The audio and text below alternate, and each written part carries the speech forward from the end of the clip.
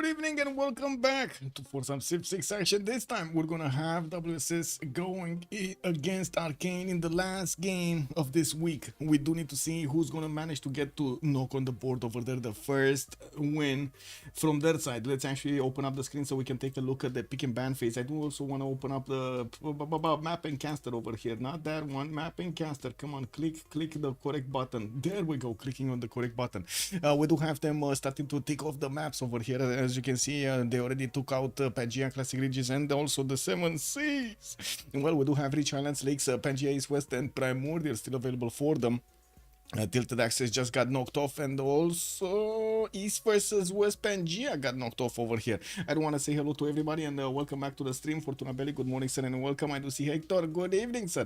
Bombardilo Crocodilos getting in. I don't know, man, it must be somewhere. Definitely. A Flying Toilet, also, I do hope you're in the game and not on the stream. Closing with the number in my head and willkommen. Also, hello, sir, welcome back, sir, good evening and welcome. I did also notice Armando Siracusa, good evening, sir, and welcome back. Also, thank you so much for picking up the first promotion. Hello, sir. Much appreciated, sir. Bordanion, good evening, sir, and welcome. I do also want to say hello to everybody on YouTube. Let me actually put up over here a good evening YouTube message over here. Good evening YouTube.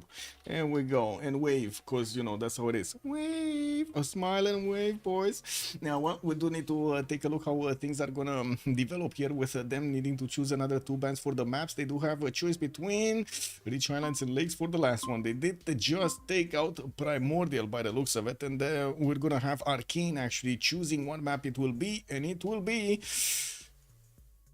Lakes. We got Lakes. Ooh, actually, this might be quite a bit of boom boom going around. We do have those potential highways between the empires that can be used by the horses. Definitely, they will get to pass the terrain much faster than in the other maps in Pangea and or Highlands. You've seen how much Rich Islands has hills. Well, yeah, we're going to need to see if the Lakes is going to be a much more welcome map for those very fast units to actually get to travel. WSS is going to be on the western, on the left side. We do have Why So Serious here, and on the right side we do have Arcane coming up.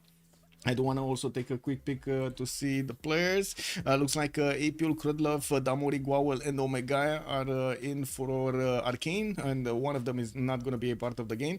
Flying Toilet, Sizop, Lefengai, and Sha Chicken are going to be a part of also Arcane over there. Sorry, why so serious? Why so serious? Let me actually refresh. I was thinking, oh my god, I actually need to get into the lobby. There was a bit of a mix-up over there with the mods, and hopefully Sizop, the host, did actually fix them, and now we're connecting to players to see the truth.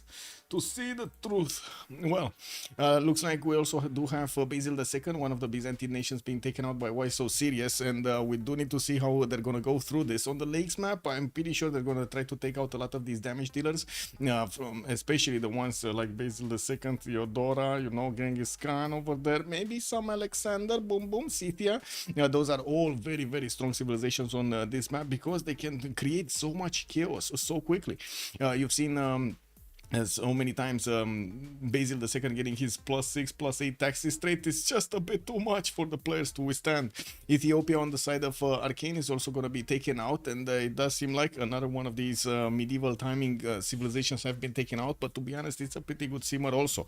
We do need to see how they're going to get their mix also with some gold generators. So we've actually seen a few times the players not actually going for the coastal nations to get their gold. They did manage to get the gold without them. Well, we'll see what kind of gold generating civilization they're going to pick up, so they can actually have the funds to upgrade their units and upkeep them also, not to mention invest in what they need to.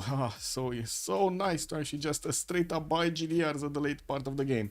We do have Theodora also being taken out by WSS on the left side, so both of the Byzantine nations got taken out by Why So Serious immediately. On the right side, Arcane is still gonna need to put something on the board, and they're gonna take out Genghis Khan. Definitely a good choice over here. That extra intel, not to mention his abilities, are a bit too much a lot of the times. We still have, of course, Nader Shah, Macedon. We got quite a few of these bad boys still available for them to get to use them. We're gonna need to see which one is actually gonna be selected to be used. And I think I can put the map, no? Oh my god, and I do hope actually my energy is gonna keep up being over here for the, you know, for this game. There we go. There we go. Okay, we're good. We're good. Need to get my coffee a little bit closer, man. It's hot. It's hot. We do have Coupe also being taken out by Why So Serious on the left side. They do have another 2 bands to go until they're gonna see the picks, and they will have the first tone of the game there. Or I should say, they will set the tone for the game. Is it gonna be war? Is it gonna be a bit of a seeming mood, or is it gonna be something out of the box over there? We don't know yet. We don't know. Very rarely, actually, you do see the first pick being out of the box pick, like, you know, Canada or Sweden or something. But, you know, it does still happen, and we're going to need to see if that's going to be the case for today. I do believe they're going to try to get us, how to say, as best of a synergy as possible they can get between their civilizations, because, well, this is the tournament. The CWC has started, and we do need to see them showing their A game to actually win it. So definitely there's a lot of thought that needs to go into these processes. I do see Zulu also has been taken out by Arcane, and I do see also Mapuche immediately being taken out by Why So Serious. 3 more bands, 2 for Arcane, and I'm pretty sure they're gonna need to think very, very, very, very carefully what they're gonna pick up over here. And without any warning, you'll know when it comes.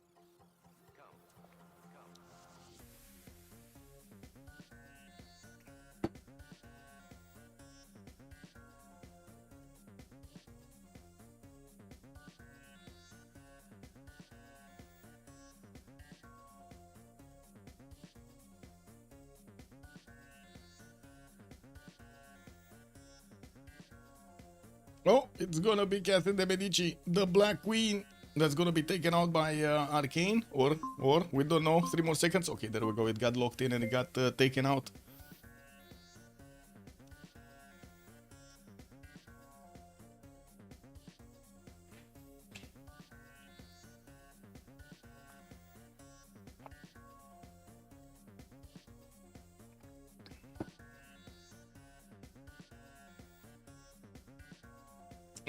Gran Colombia, so many damage dealers have been taken out. Not one of the big simmers have been taken out right now.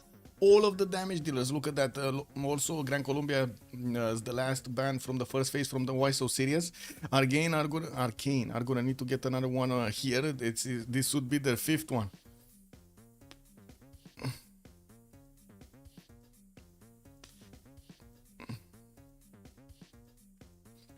Who won yesterday? Wait, I didn't finish the prediction? Oh, I didn't finish the prediction. It was FDLV that managed to win yesterday. Civ Ukraine still tried to actually get that culture victory, but couldn't push it through. And thank you so much for reminding me. There we go. I finished the prediction right now. Thank you, Closing. Much appreciated, sir. 1 more band to go for Arcane, while WSS is getting ready to actually pick their civilizations. They do need to know if Arcane are going to actually take one of their favorite ones from the board here. We still have Jadwiga in the game, Montezuma in the game. I'm pretty sure also Kublai Mongolia is going to be a choice here, a different choice for them. And we still have civilizations like Gilgamesh or Batriyu that, to be honest, they're kind of rarely used. We've seen Chandragupta, how good it can be. Gandhi has also shown up in quite a few games, not really in the CWC, but in the others, and did manage to get good results. The Scythia is still available for them if they do want to get those horse units, the scav units, to attack into their opponents. And of course we do have both of the Persias still available for them, Cyrus and Nader Shah. Hara Varangian has also been quite a popular choice over here in the last few months, and it looks like Scythia is gonna be the one being chosen by WSS. They do definitely want to go for this big bada boom over here, trying to get the hits against their opponents.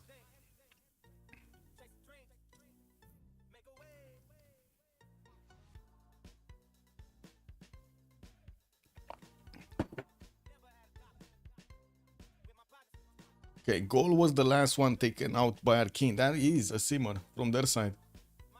Let's see what Arcanes are going to pick up as civilizations. They do need to pick up 2 civilizations in sequence here, and then WSS is going to pick up their second one, or I should say the 4th pick in total in the board. While we're going to have another phase of bands with another 2 from each side that need to be taken out in the second one. Of course, we're going to need to wait and give them a bit of time here. It looks like they're running down the clock, and we're ending up with Chandragupta as their first pick and Kublai Mongolia as their second one. Ooh, definitely responding to the CTM pick over here of why so serious. That is again toward civilizations that have been picked up by Arcane that could do well in the simming, not only in the war.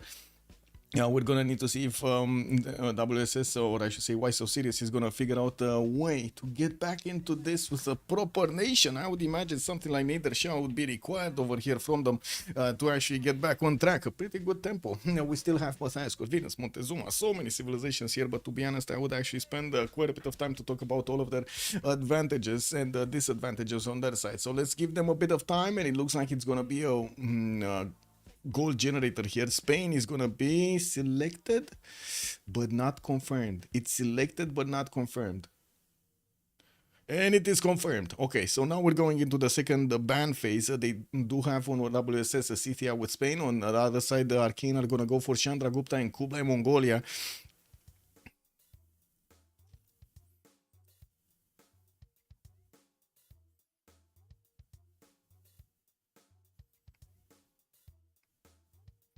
3 more. Good evening, sir. Is it possible that they run down the clock on purpose to pick at the last second, basically, to give the other team less time to consider? You cannot really give the other team less time to consider because every one of these choices does have 1 minute on the board. And it, I guess you can consider when they need to pick up in sequence. Like, for example, you've seen Arcane pick up the second and the third civilization really quickly here.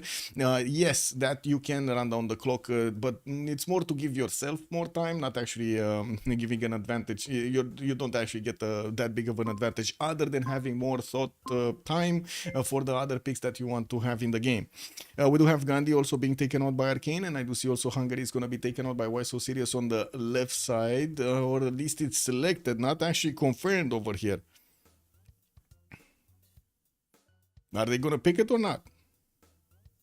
Also, we got some real weird names coming up here. Who's Ribi and Croaks? Who's Ribi and Croaks? Who this? Do we have any? Oh, we got some 0MSers. Bum bum bum bum bum bum bum bum bum bum. There we go.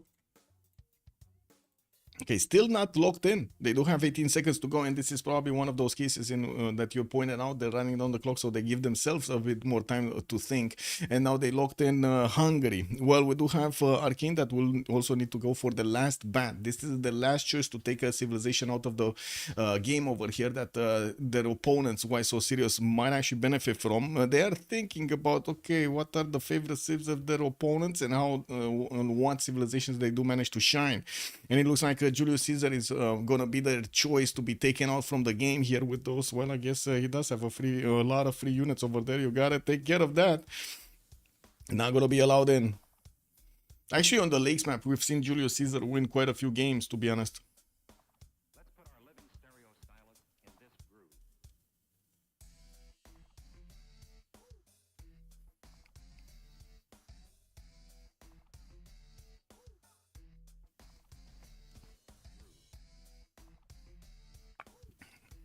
Macedon gonna be the last choice, and that's the last ban. That's the last ban of the day.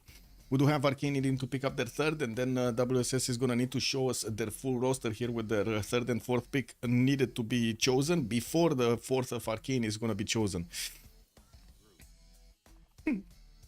Any spec plus? Yeah. Nice. Tech plus. Oh man, I don't know how many people actually saw that movie. Do you guys remember Ali G? Anybody here remember Ali G in the house? Oh my god, I don't know how many people are actually seeing Ali G in the house. In the house, actually written like that, in the house. Do you guys see this movie? Oh man, oh man, this movie, man. Okay, looks like it's gonna be Cleopatra, chosen by Arcane, Egyptian Cleopatra on their side as their third one, and that's going to definitely give them quite a bit of gold per turn. We're going to need to see if those Marianos are actually going to get a target to go against, and we do need to see how WSS is going to also finish their roster here. They do have already a Simmer Spain, which can do quite a bit of damage, don't get me wrong, and also we do have Scythia being picked up first by them for a lot of damage. Actually, most of the time when you do see Scythia, when you do see Scythia in a simming position, it's a very sad day. Not only for us, but it's a sad day also for Scythia.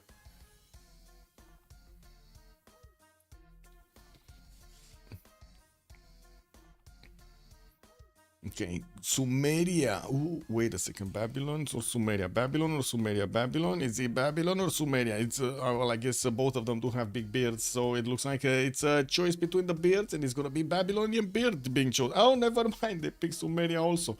Oh my God, they got both of those beards. So they said, okay, who has the biggest beard? I gotta say, they kind of ignored Frederick Barbarossa. Look at that reddish beard over there. Faithless Sleuthing, good evening, sir. It's a toilet, so it's Babylon. Yeah, looks like it is. A fourth choice also needed to be picked up by Arcane. They are thinking about it, and they do have another 30-ish seconds to go. They're gonna get Age of Steam. Ooh, Age of Steam. Okay. Okay, I like their matchup on both sides. I like the saves. Let's actually see how they're gonna get going into the game here. We do need to actually switch slots with the big host over there, Czop. And I think one more can actually join. Let me send message. Please use registered names. There we go. Click. Stream is up. 22 stream is fine. Oh. Let me actually put it like this. There we go. Sorry for the stream quality. Should be fine now. I think Kacheka is restreaming. Yeah, Kacheka is restreaming, so I need to actually be careful with the stream.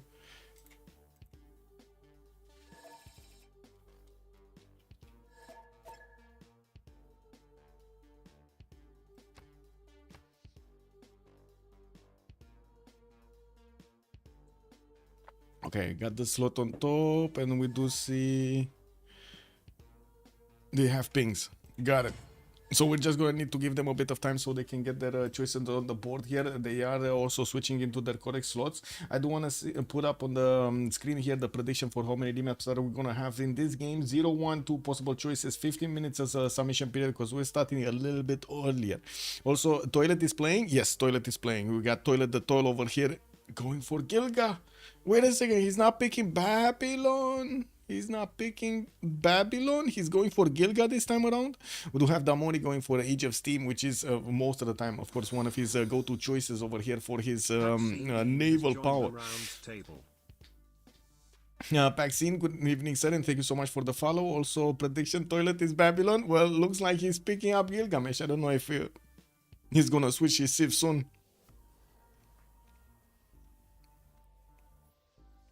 Apil, Kublai Khan, Mongolia, last slot. And I do have to say, they're not going to put that much importance on the generals, and I'm pretty sure they're going to chop quite a few of them if they do get into a war position. We do have to see what kind of civilizations they're going to give the priorities for those wonders, for those great people.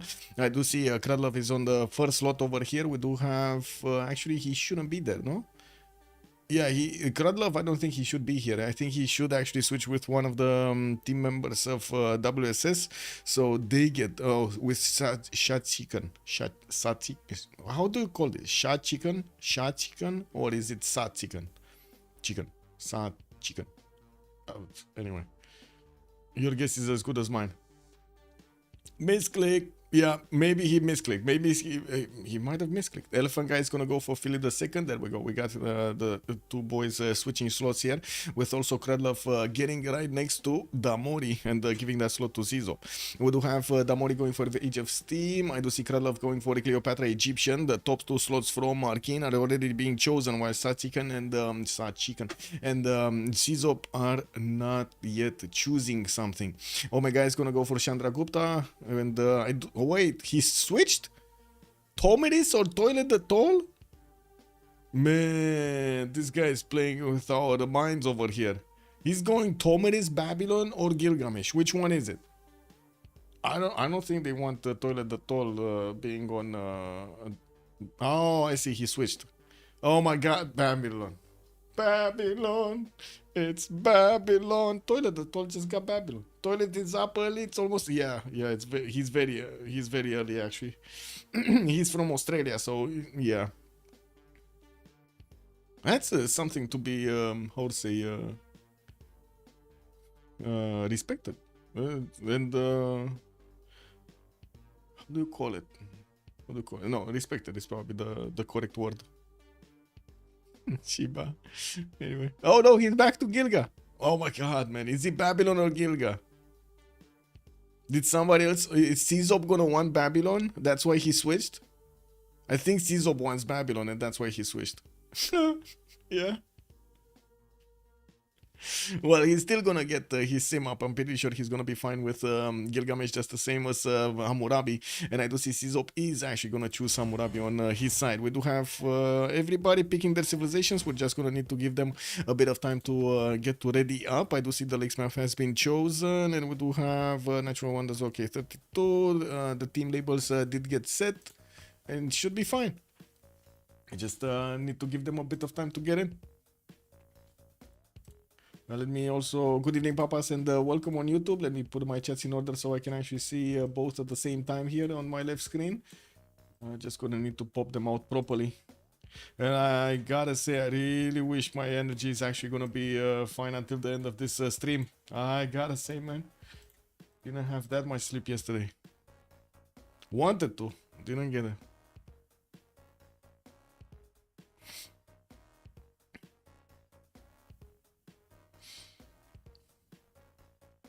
I think we can also close the screen because we don't need to actually take a look at the Civ Draft DG, and this time around we did actually finally get the fix yesterday.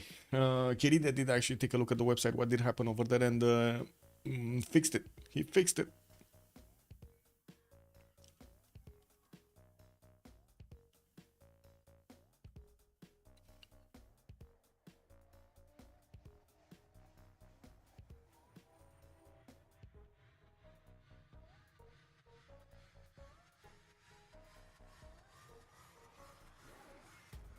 Okay, just a few players that need to ready up. Kradlov with Omega and Sat Chicken.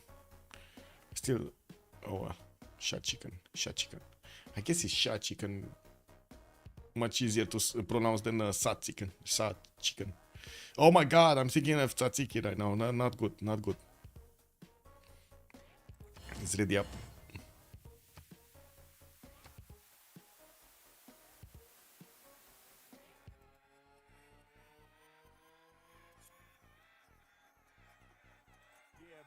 I see chat is actually starting to put channel points into the remap option. 0 into 0 right now. 0 points into 0. I mean, come on, there must be somebody calling himself a high roller over here that's gonna put like 100 points or something on the 0 option. He's gonna get everything. Okay, there we go, 10 points. Yeah, there we go. That's the high roller over there. He saw the only option nobody's voting for, and he just plugged in 10 points because that's how it is, no?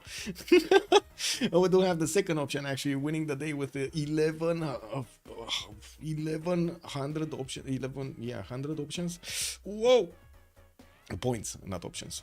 We're going to need to see if that's actually gonna be what happens in the game or not. There we go. We are starting to see the loading screen with Scythia, Babylon, Spain, and also Gilgamesh on the side of West Osiris. Arcane are going to come out with Egyptian, Cleopatra with Victoria, Age of Steam, Chandragupta, and also Kublai Khan, Mongolia on their side. We're going to see some Keshiks on the map. I'm pretty sure we're going to see some Keshiks on the map. Not sure if it's going to be 1 or if it's going to be 30, but we definitely will see at least 1. We didn't see elephants yesterday. We barely seen them, right? They didn't get used almost at all. Oh well. So where are we starting, chat? Are we going left or are we going right? Where are we starting?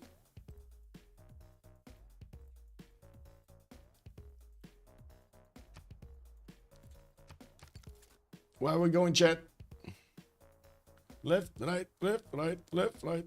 Left foot, right foot, left foot, right foot. Where are we chatting? Where are we going left? We're going left. Fortuna Belli chose the day. It's gonna be Kublai Mongolia. That's gonna be the first one that we're gonna talk about.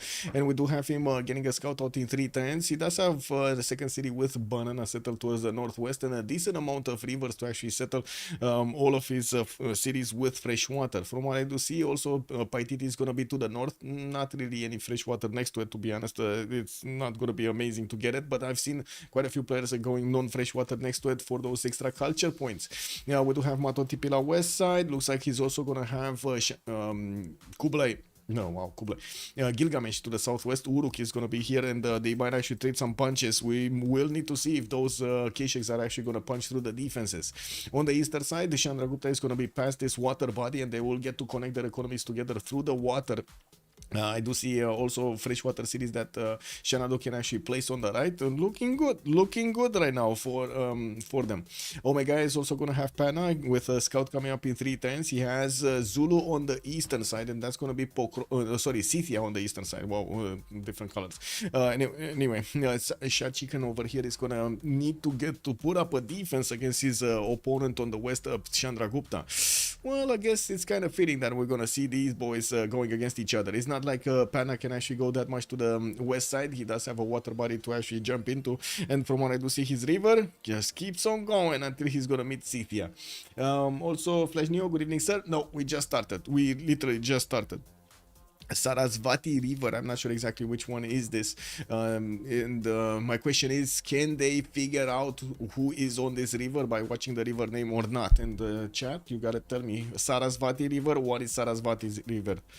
We do have also Cleopatra to take a look at to the south of Chandragupta. Will get trade routes in the water for the triple wham bam over here. That's gonna be generating so much gold. Go cutie Patra, go! Flash News choosing to how to say shout out over here in the chat. We do have Raketet getting his scouting 3. He does have a few of these patches in the eastern side. A decent amount of floodplains actually, but I do believe we've seen some floodplains here on Uruk. Not that many to actually justify his Lady of the Reeds and Marshes, although I'm pretty sure on Egypt he definitely can justify this with so many of these floodplain tiles quite close to his cities. Fresh water from the rivers. I do see some desert terrain on the west side where he can actually get his pyramids. There's definitely enough chops over there to chop it quickly. And from what I do notice, he's also gonna have to the northeast Mount Kilimanjaro and then Scythia. I'm pretty sure he's just gonna be free simming here for quite some time. He has allies on the western side. The Scythia is a bit too far away to actually interact with him early on, and I'm pretty sure Chandragupta is probably gonna be the target over there of Scythia. That also means Victoria, Age of Steam is an outlier in between his opponents here, which is going to create a problem. He do have him with some 311 fish tiles, and I do see some bananas. He does have geothermals for his extra adjacency towards campuses. Continent split over here between what is this? Congo, Kraton, and Arctica. While his scout is coming out next turn, he's sending his first warrior towards the south, towards Singi. He does have Sumeria towards the south, which of course is going to be one of his opponents here. It looks like Shanadu again quite far away on the eastern side, and I'm pretty sure they're not going to get to trade with each other. It's a bit too much distance between them. We do have London on his own water body, and he's going to be, wait a second, he's going to be fighting Elephant Guy on the same water body. This is so rare. This is so rare to happen on the lakes map. On the 7 seas, on the other maps, we definitely have this happening, right? Actually, two opposing nations sharing a water body. Looks like we do have also London with 3 tiles of attack into his capital. That is a bit dangerous. You do see Madrid only has 2 of them. Yeah, while he's gonna have some freshwater cities on this coast, looks like he's only gonna have, well, some. I see one. It's not some, it's one. At least he's gonna have a +4 campus in between those mountains and on the sheep tile. Moving forward, let's take a look at Scythia. Tomeris is managing to get the scouting next to the river, and it looks like he's gonna pop one of those huts right next to the spice tiles, while Pokrovka does have a decent amount of pastures. I do see he's gonna get good-ish enough placements for his kurgans to get those extra production points and the extra gold, not to mention the extra faith, which is gonna be nice. We do have him also. Oh my god, what are you doing? Oh, cat is keeping my stool and she's tickling my feet. It is what it is. We do have another scout coming up from Scythia, getting settled out in 5 turns here, and it looks like he's gonna have Antananarivo to take out on the right side. I don't think actually he's gonna go as far as Samarkand, but definitely Antananarivo can be picked up. A very sad city. Look at all of these flat tiles around it. Man, one single point of production if you don't take into account the horse tile. I guess 2 total production points around that city center. That is so sad. Yeah, well, we're gonna need to see how he's gonna try to get the war going against Chandragupta on the west. Both of them will require generals, I'm pretty sure, and Omega is definitely gonna want to get a religion. He's going for astrology here, and not to mention discovery his code of laws like everybody else. Looking at Spain, we do have Madrid with some pearl tiles to improve to get his free pantheon, or I could say faster pantheon, getting his fish tile also with the builder soon to improve. While he's gonna working on his first settler, he does have some amazing geothermal tiles to give him those extra GCC points towards his campuses. Looks like he's also on a triple continent split. Having access to multiple amenities here is going to be definitely helpful, and from what I do notice has some desert tiles, but it doesn't look like he has flat tiles around them. Only 2 that I can see, 3 that I can see, and they're kind of far away from the cities that he could place, so he can get his pyramids and or Petra. Of course, Jebel Bakar could definitely be built, but it didn't help yesterday. It didn't help at all. We do have him also benefiting from multiple rivers in the south to get some inland cities going. I do notice, yes, he's going to have a bit of a coast on the right side, and I'm pretty sure he's going to want to get more coastal cities so he can efficiently fight against England if this map is going to go through. We do have him also with Babylon towards the south. That's going to be one of his allies, and I'm pretty sure Babylon can settle a city on the same coast if, of course, the coast is going to be cleared from English troops here, so they can get those trade routes going. Alternatively, I guess you could use this, but to be honest, this is a bit out of the way, and I don't think it will give them the gold points that they're looking for. Looking at Sizop, he does have Babylon with some wine tiles here, and I do see at least 2 of them in the capital with the extra food from the rice in the capital city, and a 1-3 so toward the extra production points. We do have him southwest over here with a niter to settle, and I do see also south the gypsum. Pretty good. Decent amount of fresh water everywhere. He's gonna also be relatively close to Madrid as an ally, and I do see him quite far away from everybody else, to be honest. Very far away. Like his first opponent is gonna be Kralov actually on the western side. That is very far away. So it looks like Sizop is just gonna be in a free sim position on this map. Getting his settler next turn, we're gonna need to wait and see where is he gonna go for it. The northeast, he does have a 3-1 wine tile to go for there, but it's gonna take him 1, 2, 3, 4, 5, 6 turns to settle, while northwest has some citruses to get to. We're going to need to see how he's going to want to get everything done, and of course I did mention the gypsum settle towards the south. Looking at Gilgamesh, let's see quickly. Gilga getting scouted by England, or I guess, yeah, he's getting scouted by England. He's also scouting England. Damori is getting observed over there. I do notice he's expanding towards the west, has some wine tiles in the south to get the best yields from that. And from what I do see, there's quite a bit of stone around them. 3 stones in the capital with more stones in the other cities to get the stone circles. Tsingy de Bemaraja might also be a possible settle for him a little bit later on towards the northwest, and from what I do see, he has good enough cities on the east and on the west, not to mention the north. The south is going to be a bit meh with this water body. I'm pretty sure he's going to want to benefit from the extra housing from his freshwater advantages, so this is not going to be that easy. Leech, good evening, sir, and welcome. Bonsoir, monsieur, bienvenue. No chariot, Sumer. Yeah, he didn't get a single. Well, he does have a war card. 1 war card that's next to Tsingy de Bemaraja. That's it. And another one. No, he has 2 of them. He's moving with 1 on the right side, but this is not going to be the map. Looks like Arcane are going to want to actually switch this.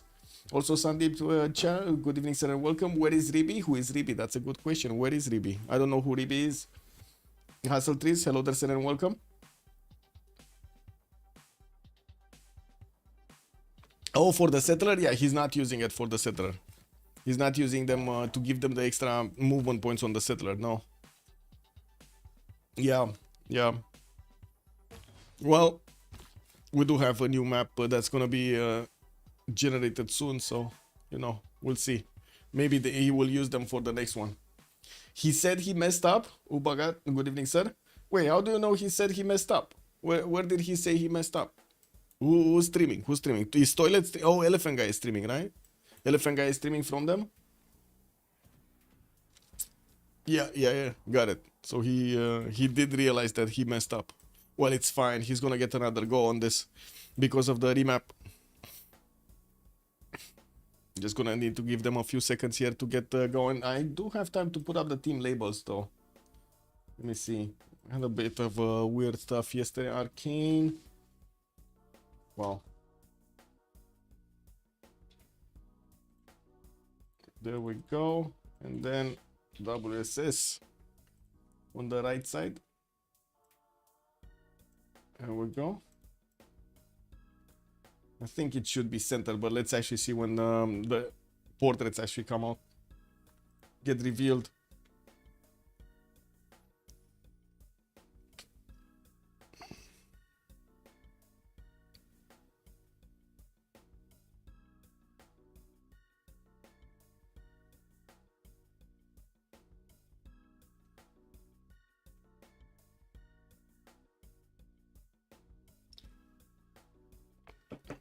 WSS had such a good spawn. They did.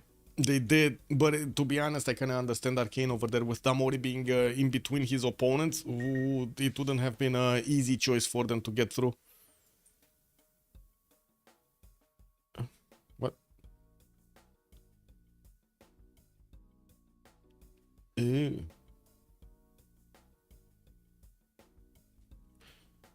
Oh yeah. My former colleagues are sending me a picture from like 10 years ago.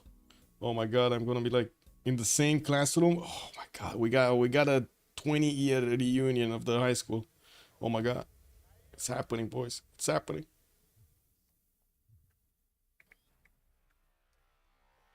Let me actually update my phone also. Okay. Anyway, where are we going? Left or right? Chat, you need to tell me. Left or right? Where are we going? Are we gonna go APL again or are we going toilet? Is he gonna mess up again? That's the good question. Is he gonna mess up again? Chat. Go DB. So wait, I can't go DB. He's in the middle.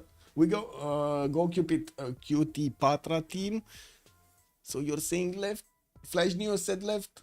Oh, Portanian, you're about... Oh, just a second. Anyway, it looks like it's gonna be Apule again. Okay, what do we have? Apule is here. Shanadu is already placing down his capital city on his 2-2 base over here. It looks like he's gonna have his rivers towards the west, south, and the north to actually get to settle. We do have him with 2 horses in the capital in the second ring to get the strategic resource. And from what I do notice, he also has a London to the western side. Well, I'm not sure if he actually... well, it's fine. They're allies. It's fine. He's gonna have Scythia towards the north to actually get to trade some punches with, and I'm pretty sure those Kesheks are gonna have something to say about the Saka horse archers of Chicken. We do have Apule also starting to scout his lands towards the western side, and it does seem like he's also gonna have Egypt on the east, which is gonna be one of his allies. Is it me, or we do have Dominus in between, like 3 of them? Well, yeah, but there are kind of one-time chokes over here. So anyway, let's take a look at Chandra Gupta. We do have him right next to Uruk again. They will get to trade punches. No, that's they will get to trade punches. We do have Omega killing his scout out in 3 times. He's gonna get that ship settle on the right side on the coast, which he might actually invite somebody else to actually get some of those trade routes too, but I don't see anybody else that can get here. Maybe England can actually get a city on the coast. Yeah, he will get a city on the coast, so they could actually trade with the international trade routes with units in the water. We do have him also benefiting from the same continent from some crocodiles. In the southwest, he has a delicate arch and quite a bit of food from that river next to Kabul. Doesn't seem like he's going to have that easy city states to take out, nor that many valuable city states to take out. But again, good enough fresh water everywhere, mostly lakes, not rivers. It is what it is. I don't think he's going to care that much. We do have also Kralov to take a look at. Egypt is here towards the south of Madrid, going to be right next to one of his opponents, and it looks like Rakedet is going to benefit from a 3-2 banana that he just bought. Anonymous Gifter, thank you so much for the sub. Much appreciated. 3 Amol. Good evening, sir. Welcome. We do have Rakedet getting his scout out in 2 turns, and from what I do see, he's gonna have quite a few cities on these rivers, north and south. Decent amount of floodplains that he's gonna get to improve, but I wouldn't really say this is. Oh, wait a second, he does have this other river to the north, right, that could actually get some more of those yields through. Okay, it's not that bad if he's going for the Lady of the Reeds and Marshes, and I'm pretty sure he's going to be happy settling that city next to the truffle tile. Also, Faithless Looting, welcome, sir. Thank you so much, Anonymous Gifter. Much appreciated. Thank you, thank you. Rakedet is pumping out his scout. He does have coffee settled towards the east. Oh my god, wait a second. He has a settle with 3 coffee tiles and a settle on the coffee tile on the east. That's kind of juicy. That is kind of juicy, I would say. Also, Echo Supreme, good evening, sir, and welcome. We do have another scout coming up in 2. He didn't actually get the vision over this city, and we're going to need to see when he's going to get his settler out, if he actually knows about the east. Looking at also Damori here with Age of Steam, we do have London benefiting from the Bridgewater Bay for the coastal settle. He does have the fresh water from the One Tile River, and I do see he's also going to have quite a few of these lakes to actually settle to get those heavy dockyards going. Sugar settle south. Where production? No production. Anyway, that's kind of sad. We do have him getting his setter out in 5 turns. And Anonymous Gifter drops another one. Bored Onion, thank you. Welcome, sir. Good. Thank you so much, Anonymous Gifter. We do have Damori also moving with his scouts towards the east side to try to figure out what's going on. He has Mongolia here. That's going to be one of his allies to actually get some defense from. And I do see Babylon is going to be towards the northwest, which is going to be one of his opponents. Maybe later on he can actually get his navy right close to Babylon. And I'm pretty sure if he does manage to survive, those nuclear submarines might actually get to say something about the Babylonian cities. We do need to see when and how he's going to get there.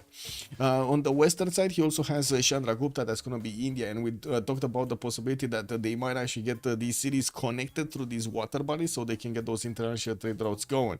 Looking at Scythia, he's to the west of Spain here, and that's going to be one of his allies. He's also north of Kublai, Mongolia, which is definitely going to be one of his opponents, and he will start to trade punches with him. I do also notice 5 turns for a setter coming out from Pokrovka with style over there in the first ring. We do have him having a few of these how to say, a few of these floodplains towards the north, while we do see him southeast with a few rivers to actually get to. They are significantly further away than the other spawns that we've seen. I do see a decent amount of pasture, so this is going to be a 3 pasture kurgan over here on the stone tile. He's going to have another 2 pasture kurgan here, another 2 pasture kurgan there. Not that bad to actually get all of these kurgans to give him those extra points of gold and faith. We're going to need to see how he's going to do in the sim, and of course if he's going to get the time to actually get to settle all of these, improve all of these. Looking at Philip II, which is his neighbor, Madrid doesn't have the opportunity to actually set up some coastal trade routes with Scythia, unfortunately. He's going to get on to the Bay of Biscay over here and getting his settler out in 3 turns. Going to open up with he's going to also get to improve a turtle tile for the extra science and the gold, while he will probably want to settle the coast. He does have another city towards the north, easy peasy, but without fresh water there to actually get a better harbor, and of course all of those other tiles work. Geothermal fissures are also appearing for the continent split that he has. He did have a triple continent split the last time. Now he only has a double continent split, while he's gonna need to work for the other cities.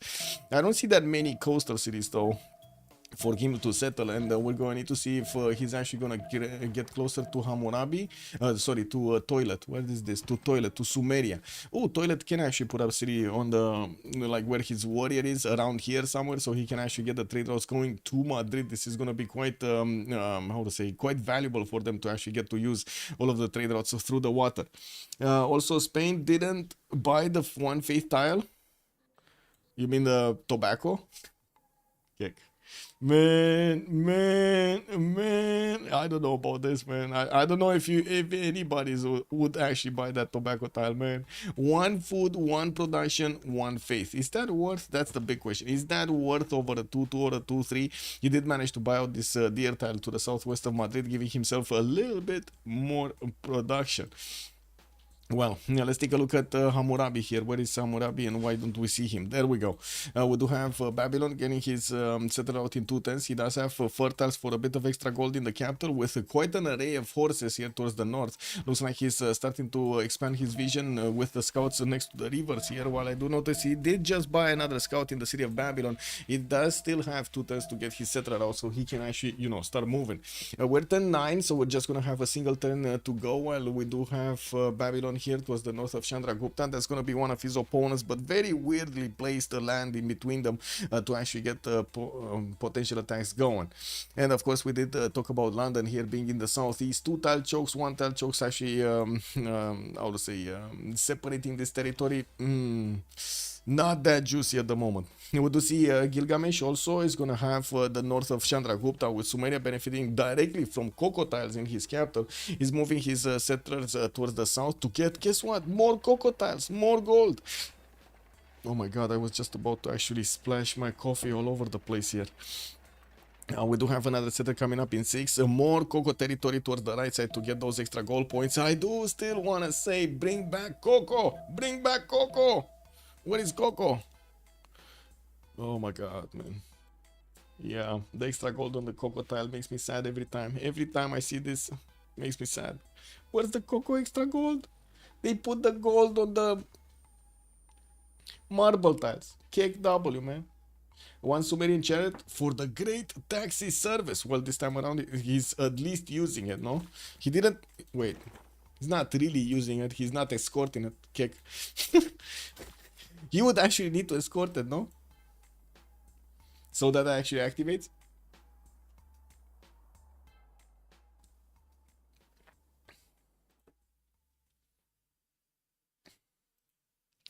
Anyway, we'll see. So we did have Arcane choosing to use their first remap token. We're going to need to see if WSS here are going to consider their map is not that good. Although, to be honest, I didn't really see that many problems on their side. I didn't see actually any problems on their side, no? They have some potential trade routes there. Spain has a good Casa de Constatación game. If he goes for it, yeah. Well, if he has the opportunity, he's definitely going to go for it. Okay, they're starting to lock in. And they want a new remap. Oh my god, man. The 2 remap tokens used option actually went through. All of those guys from the beginning, the chatters, the chads over here in the chat that did actually put their points in, they won. They won.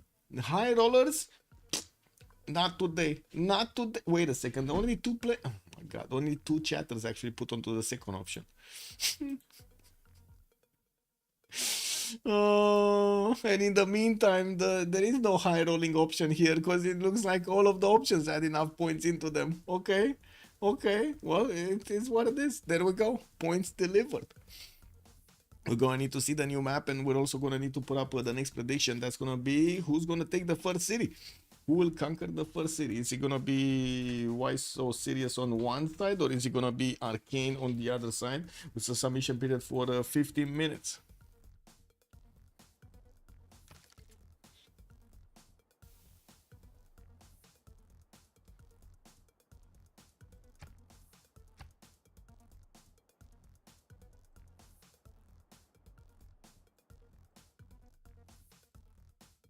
We go right this time. We go right. I hear you, Bordanian. We go right this time.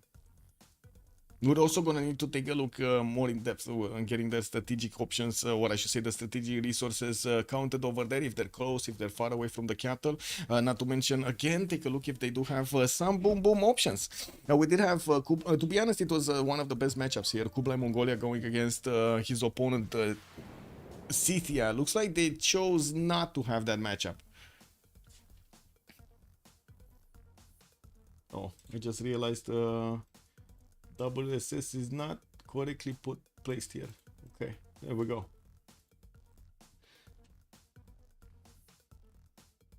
Just gonna need to give it a few seconds so the map gets generated. And let me actually put my coffee on the other side, because you never know what happens, man. You never know what happens.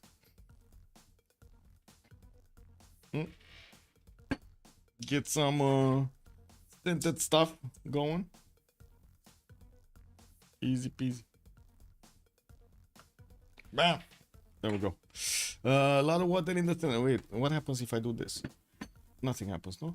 Nothing happens. Perfect. Okay. You have a candle right below you, just saying. A lot of water in the center. Yes. Actually, lakes does seem like it's generating quite a bit of quite a bit of water. Okay, so you said Bordanian said we go right, so we go right. We're going for toilet here, and by the looks of it, Uruk is gonna get his workout out in 4 turns. He does have a 3-2 banana directly in the capital with 2 of these diamonds to also get to use and improve. We do have the one to the southeast that's gonna be second ring with the extra 2 points of production, while he's gonna get the extra 2 gold points. The one in the northeast doesn't really seem like it's worth working unless you actually get to place down one of those mines on it. We do have more cities on the western side to actually get to place towards Vatican City, and I do notice a good river network is going to give him quite a few settles. Spain is going to be east side. I'm pretty sure they're going to try to get coastal settles between Spain and of course Uruk here, so they can get to trade. It's not that far away, but it's not that close, but I think it's perfect timing for them to go externals in the second wave of trade routes.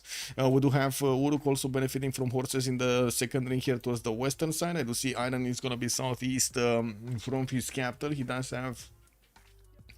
He does have both of these resources in the second rings, which is going to be fine. Pokrovka is also going to be northwest, which is going to be one of his allies, and it does seem like the only opponent is going to be Apul, southwest of his empire, past the city of Vatican, where he does have 2 one-tile chokes to actually need to pass through, so he can get to Xanadu.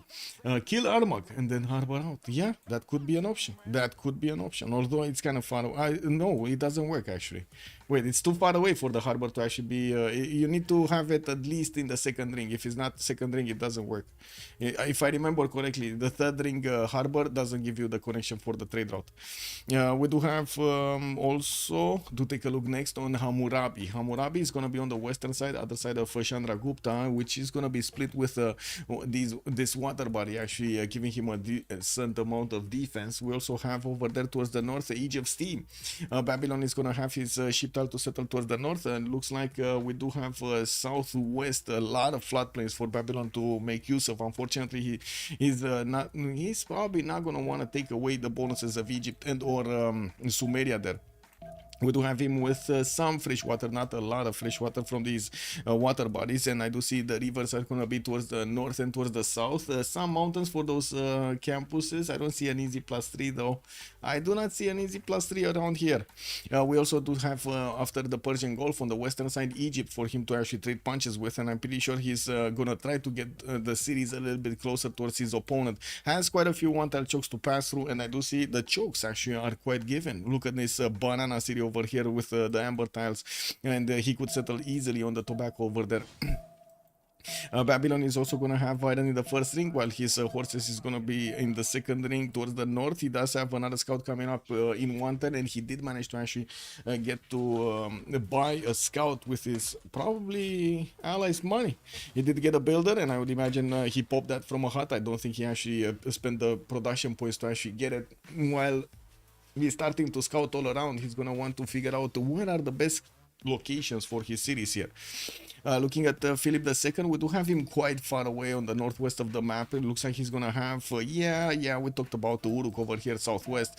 He's also gonna have a continent split. I do see some geothermals. That's gonna be a double continent split. He does have the green continent to the west and to the southeast, while he's on the white continent. Easy peasy to get the city towards the south on the geothermal to get him the fresh water and get next to those bananas. Has a one for the air tile that he just grew into from the city of Madrid, while he's starting to scout towards the north. He's also gonna figure out there's the Eye of the Sahara here with no freshwater bonuses. That's a bad Eye of the Sahara. That's a very bad wonder. Non-freshwater bonuses for that wonder. Yeah, not good. And we do have him with a decent amount of rivers here, and I think it's gonna be an open question if he's gonna go for commercials and or harbors for his sim for his gold generation. I think it's gonna be harbors. I do see him going for sailing. He has quite a few of these resources that he's gonna want to upgrade. The 311 fish and of course the whale tile over there are definitely prime choices for his builder to get those upgrades from. I don't think anybody from his team is actually gonna go for harbors, so he's gonna need to get his own celestial navigation boost. Has iron in the first ring, has horses in the second one, a bit more expensive, shouldn't be that big of a problem. Has quite a few of these also mercury tiles to get to improve. And looking at the southeast, that's gonna be Egypt, past these mountains, that he will get the opportunity to actually couple together the strength of Babylon and his own nation to go and take out Rakedet here. We might actually see I would say wait, Krudlov not being that happy about what's going on here. Shachikan, we do have him with Pokrovka towards the northeast of Chandragupta. That's going to be one of his opponents. Very hard to actually get to. Look at this territory. It's so confusing, and there's no immediate highway to actually get to his army towards Panna. We do have Pokrovka getting his settler out in 410. Has a settle on the east, on the wine tile, on the 3-1, so he can get that extra amenity going. More settlers with more food, more cities with more food on the west, on the rice tile there, and of course benefiting from more wines. While in the south, he's going to have this rice settle. That looks very nice. He's gonna have 3 cities with 1 extra point of food each, not to mention the extra gold from the wine tile and the amenity. Looks like also pretty good city setup in the north, not a problem to get onto the lake step to get the fresh water. He has his iron tile in the second ring from Pokrovka and horses in the first one. Now has also a decent amount of floodplains, but I don't think he actually settled on floodplains, so his capital is not in danger, while of course we're gonna need to see if he's gonna settle more cities on these floodplains. Yeah, it's just grassland, it's not floodplains. That Sahara is asking to be preserved. Yeah. Preserved in the sense of not touched? Yes, Sandeep. I don't think he's gonna touch that. Morco, also Sumeria could play into 12 cities. He has a lot of space, yes. Victoria, Age of Steam. What do we have? London, 3 of these stone tiles in the capital with 2 sheep tiles northeast. He does have his 311 fish going, and I do see an iron tile and the horse tile in the, well, iron tile is in the first ring while the horses are going to be in the second ring. I'm actually quite curious if he's going to discover bronze. I don't think so before he's going to get the campus down on that iron tile. I would imagine that's going to be a priority.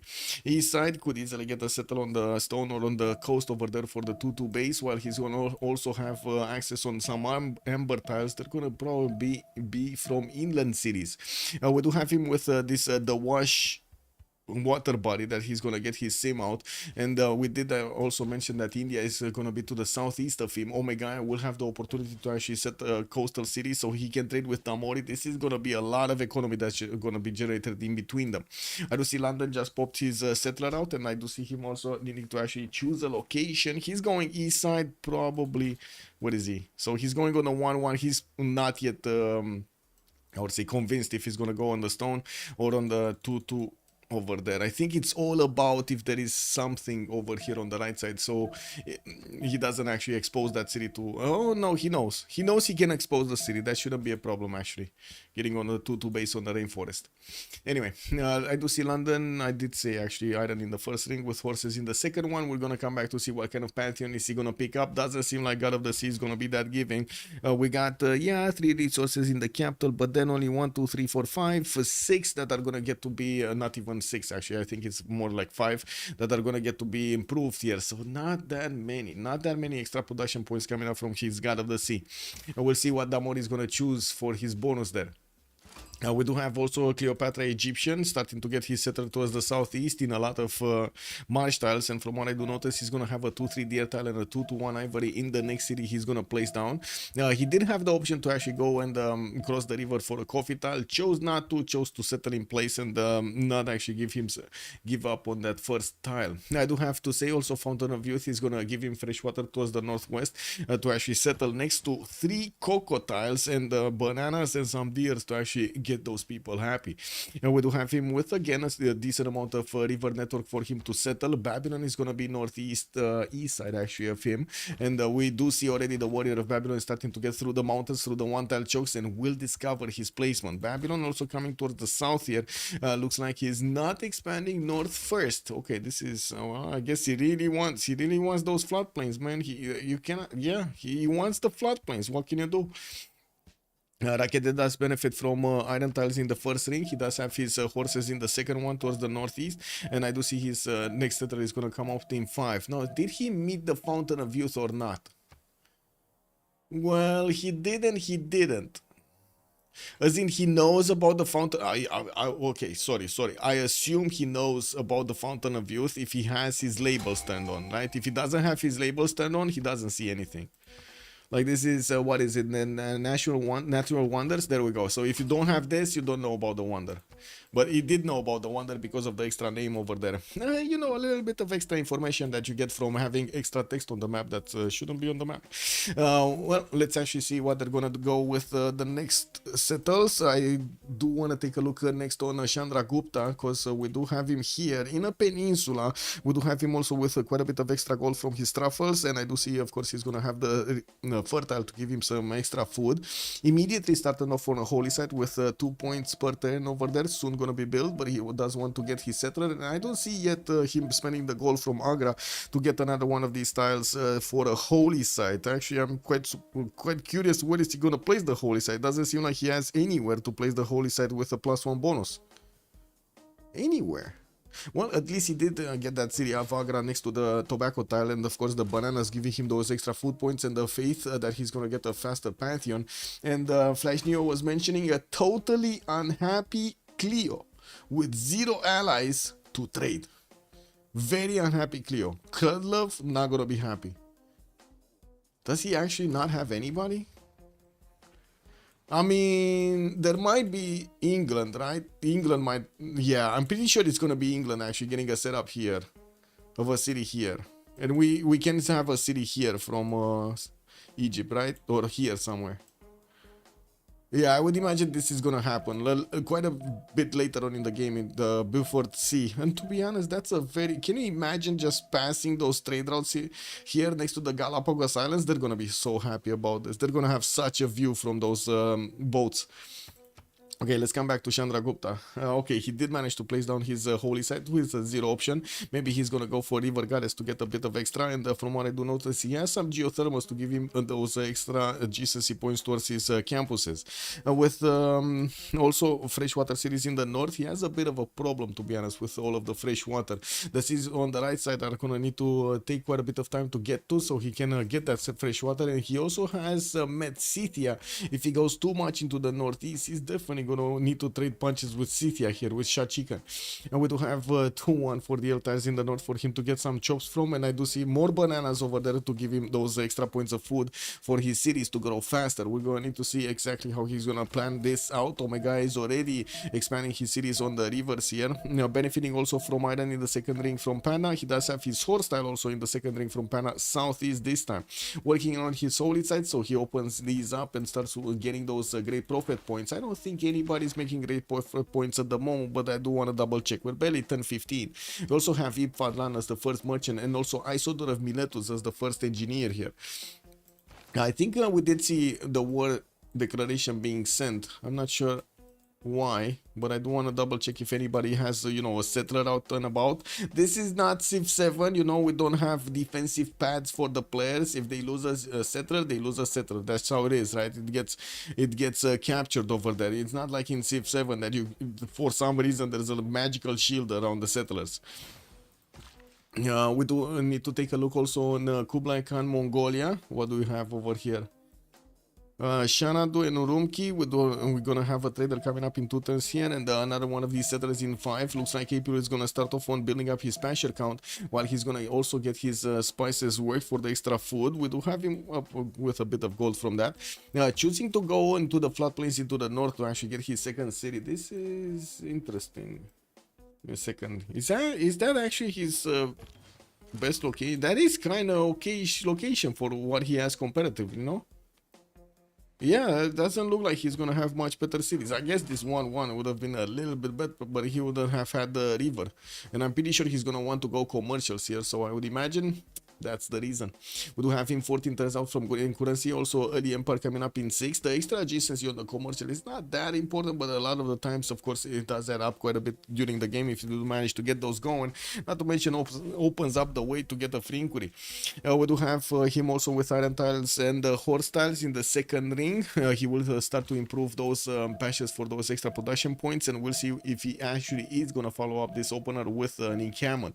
Northwest, he does have Chandragupta to trade with through the water body of the Bay of Bengal, while we do have Babylon quite far away on the western side. This is going to be an open question if he's going to want to get his units so far away on the west. It shouldn't be that big of an issue actually to get an army towards Babylon here. Really, it shouldn't be that big of an issue to get all of those horses there. North, he does have Scythia. That's going to be in between these all of these lakes. And as you can see, Mongolia is going to discover Scythia's location quite soon. Has another scout actually moving towards the north. Okay. That's it. That's it with the initial setup. Let's actually see if we do have any pantheons being chosen. Not really. Well, I do see Sumeria did keep his work up around his cities. He's gonna get another settler in 3 turns and gonna get to escort that to its location, while we cannot actually place a freshwater city here towards the northwest of Uru. Could go next to the banana to get a 2-2 base and then aqueducted a little bit later. Actually, aqueducting on the rice tile is going to open up 2 very good industrial zones. We also do have him expanding into the diamond tiles to get a bit of extra gold, while I do see southwest Mongolia here is going to be his opponent. I think Mongolia has a target. Why do I feel like Mongolia has a target?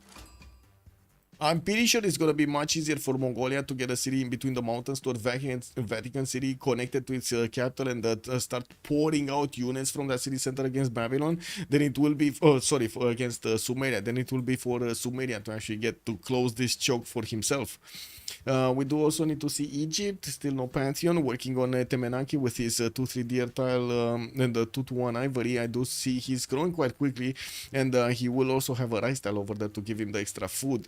Is he working the rice tile? Let's see how much food he has. He's on 8 food. I think he's actually working the rice tile, no? Anyway, another city towards the northwest, and I do see that city is gonna grab some coffee tiles. This is the interesting. So he's gonna place this one here, and then he's gonna place this one to the north of the Fountain of Youth, but not gonna get the extra gold immediately. He's gonna get the culture and the extra food coming off from the bananas, which he's gonna need to get to improve soon. Okay, still no strategic resource improvement anywhere. 3 cities from Spain got to open up with holy sites here. It looks like in the city of Madrid and in the city of Valencia. Did place Valencia next to the geothermal, not on top of it. And from what I do see, he's working on getting a few builders. We're going to need to see again what kind of pantheon is he going to pick, when he's going to pick it.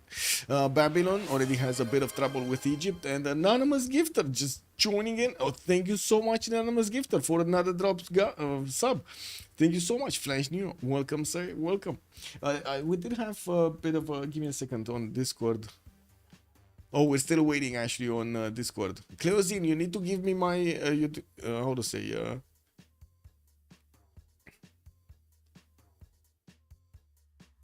the hints for the emotes. I didn't see the hints. I don't see any message on Discord.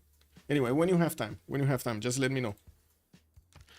Also, Babylon got some Pantheon. He did. He went for City Patrian Goddess. He's gonna place that third city on the ship tile towards the north. Looks like he's not gonna go for Lady of the Ridzer Marshes. He did get his monument almost built in Borsippa and working on another settler from that city center. We do have Egypt also on the western side starting to upgrade some more of these tiles, including that ivory.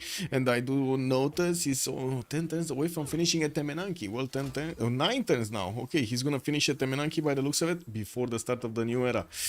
We do have also Babylon getting into his borders and seeing what's going on. 4th city coming around from Rakedet, and it's gonna be quite a question if he's gonna go commercials into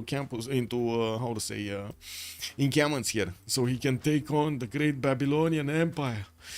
We do have also England managing to get a Pantheon. That's gonna be God of the Sea. He actually chose God of the Sea. Damor is gonna get a few more production points from his fish tiles improve here, and I do see he's gonna start working on his traders from Liverpool to connect to the capital and get those yields for that city center. Fourth city also coming around. Looks like it's the go-to strategy these days to actually go for the fourth and the fifth quite quickly. Temenanki will be huge. Yes, it will be huge actually. There are quite a few tiles over here that will get the extra bonus points. The marsh tiles you pointed out quickly alongside these floodplains also. So we got 1, 2, 3, 4, 5, 6, 7, 8, 9 just in the just in the city of thieves. Actually, we got 1, 2, 3, 4, 5, 6, 7, 8, 9. 9 in the city of thieves, just in the city of thieves. Then he's gonna get more cities next to these floodplains and more cities next to these marshes. Very nice. Well, we do also need to take a look what we got Shad Chicken doing here, getting Pokrovka with another settler in 710s. Got to connect his capital with those trade routes, and I do see he's building up monuments in his other cities. Not the capital, or at least not yet. I don't think he actually... Oh, he did build a monument. He did build a monument. Look at that. Look at that thing over there. Yeah, he did build a monument. We do have Mongolia passing through the one tile chokes to get towards his opponent capital. He does know about the... He will know about the position of his opponent, and I do see he's also getting his fourth city out, probably west side over there next to those spice tiles, next to the coast. We did mention it earlier. That might be a goodie city for him to get to. Mongolia does have some slingers to also defend not only the settler but also the northern tiles upgraded, and he's gonna get another wave of builders. It looks like also Sumeria is putting units in the choke points that we were expecting actually Mongolia to get to settle. He's not doing it quickly. And to be honest, we're gonna need to see if these Sumerian war cards are actually gonna get to grab a builder or two.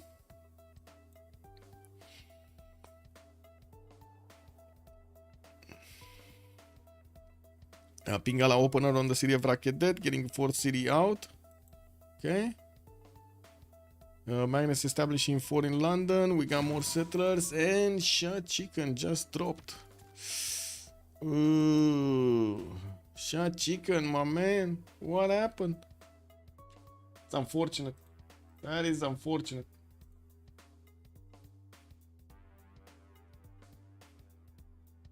Well, hopefully he's gonna get through and he's not gonna have these things throughout the game.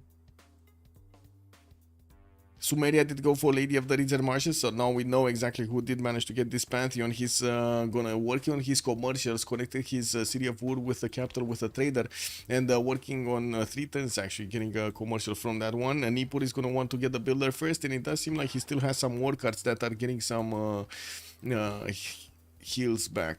Gonna place a 4th city towards the north. Doesn't seem like the moment he's actually gonna go south. He does have a lot of floodplains actually. 2, 4, 6, 8 north. Another 4 in the capital.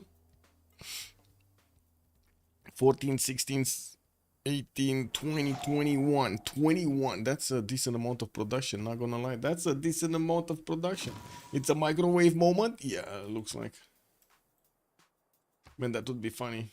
Can you imagine that? How to say, resetting your computer by turning on the microwave. Check double.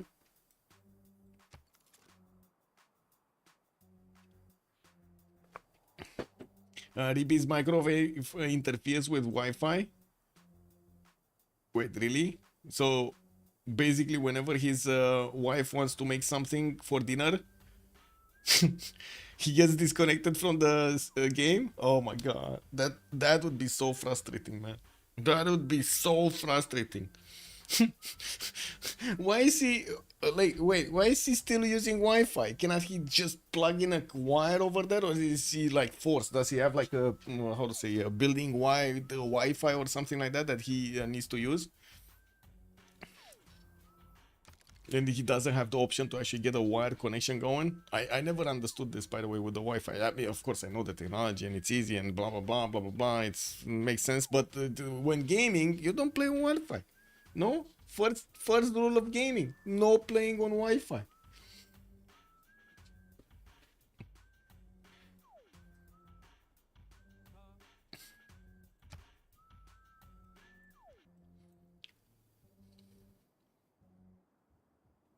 Okay. Ooh, 4 city also kind of slow coming out from England. Interesting. I was expecting him already to have his fourth out. Just get better Wi-Fi. Oh my god, man. Yeah, get better Wi-Fi. Wired is ancient? What do you mean? It's okay. I'm feeling like an ancient one right now, Sandeep. It's good. It's good to be ancient. What can I say? I'm feeling like a boomer. I really dislike the Wi-Fi. Actually, really as in.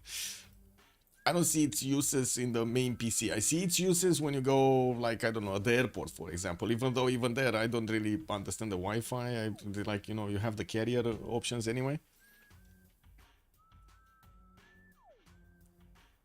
Oh, it is what it is, you know.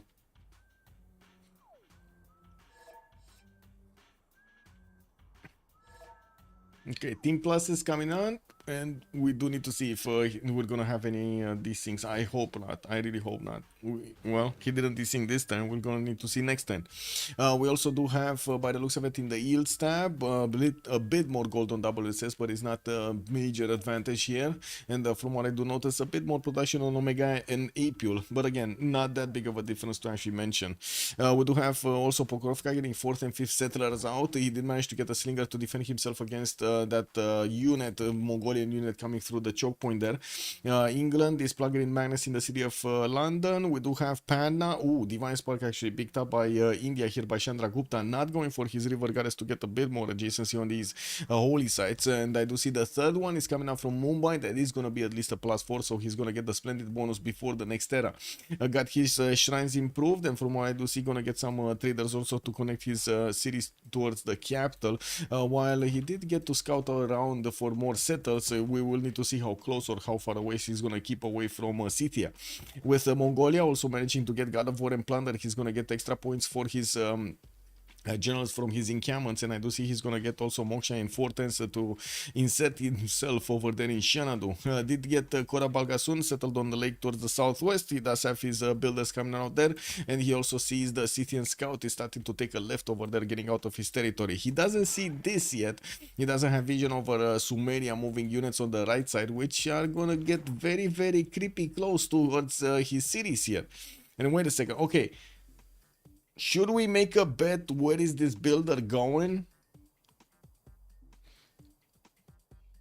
He doesn't really have anything to improve around his cities other than that deer tile. Is that where the builder is gonna go next turn? Because the war cart is coming through the forest. You see that in the wild tile choke? That war cart might actually come through the forest and smash the builder with a whale. Like, he's gonna grab the whale from the water and he's gonna smash the builder, man. We'll see if Urumki's builder is also gonna get out over there. That whale is kind of big, man. That is a deadly attack over here from the war cart. Okay, let's give them a bit of time. Is Arcane using Wi-Fi also? I hope not. Oh my god, please no. Please no.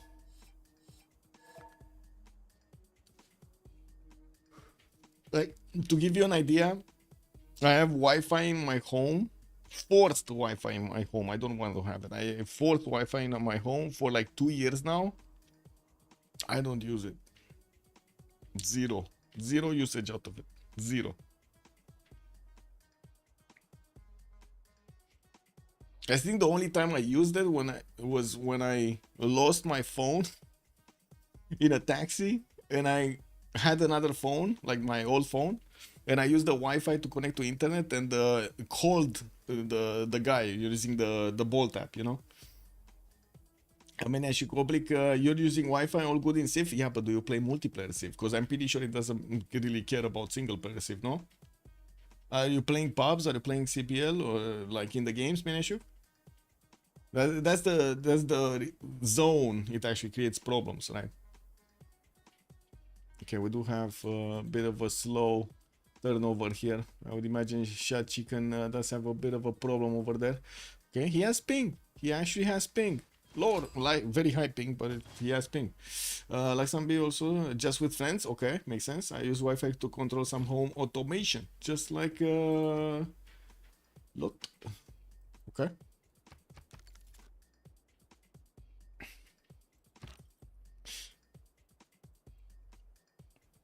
Okay, commercial opening from Sumeria, and we're going to need to see when he's gonna get, how he's gonna get those points, and if he's gonna manage to get at least one project, so he can get Deep Fatland much quicker for the extra 3 capacity. Looking at the city states here, we do have Venice with Bandar, Brunei, and Muscat coming up for the commercial benefits, and we do need to see Nalanda and Anshan. Where is Nalanda and where is Anshan? Anshan is here. Looks like he's gonna be relatively close to Spain, and I do see it to the north of Sumeria. Also, Scythia will have access to it to take it down. We also do have sorry, not this. Nalanda. Nalanda is also next to. Oh my God, he has both of these science city states right next to him. Okay, okay, that's nice on Sumeria. That's definitely nice. Vatican City, Jinguetti, Armagh, and Candy are gonna provide some religious bonuses. 4 of these faith city states, and there's only one nation that is gonna go immediately for holy sites. Well, I guess Chandragupta, and wait a second, Spain did open up with holy sites, and Spain did also get the Earth Goddess for a bit of extra faith per turn. I'm pretty sure this is gonna be a monumentality age Spain over here. Elephant Guy does seem like he's gonna switch a little bit the meta. Unfortunately, we do have Shachikan actually desyncing, and we're gonna need to probably relobby this so he fixes the problem. We do have also to take a look next on the city states. Auckland is gonna be the only one for industrial bonuses. A CAD with Granada are gonna provide some military bonuses, and we do not have any culture city states at all in the game here. I mean, it really depends, no? Wi-Fi with higher speed versus Ethernet with lower speed. Well, my Wi-Fi is not faster than the Ethernet. Just saying.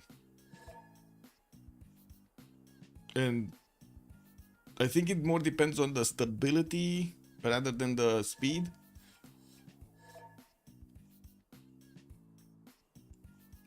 Like, if I know there's a chance out of 10 or a chance out of, I don't know, 5 or something like that for the game to crash, but I need to give up on like half of the download speed, I will probably just switch. Like, when I want to download something, I'm gonna go for just, you know, get it on the Ethernet or the Wi-Fi, and if not, just not use Wi-Fi. You got in Bucharest 500 megabits and pretty stable. Oh yeah, yeah. Commercials coming off Xanadu and Aksu. I do see Maypul is already meeting these Sumerian scouts. We did have the warcart actually getting into the forest here. He does have movement. Could actually grab the builder. No, the builder is going away. He's going away. Not gonna chop that deer tile. He's gonna actually move somewhere else. We do have him with quite a few more of these strategic tiles that he's gonna get. And we do need to see if he's gonna go for bronze working. I don't see anybody actually discovering bronze working at the moment. Nobody. Is Spain gonna lose builder? Spain gonna lose builder. Wait, what's happening in Spain's territory? No. Or at least I don't know. Damori does have a scout here, and it looks like he's trying to get some whiff out of these builders. Elephant Guy did upgrade his fish tile and his well in the water, but did not actually expose his builders to be taken out. How to say, the scout is not gonna get the chance. Bonsoir, monsieur, bienvenue, Ravivi. Hello there, sir. Also, look, good evening, sir. This is Lakes, not Pangea. This is Lakes. What Pantheon did Mongolia get? I believe it was God of War and Plunder. Yeah, God of War and Plunder for the extra points of merchants, for the extra points of generals over here. And from what I do see, Apil's builder is coming out from Axu soon to start improving stuff, but he sees the scout, so he's not happy about that. Really not happy. Babylon did manage to also get City Patron Goddess earlier as a Pantheon, getting his monuments out from his other cities and working on his 4th city. We do have him finishing at least one commercial in 2 turns, while the other ones are gonna need to, well, wait to get them. Egypt did get to 1 turn Temenanki here in the city of Thebes. God of the Forge did not manage to get his unfortunate Lady of the Desert Marshes. He did get picked up over here by Sumeria, so he's not gonna get those extra production points on the floodplain terrain. Unfortunate, very unfortunate. Yeah, we do have him placing down commercial so he can get those merchant points, and not to mention get more extra trade routes when he's gonna finish his markets. Relobby after rollover. I think this is the relobby, right? Yeah, relobby. Maybe lose settler. Maybe lose settler. We'll see if anybody's gonna lose a settler here. I would imagine they're gonna be experienced enough to actually escort them, no? This is just me being overly optimistic.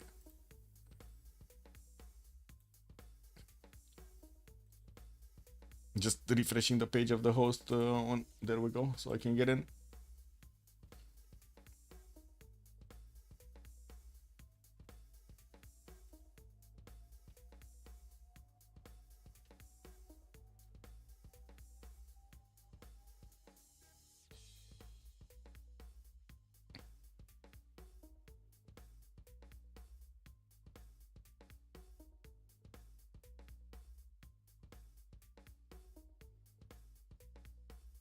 Gonna need to give them a bit of time here to get back into the lobby and get ready.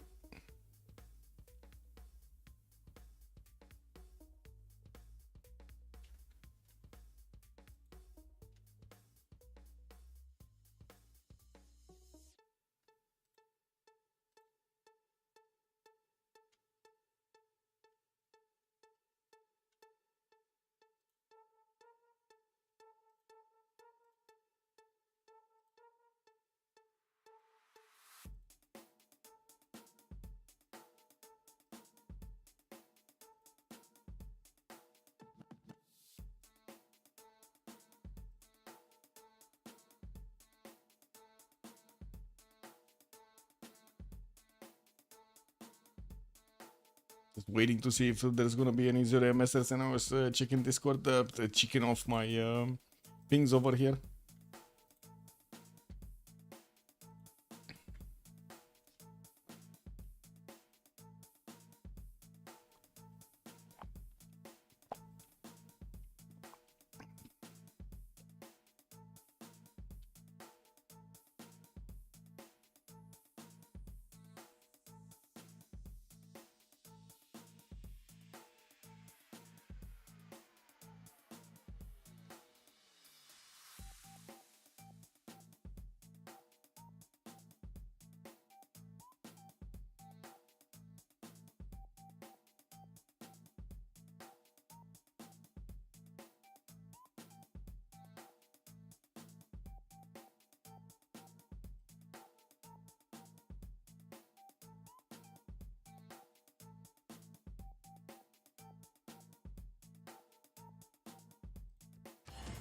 Okay, let's double check.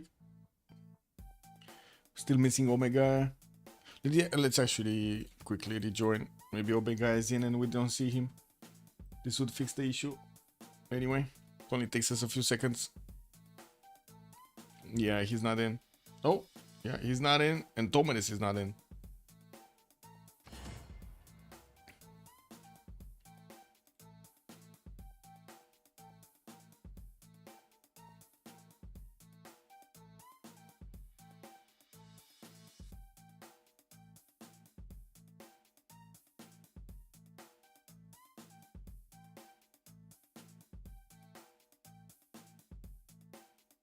Okay, Chicken got back and Omega is joining. Perfect. How was Civ 7 multiplayer today? On one side, interesting because we actually got to see how the game performs from a multiple perspective with different civilizations going against each other. But on the other side, it just, like in my mind at least, it pointed out the stupidity of some of the choices they made when designing the game, especially the age switch. Oh my god, man. Yeah. Don't know what to say. It is what it is. We'll see if a lot of people will like that mechanic, no? We'll see.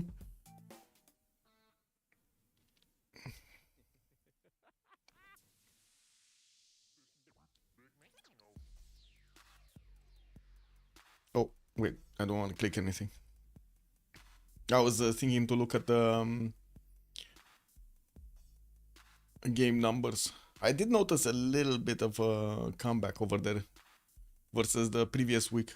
I'm very curious why it is. Is it because of the update and players are trying to figure out if the game is better than the last week or the last 2 weeks? And if they do, if they're gonna keep on playing? That's a very good question, no?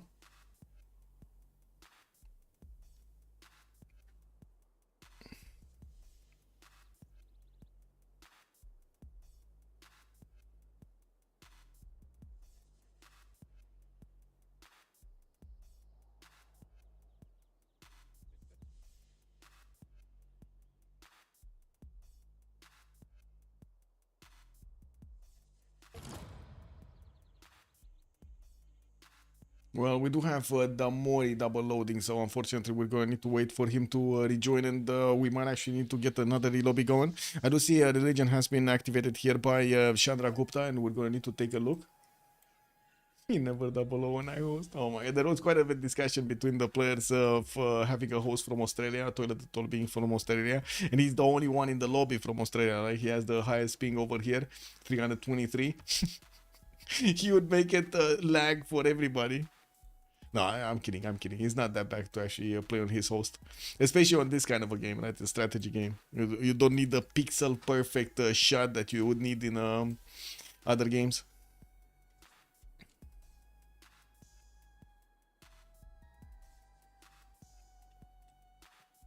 Yeah, it is what it is, man. It is what it is. Not that many people want to watch Civ 7. I don't know what to say. It is what it is. At the moment, not watchable. Let me actually take a quick peek. What's going on in the Civ 7 category of Twitch? Let's see. What do we have here? Give me a sec. Click. Okay. Oh, Realm is still going on with 93 viewers. Even he actually has less than viewers. And there's a dude that I think it's like a variety streamer. Let me actually open it up. Open up the screen here. There we go. There's a variety streamer, Z Royal Viking. Let me see who this guy. I've never seen him in before. Click 12-hour stream, Civilization 7, a marathon, sovereign difficulty. Oh my god, man. Yeah, he's a variety streamer.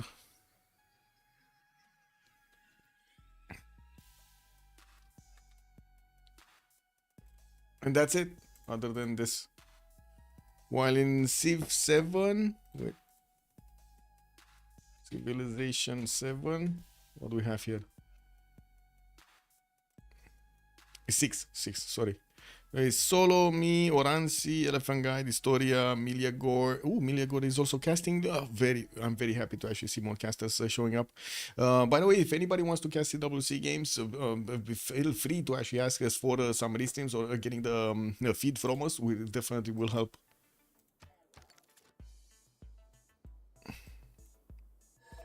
It's not like Phyrexis is gonna help us anyway, so. They're only gonna help, you know, those guys that they actually got into the Civ, whatever it was, in Berlin there, in Hamburg. Might as well help each other. Okay, we got Damori back. He put a plus.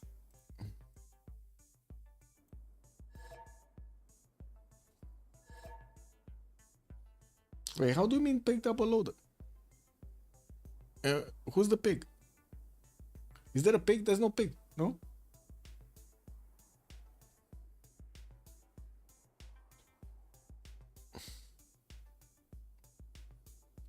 Because his internet is fast. Okay. Whose internet is fast? He knows he has to force quick the game. Oh yeah. Oh, Thomas. I see. Shot chicken. Unfortunate. So we had from one. Oh, I see. Piggy equals Ribby equals Ripster equals shot chicken. Got it. What does shot chicken, or where does shot chicken actually come from? Does anybody know? Where does his name come from? Wait, did Sizop actually put up the relobby so fast? Oh my god, he did. He actually did put up the relobby so fast. That was quick.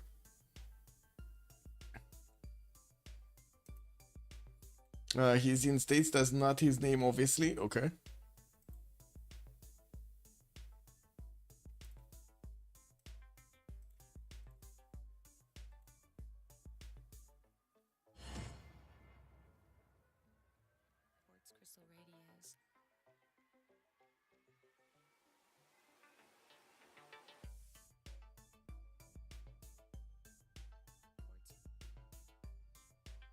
It's Jamaican.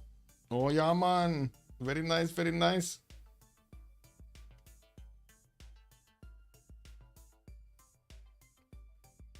Actually, bringing back about that, I'm finding a bit of trouble to actually find verses in reggae. would really want some more verses in reggae. I did find something else though. I'm gonna give you a sneak peek actually. Give me a second. Let's open up FL Studio and get the shooting arrow going. Was working on this last night. That's one of the reasons I didn't actually get so much sleep. It is what it is, man. Creativity has its own things, has its own flow. Felt like I need to get something done, and I did get something done. Okay, what do we have here? Love this. Check this out. Check this out. Check this out. I'm just gonna put the drop and the, how to say, the voices, that just that.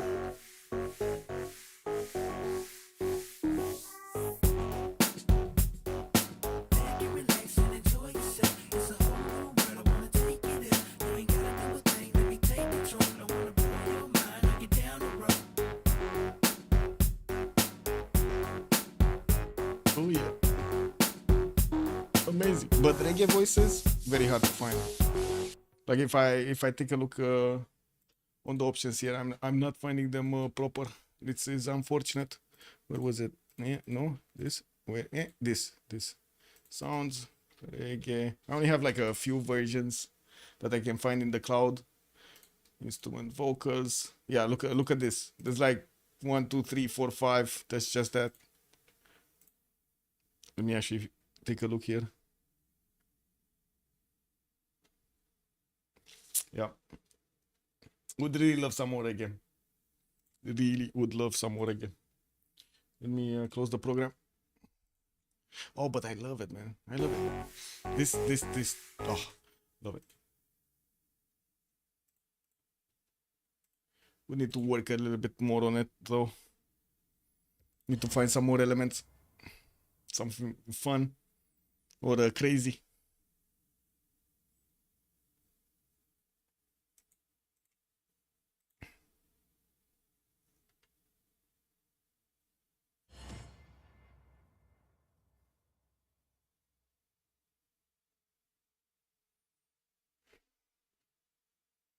There are actually quite a few. I don't know if they're Indian verses or something, but they're like kind of like shout outs over there. In Indian, I heard Namaste, for example. Just going through these voice lines one by one.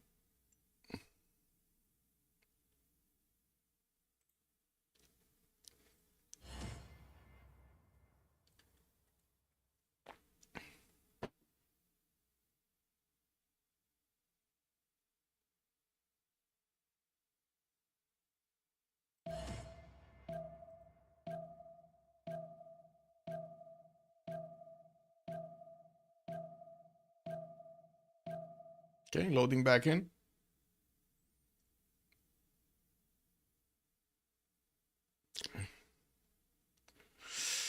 Just let it load. Let it slide. Let it work. Let it flow. This is the moment of prayer. We need to see if the game is gonna choose to allow everybody in, or is he's gonna keep some at the door here. This is like going into an exclusive club, you know. You never know when you're actually gonna be kept at the door. Ah, never understood this, by the way. Never understood the sitting in a line to get into a club. Never did it. Cannot believe that so many people are doing it.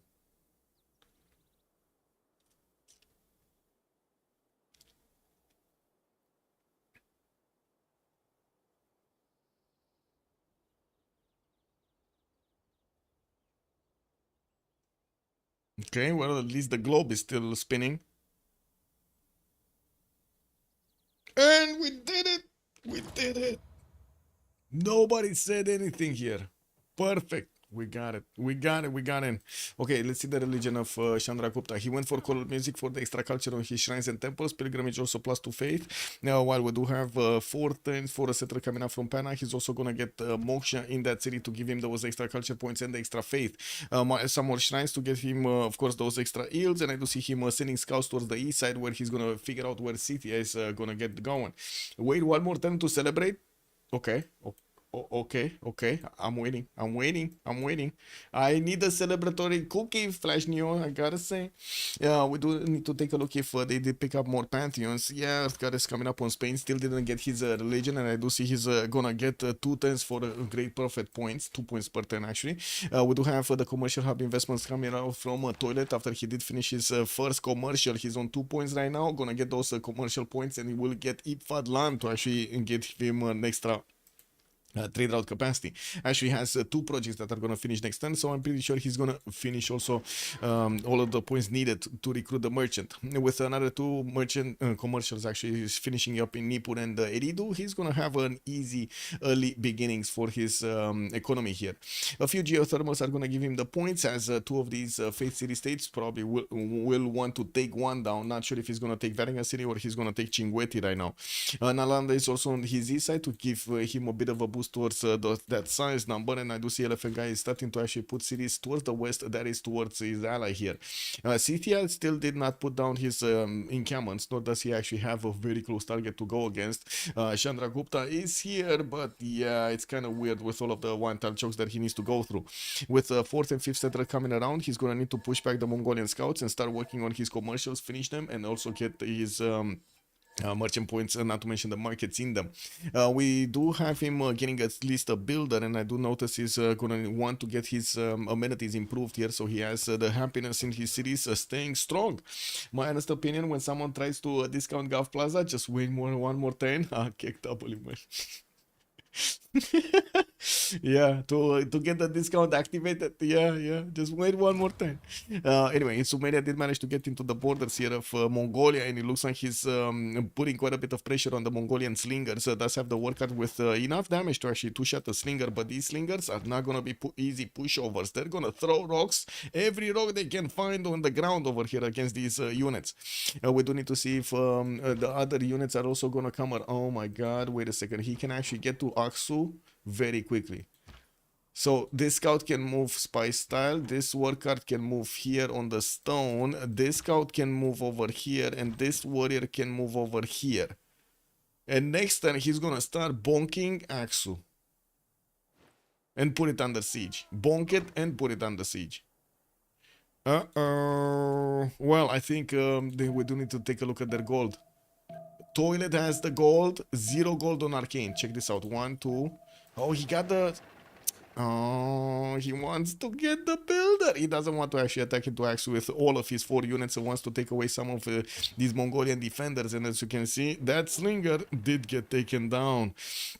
And we do have a Toilet with the ability to actually move across to pillage the wine tile or to get closer to Aksu. And I do see at the moment Mongolia is also starting to improve the fertile, even though he does have 2 units that are right next to that slinger, which at the moment it didn't shoot. It doesn't know where to shoot, you know, it only has a limited amount of rocks every turn. It is what it is, you know, he just doesn't have enough time to actually scout out the rocks on the lander.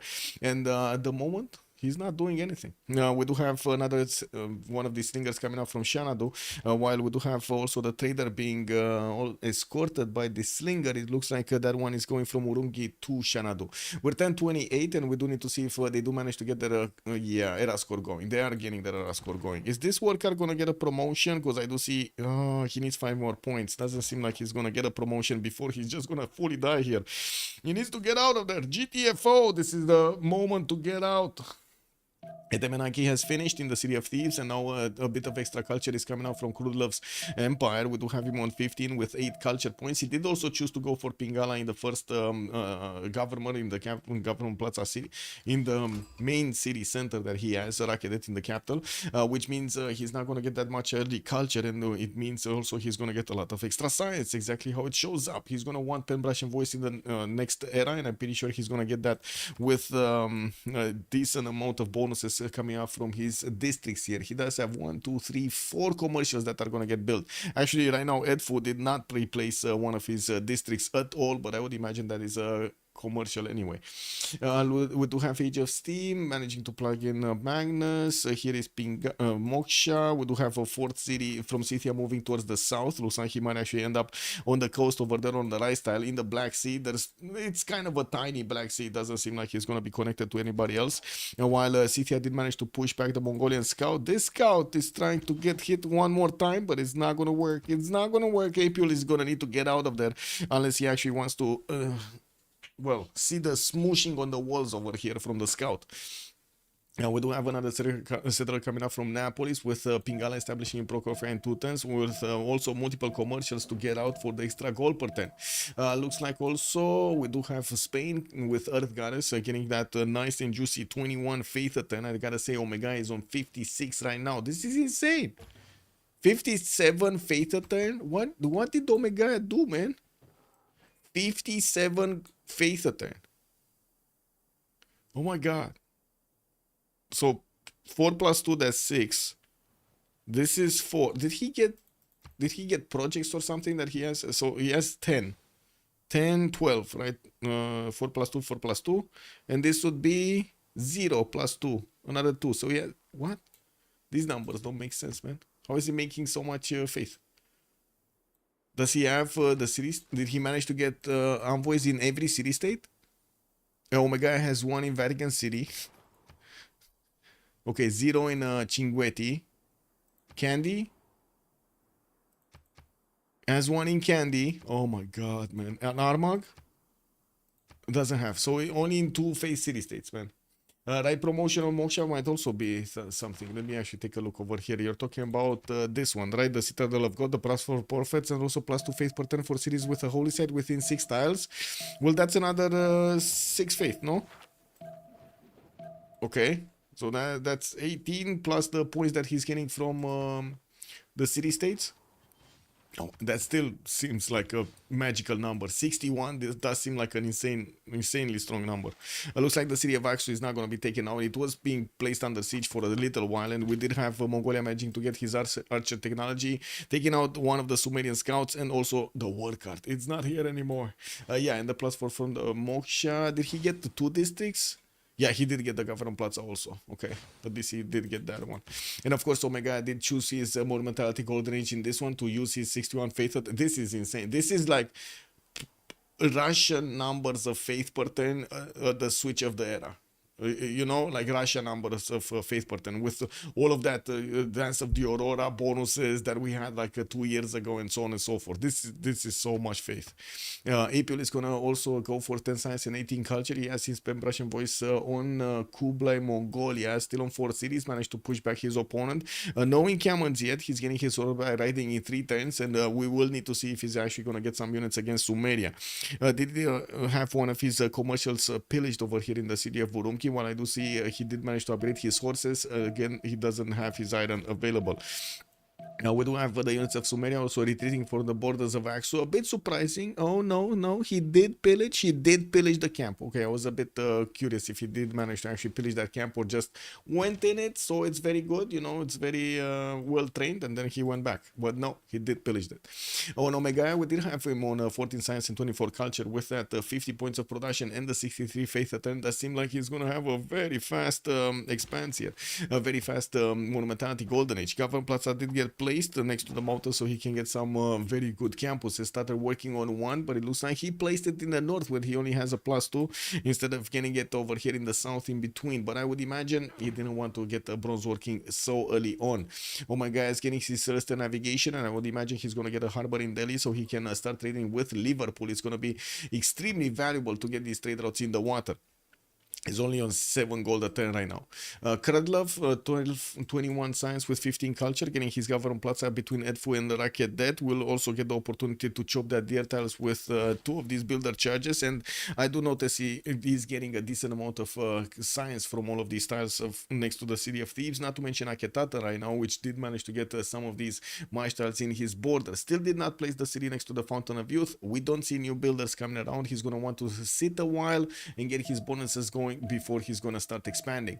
We do have also Damori, 12 Science and 19 Culture, should be in pen, brush, and voice for him as well, working on Ancestral Hall from his capital in 210s. He did manage to get his fourth city out, Plymouth on the western side, or was it Bristol? I'm not sure. One of these cities was the fourth one. I think it's actually Bristol because it's growing a little bit later in the second population. Both of them having fresh water, so I would imagine Bristol was the one that got settled later. He's gonna get a holy site there from that city center, and I do have to say, if he's gonna get a religion, it would be quite interesting to plug it into Chandragupta's territory and just spread it in every one of his cities. Or Polish numbers, yeah. Any hanging or pyramids in Joyers? I didn't see any of those wonders yet being placed. Well, we do need to take a look at that.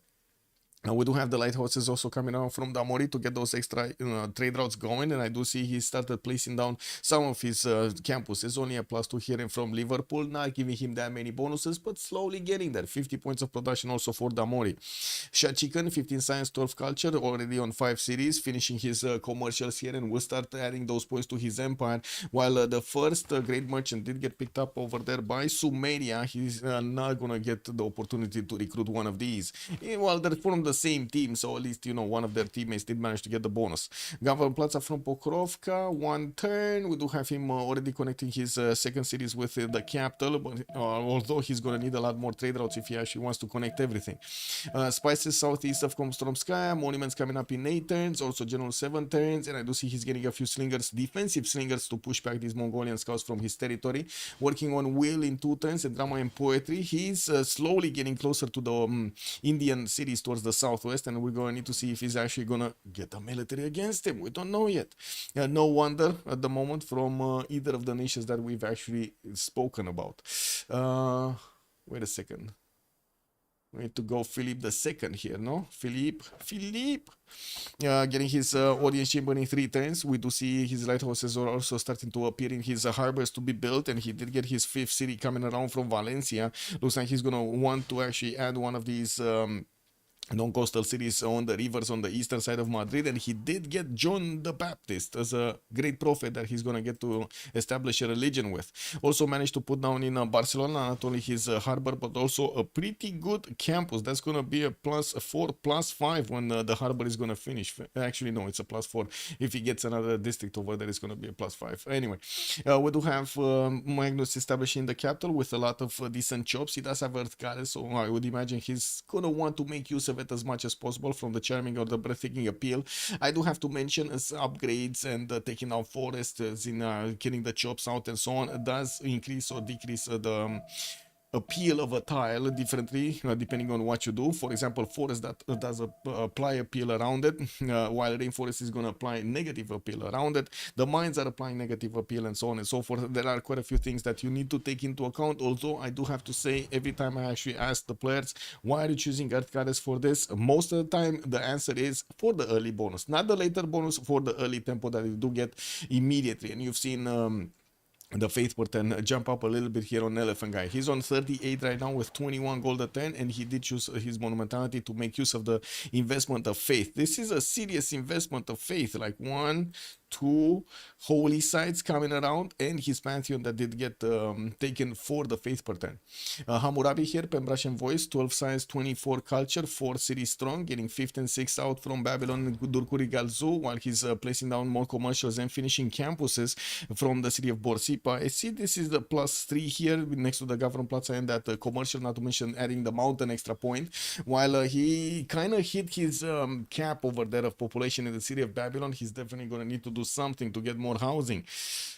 We might see a granary required. I gotta say, he does have a few upgrades that would give him some housing points, and he did chop the wheat so he can get an extra population point. He chopped it already. Just chop all woods in first era. Chop everything. Liang is getting plugged in Borsipa. He does have city patron goddess for the 40% in production towards the first district in the city, while he will get to place a few more cities. I'm extremely curious if he's gonna get this on the cattle tile. I have a very big curiosity over here if he's gonna get it on the cattle tile. Anyway, we'll see. We'll see when we come back. Toilet, 15 science with 30-ish, 36 culture, 44 gold at 10 also. Penbrush and voice going for his audience chamber for the tall gameplay. Got an army of builders to start improving his territory with Magnus available in Ur. He's chopping the Colosseum in front of an opponent. Man, he's chopping Colosseum in front of Mongolia, Kublai Mongolia, one of the biggest Mongolias. Oh, yeah, that sounds. I don't know if it's extremely courageous or extremely disrespectful. Okay, I'm gonna ask chat. Let me see. What is it, chat? Chopping Colo in front of Mongolia is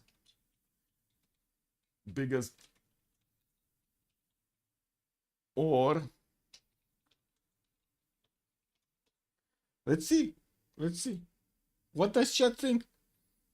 It's one of the chops of all time. Cool boy, good evening, sir, and welcome. He's a Colo enjoy it. Yes, he's a Colo. Look at this, man. He's chopping everything. Instead of units, defensive units, or offensive units to actually take on Mongolia here, he's just chopping Colosseum. So let's see what chat has to say about this. Anyway, 3 turning that audience chamber in the city of Uruk while he's getting the markets from Nippur. I do see that did get also placed here. That's a 5th city center that he did manage to get down. We don't see a 6th from what I can notice. Yeah, we don't see a 6th. He did also manage to recruit Marcus Licinius Crassus, which is giving him the ability to buy out a few more of these tiles, and including the 3rd ring ones, which is very, very valuable right now, and even giving him gold while he's doing this. Amazing, no? 2-3-1 spy style to use in a dub, and by the looks of it, at the moment, he doesn't need to worry about Mongolia. Mongolia is fine. He's fine. He's just sitting over there. Toilet does have 58 points of production, and that 46 gold per turn is giving him quite a few extra funds to make use of. A significant amount of chops in all of his territory. While he's gonna have a problem with the fresh water in the north, we will see him probably settle more cities south and east.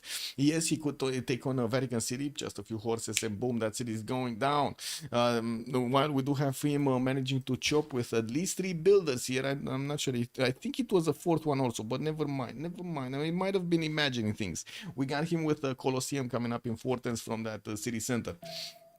Looking at what's going on here, we do have England starting to get his, some of his galleys in the water. 5th city moving southwest of London on the coast. While, yes, we did have Indian cities managing to get onto the coast. The harbors are getting built with the lighthouses, so he can start getting extra trade routes and start trading with his ally over here, England. Looks like at the moment, the internal trade routes are reigning supreme, and he's going to get to make use of them. Another one of these settlers moving north, looks like on that uranium tile. Oh my god, he wants mutants. Spain got the hanging. Wait, what? Spain got the hanging gardens. Oh, he did get the hanging gardens. He chopped it out from the city of Madrid. We got the harbor coming up in 3 turns, and it looks like, we do have that settler moving southeast. Ooh, that's gonna be really close up and personal with hanging gardens. That's used by another city. Okay, it's not like you can swap around the styles, but I guess it is what it is. We do have also Chandragupta managing to get to 2, 4, 6, 7 cities already, getting his temples out and still benefiting from 81 faith a turn. That's amazing. 19 science and 25 culture, and I hear some weird sounds here. I heard some clicks. Extra clicks that they should not be here. Anyway. It is what it is. Harbors coming out from Chennai, and I do see also Magnus coming out from Agra. We're going to need to see the lighthouses getting out for those extra trade routes, and of course, I do also notice he did get closer to Scythia. Got the city of Srinagar next to the choke point, placing down one of those +3 campuses, making use of bananas, and we'll get to improve some of the marbles in the north. And we're going to need to see if he's going to get units to plug these 3 one-tile chokes, so Scythian units do not get through. I do have to say right now, Chicken does not manage to actually put down his Kurgan, so he's not making that much faith per turn. We do have the first one placed here with 2 faith and the 3 points of extra gold on that tile. We don't have that many plant pastures next to it, unfortunately. Does he even have pastures for these Kurgans? Because I don't see that many.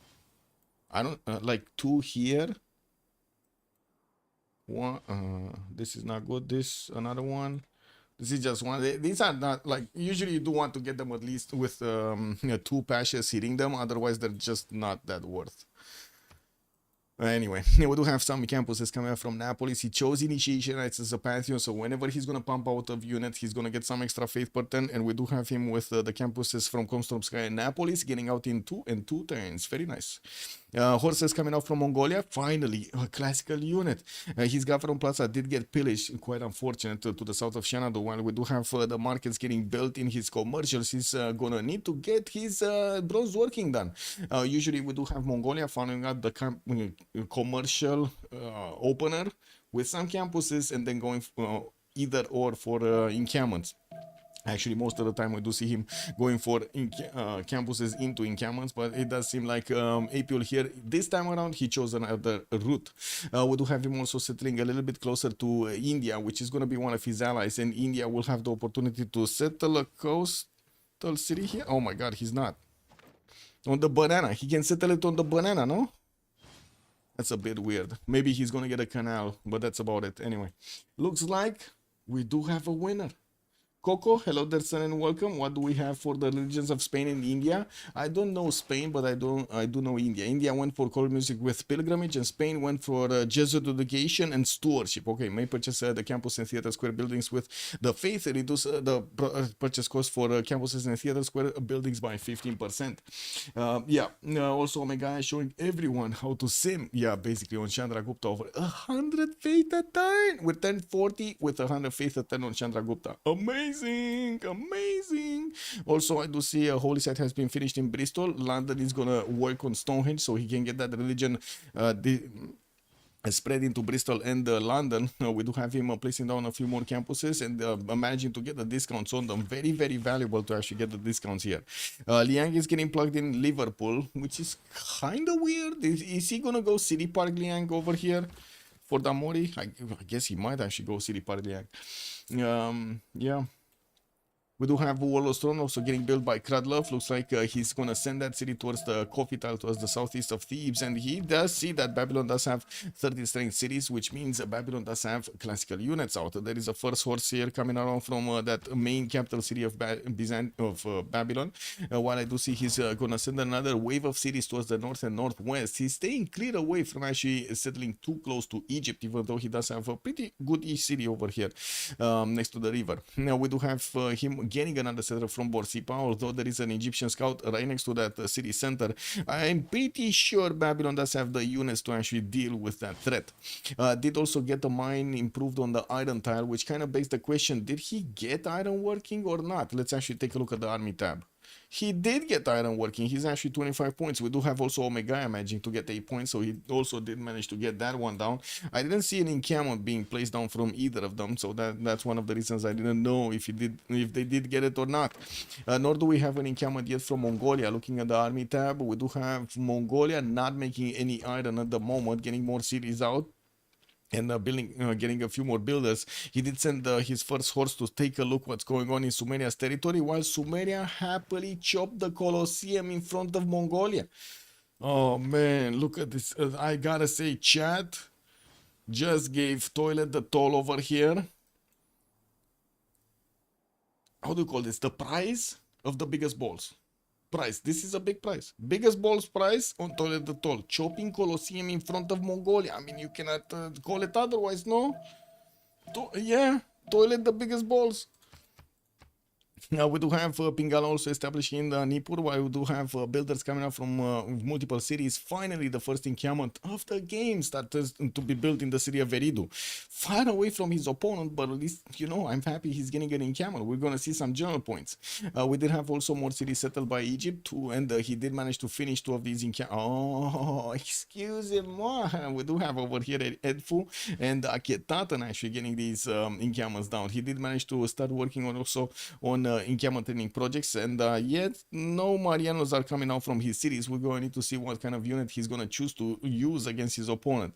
Moksha establishing in Thebes, and we do have him right now with 47 science and 31 culture. It does seem like next to him, Czop over here with 28 and 38. He's lagging behind. What is going on? Czop is lagging behind Egyptian Cleopatra. On the side of Spain, we did have the religion starting to spread into his other cities, getting his Pingala in the city of Barcelona. I do see Bilbao did get settled finally next to that Hanging Gardens, and is working on a few more settlers. Has already one out. Another one is coming up from A Coruña, and also another one from Valencia. Okay, easy peasy, 8 cities over here soon. England also getting his wave of builders. I would imagine these are gonna be feudalism builders for him. He's going already for drama and poetry. So usually that happens when he did actually manage to get his feudalism already. Hinduism is gonna be one of his religions, or I should say his religion. And +1 amenities in the city with a special district and sacred places for the extra science, gold, culture, and faith for a city that has a wonder in it. Has the ability to spread his religion into India's territory here to give him those extra amenity points, and we're going to need to see when he's going to get some missionaries out so he can actually spread that beautifully in the Chandraguptan territory. We do also need to take a look if Scythia is placing down encampments. Yes, he is, and getting his warlord throne is going to give him more production towards military units, not to mention a few more of these strategic resources.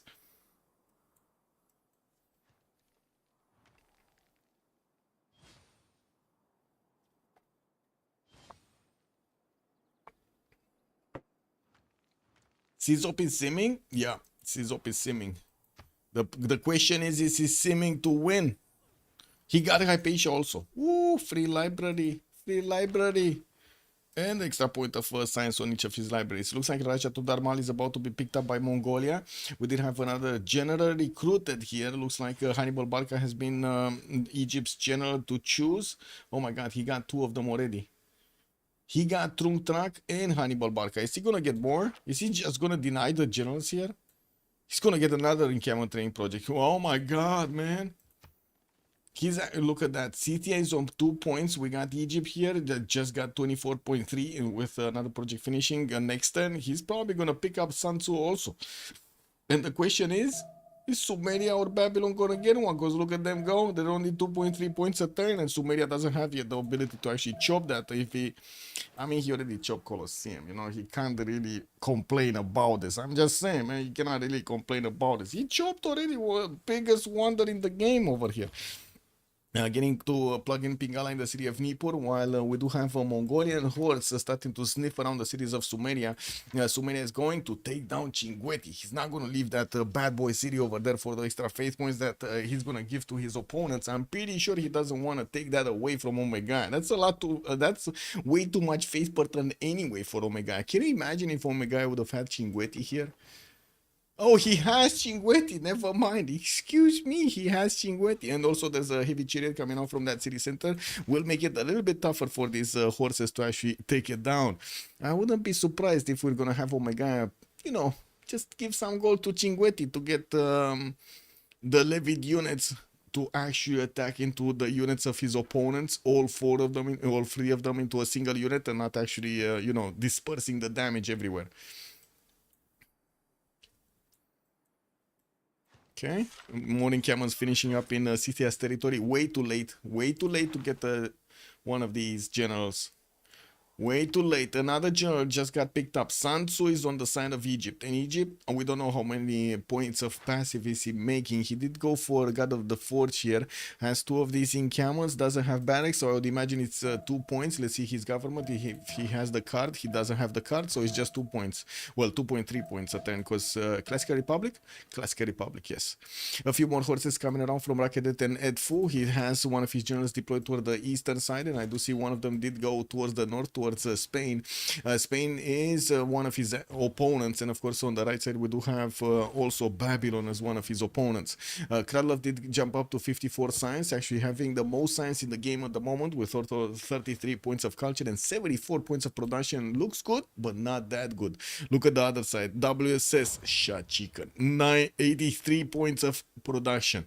We got Elephant Guy flexing his muscles over here, 101 points, and then Czop is 94, and Toilet is also going to be on 99. Pretty good numbers. So we do have Damori, the only one that actually managed to get over 100 production from the side of Arcane, and I do see Babylon is just sending a welcome committee over here next to one of the cities of Damoni, which does have a gal inside of it to boost its military strength, so doesn't seem like anything's gonna go wrong there. We do have also new commercials coming around from England for his inland cities to get those extra merchant points from the markets, while he's gonna pump out a few more horses. I do want to double check if he actually has a city to go against.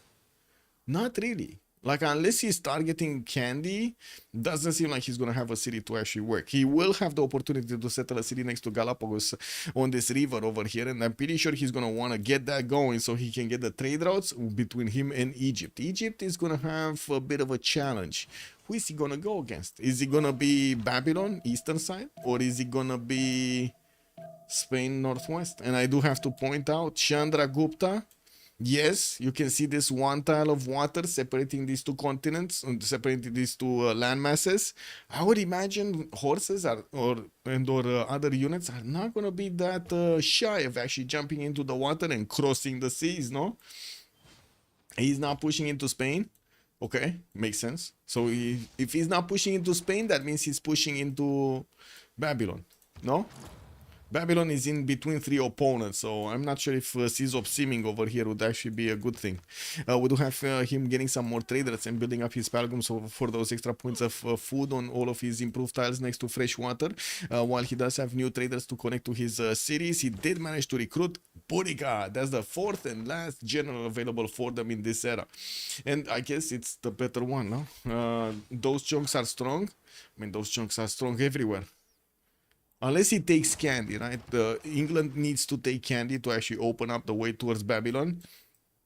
And looking here, it looks like Egypt doesn't actually have any defensive units from Babylon that he needs to go through the choke points to get closer to his opponent. His general is going to try to scout this out, and I do see the first horse is looking at the other horse. Oh, he's not even looking at the other horse. Now he's looking at the other horse. Because general got deployed, got to see that in the marsh tiles. Okay, well that's weird. It is what it is.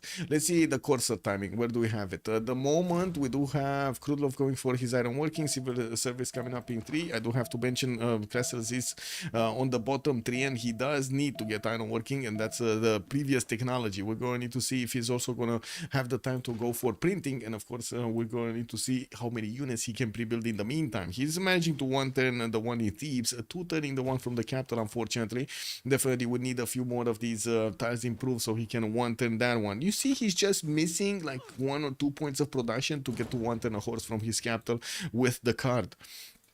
City state has been taken down. I would imagine that would be Chinguetti over here, and I do see the Sumerian horses did get damaged quite a bit. One of them died. I think one of them died. And we do have the other 2 that survived with promotions. I do also notice a pretty strong theater square in the city of Vuruk. Plus 12. Double card. Double card from the beginning. Toilet is just going all into his culture over here. Let's see his... so he went for aesthetics to get the 100% theater square district adjacency bonus, turning a +6 into a +12.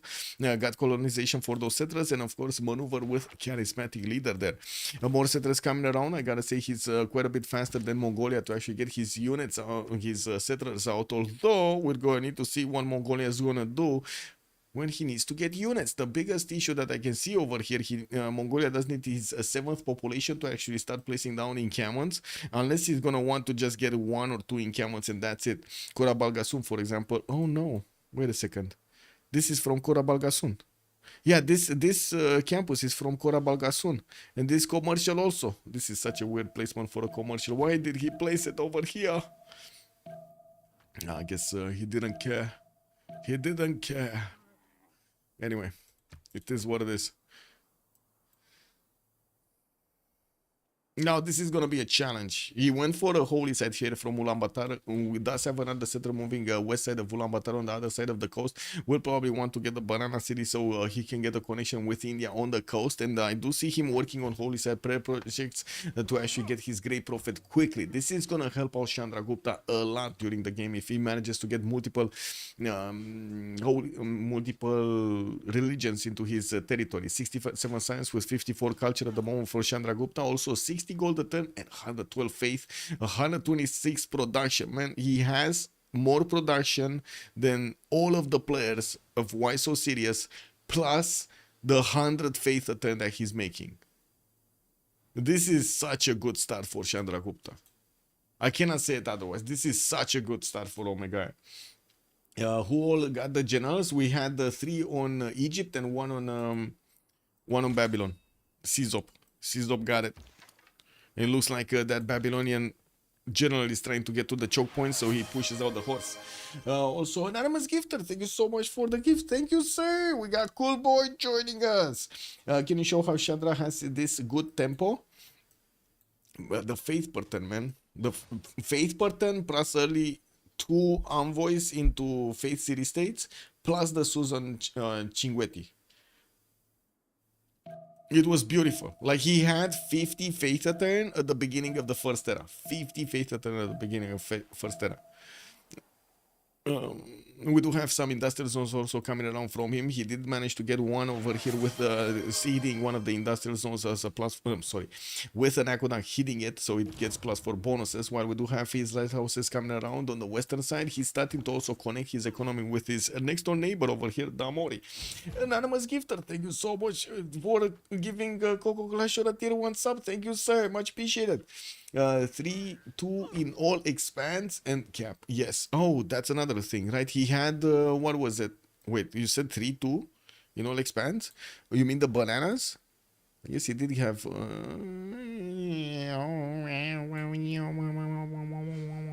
Didn't we talk about the rice tiles? But I don't think it was Chandragupta with the rice tiles. Yeah, I don't think it was Chandragupta with the rice tiles. I forgot exactly who had the expanse with the extra rice tiles. But anyway, it is what it is. Daniel Dingo, thank you so much for the sub. Much appreciated, sir. Jaguar, welcome. Also, Mumbai and Agra both had the 3-2s. Oh, I see. And you say, so wait a second. Mumbai and Agra. Mumbai. This one in the north. Okay. Yeah, pretty good. I'm not sure if that only that, but I'm pretty sure it adds, right? It adds a bit more advantages there. We do have a Temple of Artemis from Pacific in the lands of Scythia being finished, and I do see he's working on his barracks from his encampments. 1, 2, 3 encampments got placed, a 4th one actually from the eastern side, and he's working on his stables and also some barracks. Interesting that he's getting both of these. Like, usually the players do want to get faster the barracks because it's faster, but most of the time it is much more efficient, especially for cav specializing nations, to go for his tables to get those extra points of experience. I don't really see the players choosing to watch that bonus or taking it into account that much. The stables do give you the 25% combat experience for all cav and siege units trained in this city. This is super helpful. This is like basically one less hit that you're gonna take on your unit to get it to promote. It's actually quite useful. Bananas everywhere. Cool Whip, that's the secret. Banana City. Why do you think I keep calling out Banana Cities everywhere, man? I know it's kind of a meme name, right? Banana City. Oof. Yeah, banana. You know, you think of the minions over there, but to be honest, they're quite strong, no? Banana's very good. Anyway, we do see also the 7th population from Morunki did pop out one of those encampments. Actually starting to work on one, and Xanadu still needs to grow. We got galleys coming out from Korabalga soon because the players are starting to actually get those era scores going. 3 more turns until we're going to see the switch of the era, and we do need to double check what is going on here. Looks like Apul 45 out of 46. Oh, he's trying to get a religion. Does he even have another religion slot? 2 more religions are available for them. We do have Ulaanbaatar getting Reina, and another city is going to be placed here soon. Looks like he needs a project. No? No, he's fine. He needs 2 more turns. Okay, that's perfect. He needs 2 more turns. He's also 75 GPT on Chandra, which is nutty. Yeah, it's very nutty. Too many plantations for the free. Yeah, this is just beautiful opener for Omega. Beautiful. I cannot say it otherwise. We do also see Omega is going to manage to secure his golden age. He has 68 out of 63. Crude Love is 59, 62. 3 more points away from actually getting this. He didn't get a Mariano, or at least I didn't see a Mariano Chariot Archer. I do see one in Akhenaten, so that will secure his golden age. Just popped out from that city center. He did push back the Babylonian units, or I should say Sizop actually chose to retreat from the borders of his opponent here. While Damori did also secure his golden age. Right about now, he's on 66 out of 58 points. Shachi Chicken also needs 3 more points to get going, trying to get an encampment training project to recruit one of those generals, but that is one turn too late. Got at least one of these Saka horse archers and a few horses to the southwest, where he could try to push into India, or at least try to get some shots going. I mean, you got Sakas, you might as well try to use them, right? Yeah, but he only has one, so I guess he doesn't really believe in the strength of the Saka. Yeah, he's a non-believer. He is a non-believer. We do have also quite a few chops available for him, and since he's gonna get Divine Right next turn, he's gonna manage to get more of those points acquired from the era score. I didn't see a boat coming around, so we do have him with that ability if he did manage to get sailing, even though I don't see him improving any one of these coastal resources, so we don't know if he has sailing or not. We do have also to take a look on the other side, the elephant guy did secure his golden age, 63-58, starting to put down encampments and getting a bit more defensive in the city of Bilbao over here, which is the choke point from Egypt. And you said Kradlov is not gonna push Spain, but I do see he has 2 horses with 1 archer deployed towards Spain. Also, Mariano Chet archer is also coming on the way there. I don't think that's a big push, but just saying, you know, he's doing something. He's doing something towards the north. Now, we do have also more of these horses being deployed towards the east side. Krulov got 2 already, a 3rd one coming up from Thieves, which I gotta say will turn into courses pretty quickly. The moment actually Krulov is on machinery, but I'm pretty sure Castles is just around the corner. I said push, doesn't do shit. Yeah, true. Okay, the push, I totally agree that the push doesn't do anything. It's useless. Anyway, looking at also CZOP, 56 out of 53, 246 cities will need to start defending his or plugging up the chokes in the north, in the west, in the southwest. While at the moment he kind of gave up on defending the chokes over here next to the mountains, next to Iunu city of Egypt. That will be problematic. Starting to get a few more expands towards the east side, and of course securing his golden age is going to give him a bit more peaceful end of the era here. Toilet at all, 64-64. We do have him with a pen brush and voice bonus coming up there. 62 science, 100 culture already on big boy toilet. I almost said it, man. I almost said it. We do have toilet here. Still not actually putting that many units on the board towards the southwest, and I do see him getting his diplo quarter to finish his consulate. While he did manage to get an encampment out, it's gonna be 3 more turns until he's gonna get to recruit Timur. While we do also have Scythia 2 turns away from recruiting another one of these generals. How many did we have from this era? This is not good. Isodor of Miletus did also get picked up by Age of Steam for the extra production towards Wonders. I don't see any general picked up from the first one, so it's just Hannibal Mashunzu, Hannibal Barca, and that's it. I do also see Kublai Mongolia did manage to get the other trade route capacity merchant. That's going to be Zankian here, giving him some extra yields on those internal trade routes. Not bad. Hildegard of Bingen picked up by India. Ooh, he's getting more science. Man, these bonuses on this guy need to stop. What is going on over here? What is going on, oh my guy? He got this as well. Look at that, 5 science. He got a 5 science campus over here in the capital, right next to another 5 science campus in the capital. What is this? Minimap doesn't show it though. What, the toilet? Yes, toilet killed Chinguetti. It actually raised it to the ground. Not sure why, but he raised it to the ground.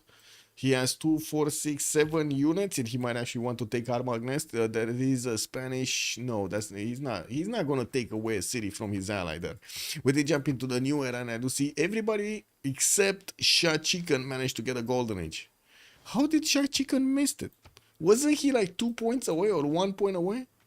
Anyway, he's getting his terracotta army in 7 turns here from Naples. Did manage to recruit one of these generals, Timur, and I do see he's getting his intelligence agency in 5 turns from Pokrovka. Because it is a shit city. I mean, it is kind of a shit city. I cannot say no to that, man. Yeah, it is kind of a shit city. I guess you would have had the pyramids there, you know, at least that. A galley would have been nice. The galley would have been nice, yeah. If only he would have had sailing. I don't think he has sailing. That's one of the questions I had when I was looking at his empire here. I didn't see any of these coastal resources improve, nor did he have a unit in the water. So I don't think he has sailing. That's the biggest question. That's the biggest problem, actually.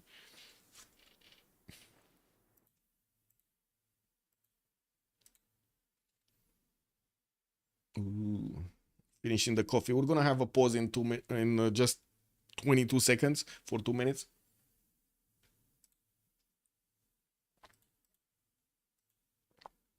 And the website, the CWC website, it's spammed by random robots, man. I gotta say, the internet really needs to fix this. They really needs to fix the spam.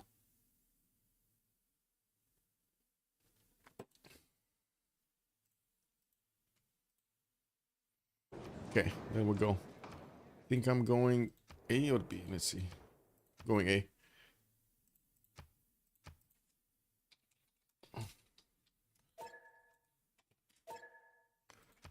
So, me. Preserve. Me. That sounds good. Me preserving me. Okay, there we go. And be right back. Oh my god, I need to get to the bathroom. Bathroom. Click, click, click, click, click, click.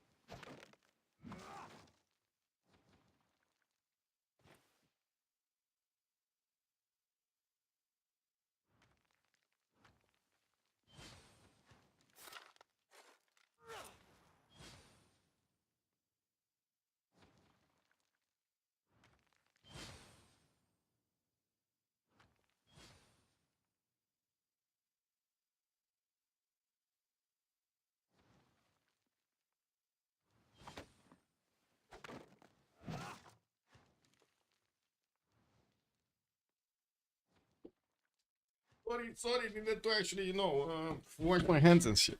Yeah, it happens. Anonymous gifter, thank you so much for gifting Adam one of these subs. Thank you, sir. Also, Adam, good evening, sir. How are stats? That's a good question. We got Apil with 50, it's a 62, and he's going for pen brush and voice golden H. I do want to double check the Congress first. And Chandra Gupta did get the plus for gold for the sender, plus on also trade out capacity. No buildings can be created in the holy site, but guess what? The holy sites of Chandra Gupta are also filled with goodies already.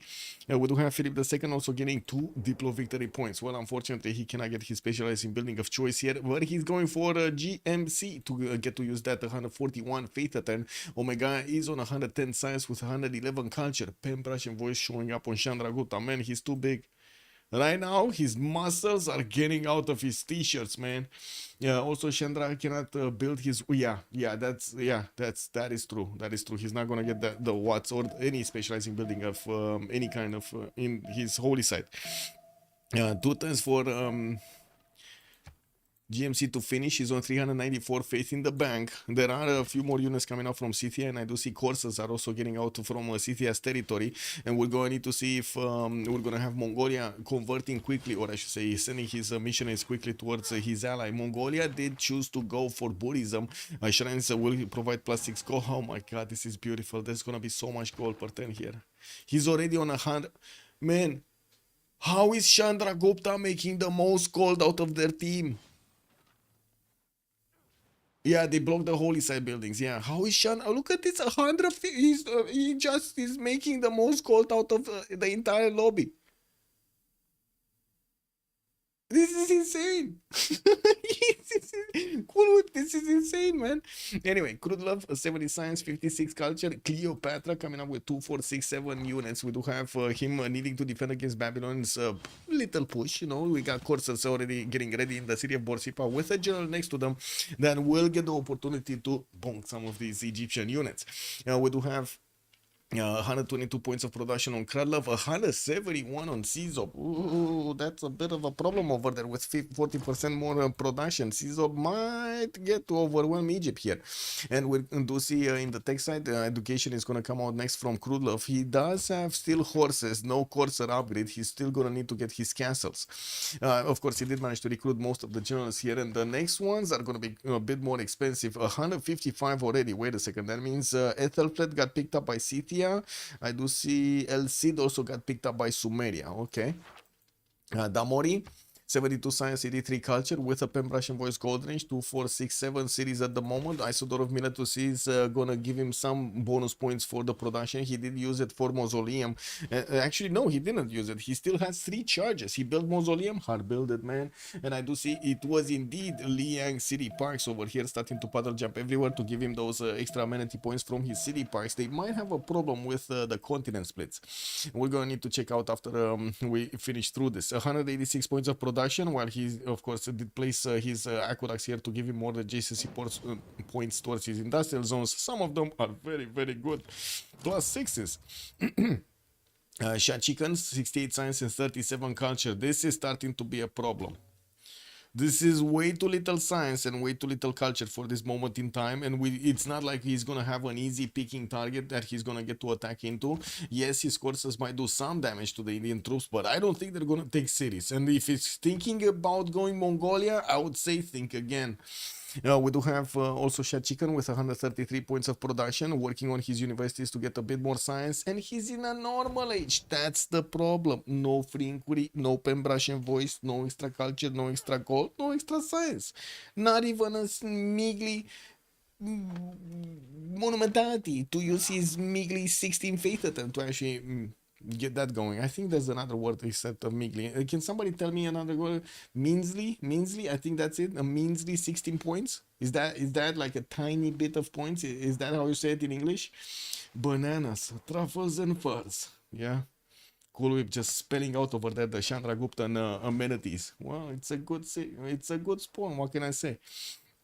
Caesop 80, Elephant Guy 75 Science, 93 Culture on Philip II. We do have him expanding with 2, 4, 6, 8, 9 cities, and from what I do see, he just totally ignored the Eye of the Sahara. He's not going to settle that one, not yet.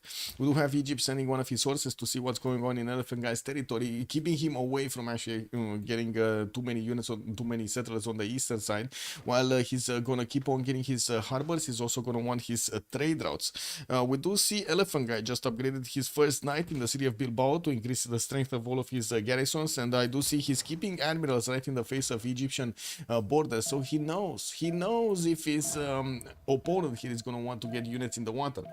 Must have been the Wi-Fi. Yeah, it must have been the Wi-Fi, man. The wind. It must have been the wind. 108 points of gold over here also for Philip II with 176 points of production.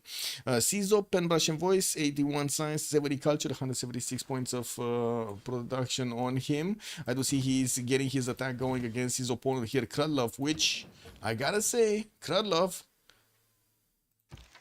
did not get castles. Okay, there aren't that many units though. As in, Caesar only has like 3 Corsairs. Another 2 may be on the way though. I do see them in Durkuligazu and Babylon. I'm not sure exactly where they're going. If they're going south, if they're going northwest, I have no idea. A few more of them are also defending the campus in Tutul, which did get pillaged by one of the Egyptian horses, managed to get back to his people. I don't know how. Like yesterday we did have this question on chat. I don't know how this horse actually got to teleport the knowledge from his brain. He must have had Wi-Fi. Echo Supreme, I think you're right. This horse is actually equipped with Wi-Fi. Because how did he get all of that knowledge back to his people? Pigeon mail? Smoke signals? Satellites? I don't know. Secret technology? Aliens? Well, how did he get that? No? Anyway, he did get it, and now we do see a bit more science points on Krudlov cities. We're going to see if Babylon is going to manage to pass through this choke point and manage to actually attack into the Cleopatran units to deal the damage. He does need to attack with at least 3 horses against the Egyptian horse units. Oh, he did expose this. Check this out. Krylov is going to get the castles next turn, isn't he? He exposed 2 courses to his opponent, and not at the end of the turn. He actually exposed them with 20 seconds to go. 20 plus seconds to go. And why did this horse go down here and not here? Anyway, too many questions, man. Too many questions. Must have been the Wi-Fi. Anyway, Toilet going for his printing, 83 science, 112 culture. We do have him at the moment with so many cities, 2, 4, 6, 8 cities. He did manage to get another city center towards the east, so he can connect it with his economy with Spain to get those extra gold points a turn. And I do see him hard building a lot of knights. We got Keshiks on the board from Mongolia trying to actually get into the borders of the former borders of Chinguetti. He's trying to smell out what happened to that one. With quite a few more of these Keshiks coming around, he did build his encampments and also got the Ordus in some of his cities. I do see 1, 2 got built. The third one is to get built over here in Ulaanbaatar, while Korabalgasun never got an encampment. Not yet. He does need 4 more turns. He needs the 7th population because he already placed his campus and commercial from that city center. And I do see he's starting to also improve his coastal resources here. We're going to need to see what is he going to do with his units here. I do have to say these Geshiks are not that strong against the Knights of Sumeria, but they will be strong against the horses. They're definitely going to pick some of those out. While the Knight is definitely going to be able to withstand 4 of these Geshik attacks with no issues. We do have quite a few of these Knights coming around from the cities of Sumeria, getting to defend the southwest here. Toilet also 126 gold a turn, does look good. He has on 180 production, again looks good. And this is before placing his full, of course, setup over here for his industrial zones. Has quite a few of them coming around. Another theater square. Is he still using the double card? Okay, he switched off the double card for the extra culture. Okay. APL 64 science, 79 culture. Is he actually getting more upgrades here? He did manage to pass to place a cache here on that banana tile, managing to get the 231 tile worked in that city center, and also got the connection with Reina, so he can connect to his economy with Omega. Jumped up to 123 gold a turn, while Omega is 234. So wait, let me get this straight. Omega has the biggest science, the biggest culture, the biggest gold, the biggest faith, the biggest production, and the biggest food. 6 yields are bigger than all of his opponents. That's the what? Wow, what a spawn here. What an opener here from Omega. Getting another holy site from Delhi. He's not going to have the ability to actually build units in it, while he's going to get another 2 settlers to deploy towards the north. He's also working on campus research projects. We're about to get to that point in time when we do need to see Newton and Ibn Khaldun bidding for them and looking at the great people screen. Is Newton actually next? That's why India's working on this.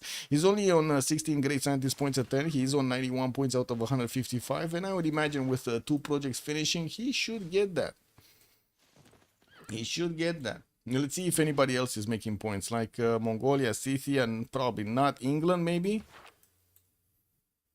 Campus research projects from 1 city.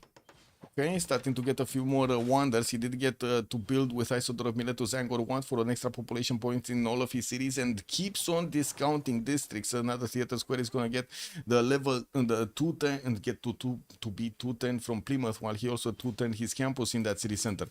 Sending one of his settlers also to the southwest, next to the Galapagos Islands, next to that freshwater city, so he can give Krylov here a city-state to trade with. We do need to see if Babylon is going to manage to actually push seriously his opponent Krylov. We do have already Krylov actually getting his Corsair upgrade, so I'd imagine that's very unlikely to happen. No, that is very unlikely that Babylon is actually going to get to pass through this. He just put his Corsairs into the forest here, and he's just waiting for this Mariano Chariot archers to start eating away at his strength. Maybe get some crossbows, you know, a little bit stronger. He did finish the pyramids in the city of Faradum to get a free builder and more charges. I do see he's attacking into the city of Candy also with quite a few courses. Will have enough damage to pass through that citizen's defense, putting him much closer to the English territory units. But to be honest, with 3-1 tile chokes, it's not going to be easy at all to actually pass into English territory here. We do have some boats in the water from Omega, seeing what's going on the shores of Babylon. And I gotta say, Czop has a total amount of 0 defense on the eastern side. This Sabon Kipitum, I wouldn't really call it a defensive unit. Like, this is more like a scout right now, a scouting unit than actually a defensive unit, in my opinion. You know, my personal opinion over here.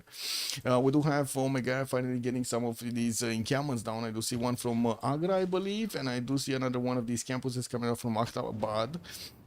Only gonna be a +1. CTA did send some of his coursers towards Omega, and look at this damage. The courser against the muskets, 58 against 66. The musket doesn't even feel the shots from the Saka Horsacha. This is like a mosquito sting over here on that unit. We do have Omega managing to get a few more builders. He did choose Pembrush and Voice, so he doesn't have the ability to use that faith pattern to buy out builders. He's on 170 faith pattern with 250 points of production and still getting more. CTA did send some units through the city of Venice towards the north. There are some courses over here that are going to bump into the Indian Knights. And looking at the tech side, I do see printing is coming up in 2 turns from Omega, while Shad Chicken is going to try to get to Cavs quickly. He's discovering Siege Tactics in 6 for the bottom 3 advancements. We do have also on the cities of Mongolia more of these encampments being placed from his capital in Korabalgasun. I would imagine it's not going to be long until he's actually going to get all of these cities to start pumping out units and just send them across against whatever opponent he can actually find. I do see he just found a Sumerian horse that is just sitting over here like a duck in the forest, in the 1-3 forest, that is just waiting for the Kishaks to start attacking into it. Is he gonna start attacking into it? And I did notice another city state did get taken down. I don't know which one. Valladolid was Spanish city. Which city got taken down? Wait, there was a city state here? No. I don't see any circle of shame. No. Candy's gonna go down. Sumeria maybe killed another one. Oh, Vatican City. He killed Vatican City with 2 knights. I see. And of course, he's going to get a holy site over there to give him some great prophet points. Although, we did have Newton being picked up by Chandra Gupta again. Man, he did it again. Who's going to get this? Ibn Khaldun, Spain. Is Spain going to get it? Spain is 76 points a turn. Yeah, I think Elephant Guy is going to get Ibn Khaldun. Would have been awesome to actually have it on Toilet because he does have Colosseum and has quite a few extra amenities there in his city centers, but I would imagine Spain is fine also. We do have Sumeria with way too few points, even though he does have a lot of production. He's 1 turn away from finishing 3 of these campus research projects. I think he needs 4. Yeah, I think he needs 4, right? He's like, what, 90 something, 80 something, 87.4 points away from getting this. Frevel, good evening, sir. When do I breathe? Oh my god, man. It took me quite a while to actually learn when to breathe. Speaking fast and learning how to breathe is actually quite a problem. Like at the beginning when I was starting to stream in this rhythm, I was always needing to take a little bit of a break because I felt like how do you call it? Yawning, you know, I like yawning. It's just like reflex from the body. Yeah, I was running out of air in my brain. It is what it is. Starving out my brain on the stream. But yeah, in the meantime, I kept on going, and I just learned exactly, the moments when I actually need to get to breathe in between the words. It is what it is. I'm pretty sure when I'm gonna get to the meeting, okay, let's be honest about this. I wasn't really that much of a talker when I was in high school or even after high school. I was more like observing and just saying some stuff, like making fun at some moments, but I wasn't really the talkative type. Now, oh my god, man, now this is just totally different. I'm gonna get a meeting with all of my former colleagues over there, and I'm gonna talk a lot. They're gonna be so surprised. Glad you enjoyed, sir. Glad you enjoyed. I hope it is actually the how to say it's a differentiator between me and others that are doing the same thing. And also, I do hope it adds more value to the stream because there is so much information that needs to be shared, and I do hope also it gives quite a bit of energy to you guys. Importance for university to come out from Srinagar, and we do have City trying to punch through the Indian defenses. Although these knights do look menacing, it doesn't seem like Omega is gonna let in Shah Chicken into his cities here. We do have also more holy sites being placed by India. Again, this Congress does not give them the opportunity to get the shrines, to get all of the goodies in the holy sites there.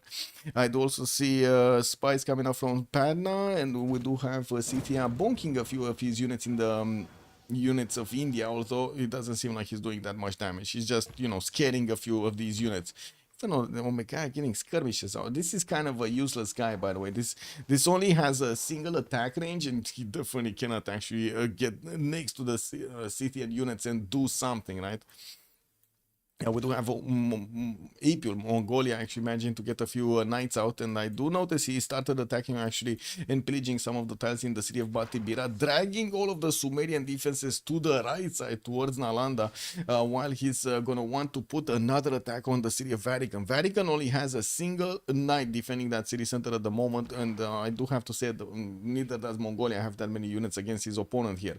We did have Scythia sending one of his spies in Shenadu. I do see Sumeria got a spy in Korabalgasun, while at the moment I don't see a spy from Mongolia in the cities of Sumeria. Not a single unit over here is gonna give it's only gonna get those extra intel points.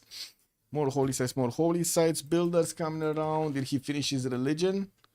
No, still on choral music and pilgrimage. Protestant and Hinduism, okay. Buddhism, defender of the faith and the religious community of Mongolia. Well, it is what it is now.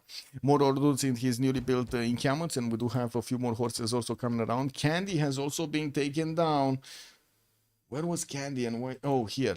This was Candy. Babylon managed to take it down quite quickly. Putting Glamor in a defensive stance, you do see he's getting his courses out.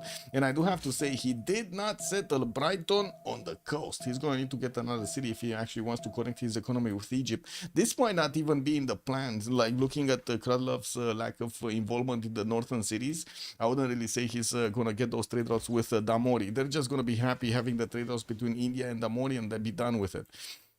We do have also Damori managing to get to 300 points of production, just 2 under Elephant Guy. And I do see Omegaya actually got outproduced by somebody in the game.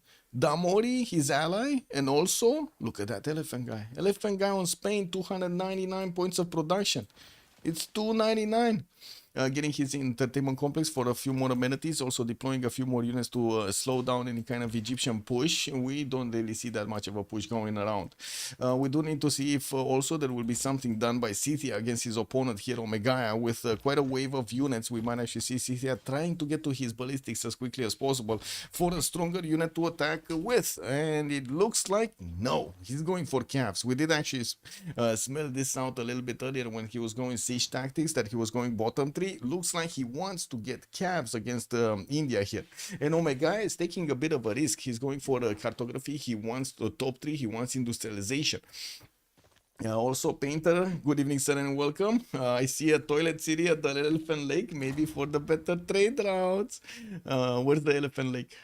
Elephant Lake? Yeah, Elephant Lake. In the Bay of Santander over here. This is the Elephant Lake. We do have Hamazi also getting a build. Did he just buy a builder? He just bought a builder, no? They're just swimming in gold if they keep on buying builders like this. There's also a decent amount of production that's now showing up on the Why So Serious team. We got 311 guys, Cizop 244, and Toilet is also 234. Shad Chicken is the one that is still actually under the radar there with 134, being the lowest one in the lobby. Although I do have to say he's now starting to pump out units quite a bit and will require a lot of gold to upgrade. This is an all-in from Shad Chicken, isn't it? This is an all-in. Wait, why is he getting heavy chariots? So he's taking calves, military science, and he's getting heavy chariot pre-built. Is it just me that thinks that he should be getting cav pre-builds? Like, you know, coursers pre-builds or horses? Is it just me thinking that? Because it's gonna take forever and a day to actually get to knights and then get to cuirassiers. No? I'm just saying.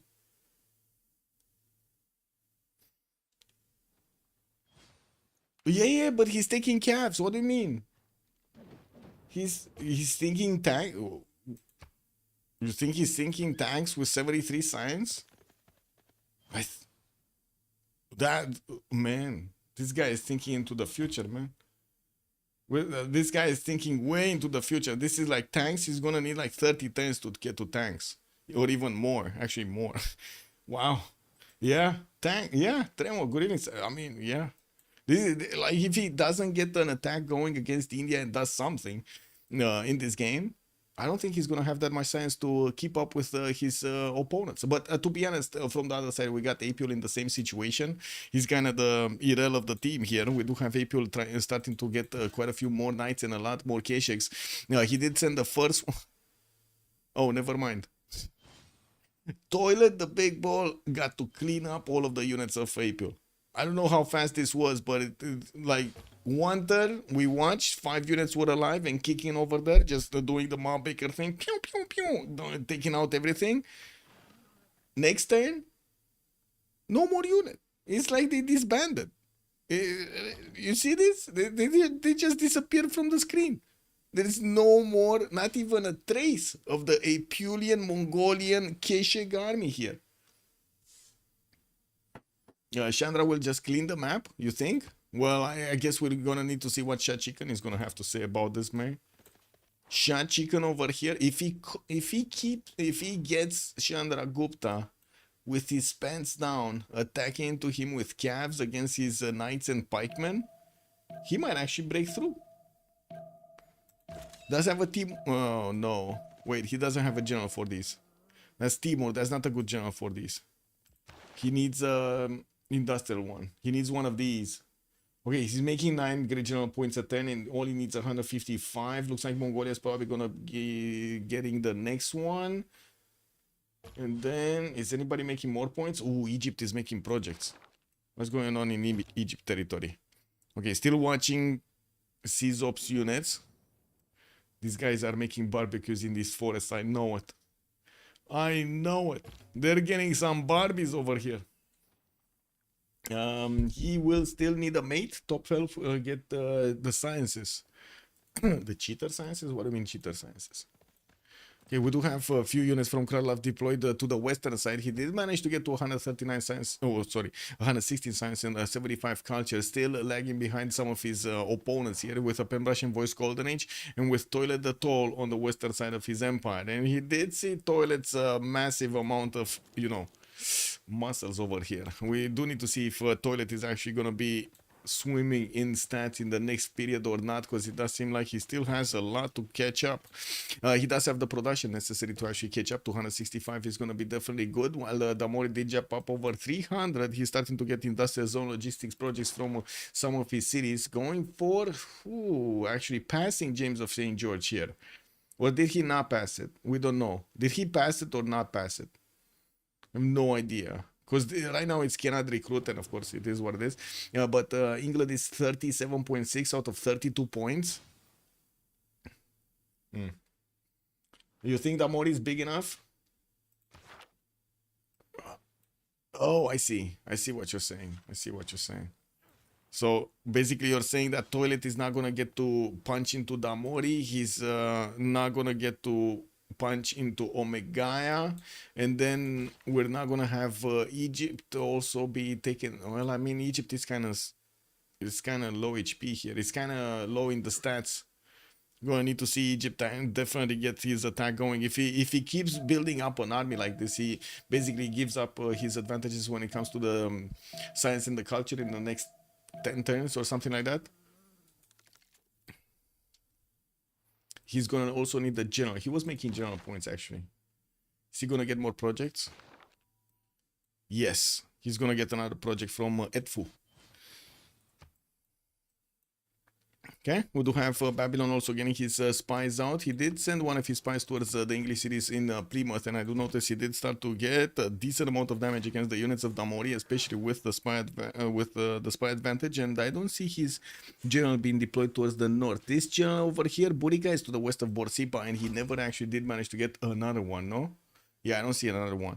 There are a few units that these coursers are meeting on the battlefield that will be a bit lower in strength, especially the swordsman, but unfortunately, it doesn't look like he has enough units or the ability to get through. We do also need to see if Mongolia is going to manage to get that army going against Sumeria. Looks like he's managing to gather them next to the city of Aksu. While I do see in the tech side, he's 2 takes away from 2 turns away from getting siege tactics. I gotta say, Chad Chicken is going back for his stirrups. And he got stirrups. Now that's a lot of units.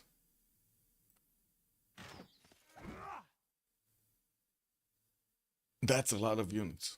Is he getting nationalism anytime soon? So Omega is industrialization in 2 and getting nationalism in 1. He just keeps on buying units with faith. Has 300 gold at 10, 218 science, 150 culture. He's getting spied on by Scythia, but he's also sending a spy to Scythia as the city of Naples to get those extra intel points. And while I do see he's losing some of his units here, he would definitely need to actually put a few more on the board. We do have him with not that many chops remaining, and he's still working on universities. I gotta say he's taking this a bit too lightly, and I don't think he's aware of how many units are coming in the next wave from Scythia. I'm pretty sure Scythia is also not gonna get the ability to actually get these knights upgraded into cuirassiers anytime soon, but he keeps on getting his military science as a technology. That means he will unlock the next upgrade for the coursers, which is gonna be the cav, which is gonna be much stronger to attack into his opponent. If Omega doesn't actually get, he's gonna get this nationalism next turn. Siege tactics is also coming up next turn. He's gonna be quick on getting his own calves, and I'm pretty sure he's gonna use his faith button to actually buy a few of them. He spent everything in the faith. Everything.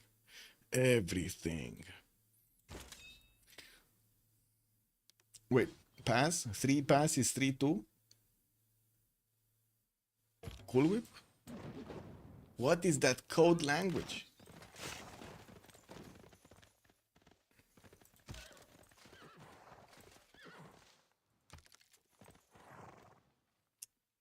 Oh, 3 passes 32. Oh, I see.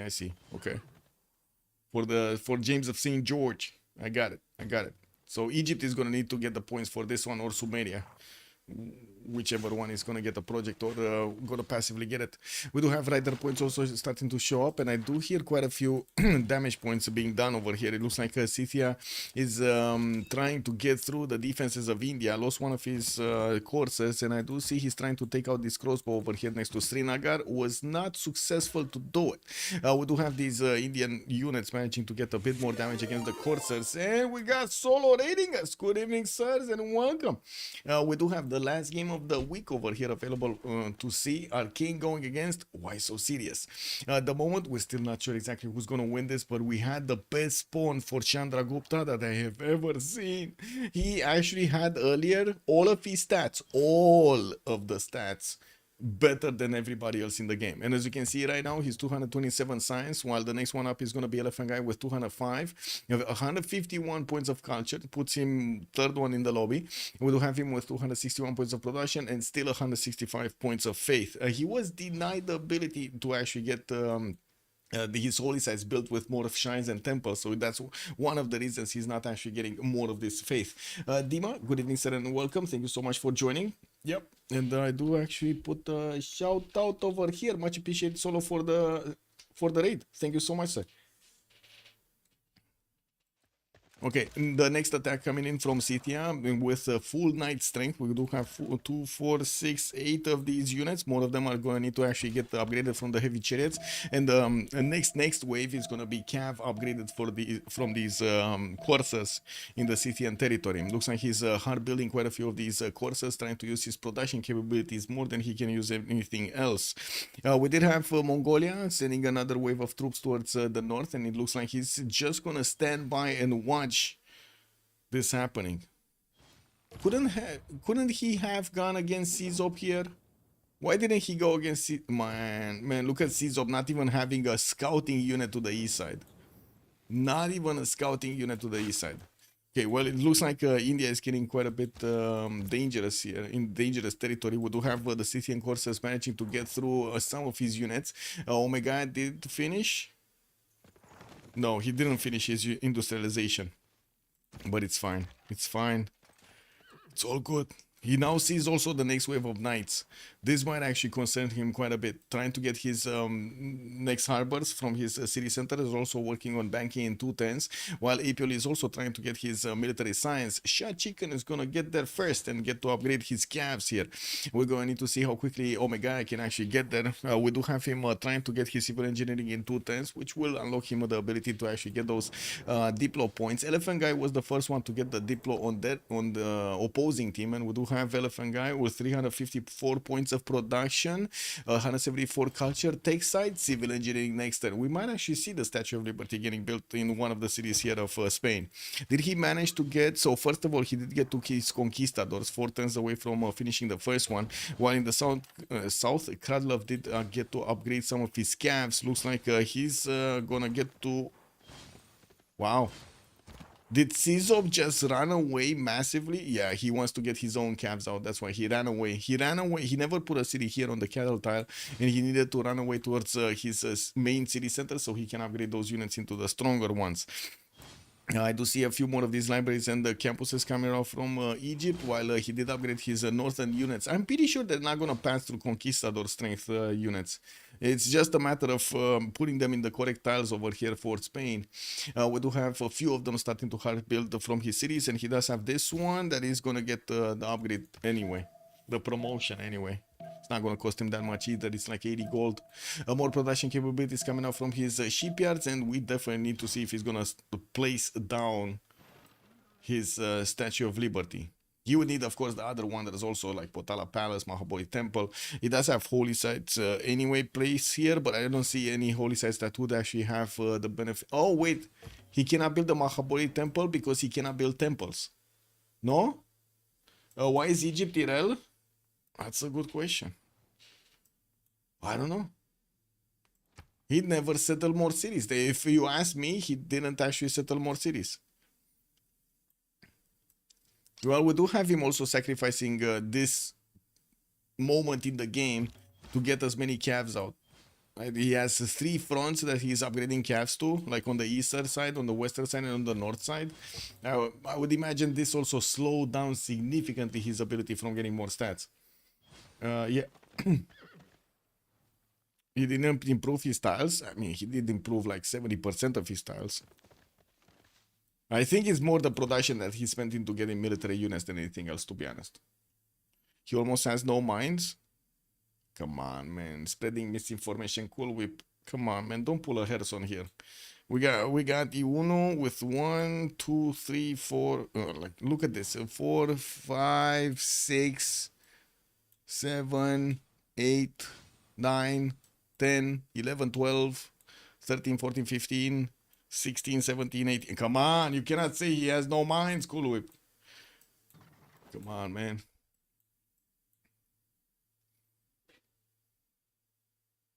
Oh, with only 4 turns to go until the switch of the era, 5 turns to go until the switch of this session, and we're going to need to see how it ends up over there. Now, we also do see Scythia did get pushed back from the main tiles of India back to the north of Srinagar, while those knights need to get out there. There is a city, Madurai, that is very exposed, not to mention Bangalore and Srinagar are not that defended at the moment. I would imagine Omega shouldn't be that far away from getting stronger technologies. He's getting industrialization in 1 turn, finishing up the civil engineering, while he doesn't yet have, I don't think he actually has the upgrade button on a Corsair, but I do want to double check if I find a unit. No, that's a heavy cav that needs to upgrade. I don't see another unit like a horse to actually check it, unfortunately. Anyway, we'll see. Less than 50 pop, I'd say. That's also a bit of a problem. Not that much production. Not that much food or production. Also, Muk, good evening, sir, and welcome. How did India give up so many tiles to Shah Chicken? He got surprised. He got some surprised, you know, stuff over here. Overwhelmed, the Shah Chicken overwhelmed his initial choke point defense and got through. While Omega is gonna get his military engineering next military science next turn. It's not only gonna have one single courser to upgrade from. What is this? Does he have faith? He's on 182 faith. Yes, Satan. What's up? How you feeling, bro? Hey, fatso. Come on. Come on, fatty. Come on. Oh my god, she got a little bit too big. Come on, we need to work on your gymnastics. Yeah, I need to actually run with her or something because she got a little bit fluffy. Yeah. Sue did have a lot of units. Wait, Sue? Oh, Sue, Shachikan, you mean? I got confused over there, man. I was thinking you're talking about Sue from CWC. Egypt also doesn't have a trade partner, to be fair. Well, yeah.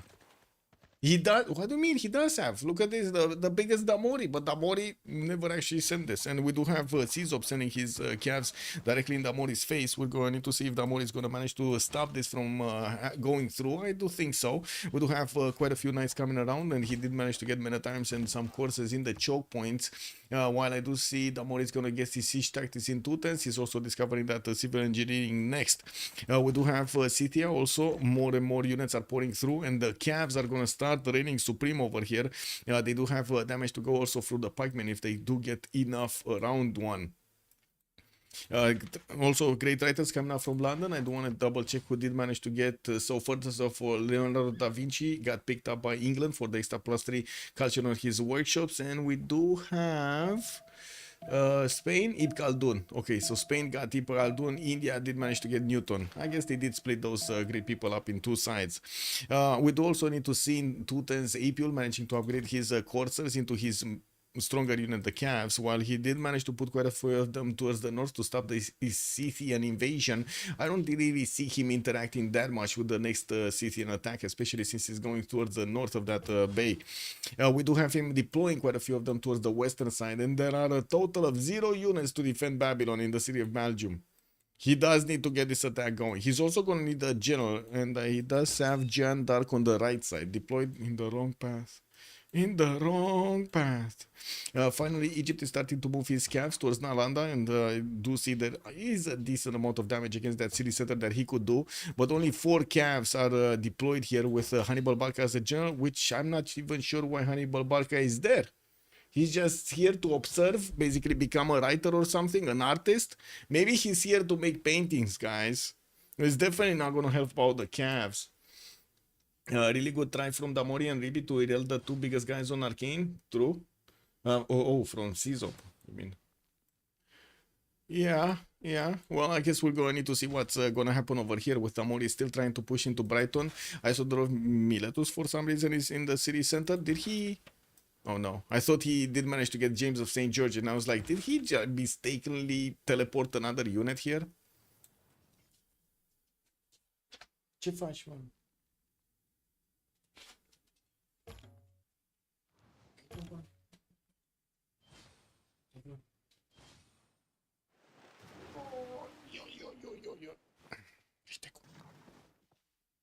Good. Okay, so Cavs did get off the water over there in the city of Brighton, while I do notice also Abu probably is deployed towards the north from Babylon. We're going to need to see Damori managing to get a few more production capabilities. He's already on 464, managing to get a lot more than his opponents.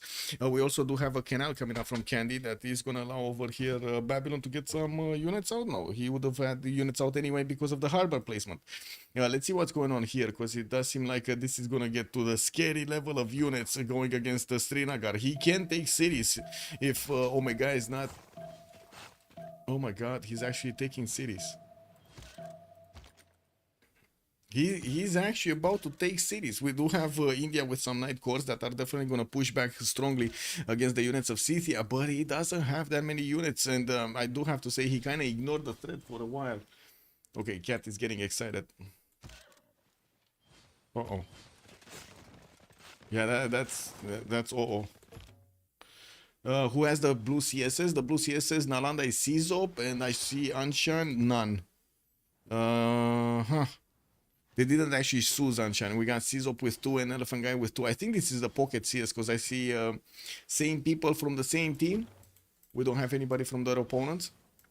Okay, Cavs getting into the borders of Srinagar. We do have a night core that did get in there, and it will put quite a bit of extra defense on the city of Srinagar, managing to push it up to 68 points with a 13 extra strength just from the garrison Knight. Now we do have these other units of Scythia trying to go through the Indian defenses of Bangalore and Madurai on the western side, and while the Cavs are going to need to actually start attacking into the city center, India is defending there with only these coursers. They do have the upgrade button on Cavs, and I'm pretty sure he's going to need to plug in the card so he can get these up. We do have a decent amount of gold on Damori and April, but Omega just doesn't have the gold. He did manage to get to 300 science points, and I do see him on 163 culture. We're about to also jump into the next era, and we do need to see who's going to manage to get the golden. Nobody? It's just Elephant Guy? It's just Elephant Guy? Wait, is he going to manage to get the next 2 points? He's also getting pushed, but I'm pretty sure the Conquistadors are strong enough to withstand the Cavs, even without General here. Is he going to manage to get the next 2 points? I mean, he must manage to get the next 2 points, no? Space, good evening, sir, and welcome. Is military score disabled, or why is 5 turning IZ? It's not. Yeah, it's not. Maybe he's the GOAT. Yeah.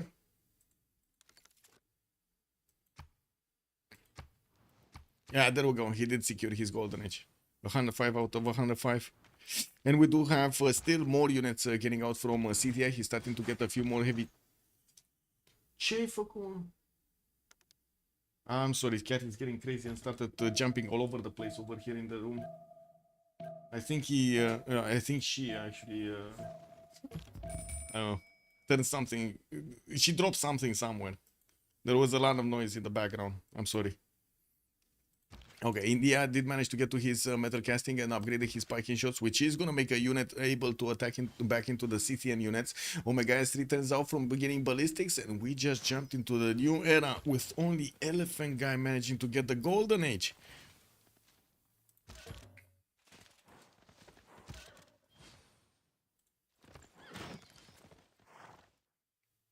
Arcane about to lose a lot of GPT?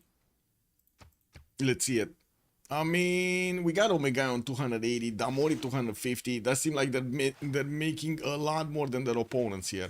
I'm not sure why you're saying they're going to lose GPT, because they're making so much more. I guess Omega is going to lose his extra trader capacity and a +4 gold. That's what you're talking about? Because right, he did manage to get it in this era. That's quite a bit of extra gold, to be honest. Crude Love minus 58. Looks like he did manage to get the attack going against Nalanda. Will probably take that city down. We do have Sumeria deploying a few defensive units to the east side, and it does seem like Krudlov is just gonna try to be a wrecking ball, just as Mongolia is gonna start going against Vatican City. Oh my, we got Mongolia here lashing out. Yeah, also no reform, true. Probably like 100 GPT gone from the traders. Let's see it. That is gonna be quite a bit of less GPT.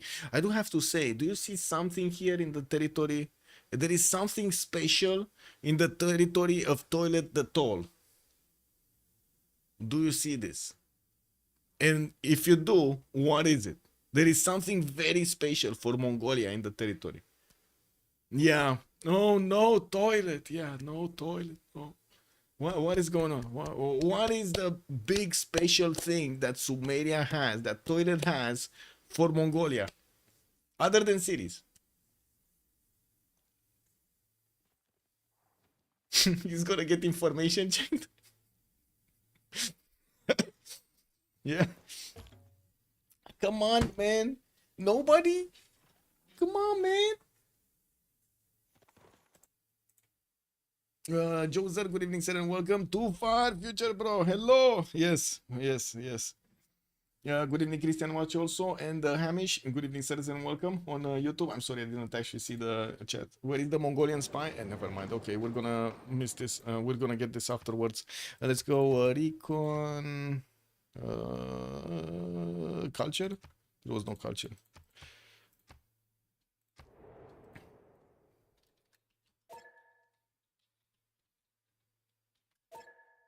Okay, there we go. And we're gonna be back in 2 minutes. Farms, you please. You bets got it. Farms, med packs, a lot of med packs. That's what is in Sumeria's territory. A lot of freaking med packs everywhere. Be right back.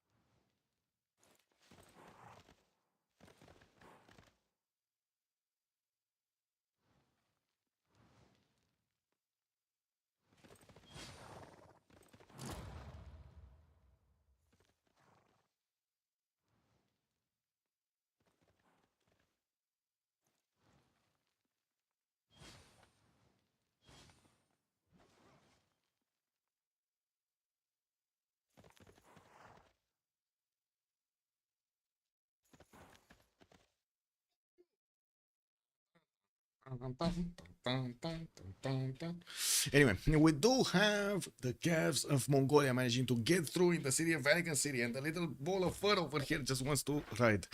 Looks like we do have also El Cid exposed to the elements over here. The Mongolian Cavs is angry looking at that one.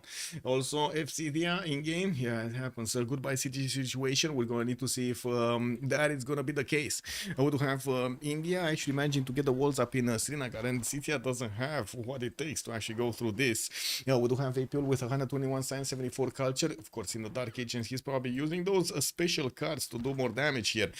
He does have a general for his Cavs, and it looks like he's double shotting the corpses of his opponents. Sumeria is gonna get his ballistics next turn, and he will get Cuirassier in the city of Vatican City, trying to get the ancient walls in two and building up a few more knights. Did he just give up on the builder? Yeah, he did give up on the builder. The K-Shakes are also gonna start doing some damage, not a lot of damage, especially against the Cuirassiers. Anyway, Omega Ballistics next turn with 312 science and 108 culture. He's in reform the coinage, and by the looks of it, he is putting a hell of a defense over here against Scythia. We do have him managing to get his CAF technology, managing to get the technology that at the moment Scythia cannot actually have a response to. Not even his CAFs are strong enough to attack into the units of India. We did have also the rollover of the Congressation. So now he can actually get, guess what? Shrines and temples. He's gonna be happy, and not to mention the wants. And we're going to see him upgrading his religion soon. He does need to keep investing into his units in the north, and he did upgrade the Cuirassier Corps. I do also notice a trebuchet. One single trebuchet is being sent by Scythia to finish Srinagar down. Man, those boys must be on something over there. That's a lot of copium over here on this one trebuchet. Is it just me thinking this is a lot of copium on that trebuchet? The one single trebuchet against an 82 strength city? I think not, no? I think it's not just me, no? Anyway. We do have Krudlov with 141 science, 50 culture, and I do see he's also in a Dark Age. He did manage to get the upgrades. Where is it?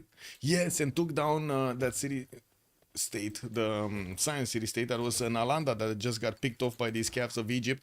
He's gonna start attacking to Sumeria from the east at the same time as Sumeria is getting attacked from the west. And oh my god, Omega is getting in with his Cavs and the Cav course to pillage every one of the tiles of Toilet. Toilet is not happy. If we would see his face right now, he would not be happy. Now we do have also to take a look at Damori, 221 science, 150 culture. He was getting pushed a little bit by Babylon, but then when he did manage to upgrade his Cavs, Babylon stopped. He also has some line infantries that are going to hold the chokes over here. Not even cores, but they do manage to get enough damage to stop the Cav cores from pushing through. He did manage to finish Forbidden City, and I do see Oracle.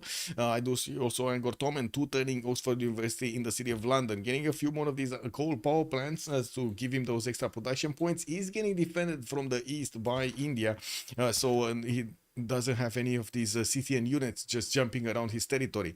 Got to also jump up to 733 points of production and 181 gold. It does look like he's prepared for the next stage. Shad Chicken also only 76 science with 56 culture. Yeah, he's still in the Dark Age. He went normal age last time, and of course he couldn't manage to bank up on that much culture from it. Elephant Guy 357 science with 98 culture. I think the biggest question is, can he win this game alone? Can he do it? Seizop 186 science, 86 culture with Dark Age minus 44 gold. They're starting to actually bleed a bit of gold, but so is Krudlov, so you know it's kind of equaling itself out. Seizop does have a lot of production, 361 points of production with quite a few Cavs that are attacking into the city of Borsipa right now. Krudlov is managing to pillage these mines, not to mention he's getting the med packs down from the farms next to Borsipa. Toilet de Toll 222 science, 124 25. Ce faci, mă? Yeah, this is what she's doing, man. She's just grabbing. She just wants attention everywhere. Yeah, we do see 390 points of production here on Gilgamesh. While his cities are starting to be attacked, it looks like Sumeria did upgrade I would say a decent amount of cuirassiers here. Mongolia will get to core up his Cavs, making them stronger, making them take a few more hits from the units of his opponent of the cuirassiers. While I do see field cannons are starting to come around. He only has a single one upgraded in the city of Ur.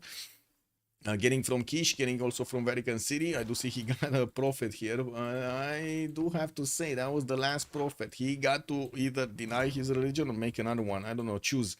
400 points of production also. I do see on the right side that these calves are going to be met by some piking shots, which are going to be quite strong to actually withstand the calf attacks. And we do need to see if, Baypul is going to send more units. Doesn't look... Oh, I see where he's sending units. He's sending units to Babylon. Yeah, he's sending units to Babylon. While Babylon did manage to get a cav core here, he's also going to get a few more knights. And I do see he does have more reinforcements on the way with at least 2 more cavs and more knights being put into the build queues here. Now, he was a little bit tickled in the city of Borsipa by his western opponent Kralov. Although he didn't manage to do that much damage against the city centers, he did manage to pillage at least 7 tiles that I can see. Looking out over here, looks like Scythia is gonna reposition to try to take out Venice since he's getting pushed by the cuirassier corps of his opponent. It seems like Shah Chicken is just waiting room to get tanked over here by Omega. We got Omega 2 turns away from refining, 4 turns from getting also scorched earth over there. I do see him on 940 military strength, while Shah Chicken definitely has the bigger military stick here, or I should say number, with 1600 points on his side. It does seem like he's not managing to push through Omega's defenses. Athena. Don't get me wrong, I'm happy that she's working out. You know, I'm very happy that she's working out. She got a little bit fluffy. I'm not happy that she's got a little bit fluffy. And yeah, she just came to show her tail. Show us her tail. Because what? Why not? This is the famous tail showing of the stream. Bam bam. Okay, more pillages done over here by Mongolia into the cities of Toilet de Tol. He's not, I do have to say, he did drop down under 200 science. He switched a few cards to get the production and upgrades on his units. Now he's also he's on 191 science. It's not like Radlov does have that much on the other side, and we do need to see if Kralov is actually gonna do something here into his opponent territory. Definitely gonna want to go for the pillages. Already got one of these mines. Might actually get also the aqueduct over there. Got a mine and got a commercial. Oof, he's just taking everything with him, man. It's giving time for England to actually get a lot stronger, and we're probably gonna see England here go for his planes, not to mention nukes. He's already on 462 points of production. Not that much science, not that much culture, but a serious amount of production.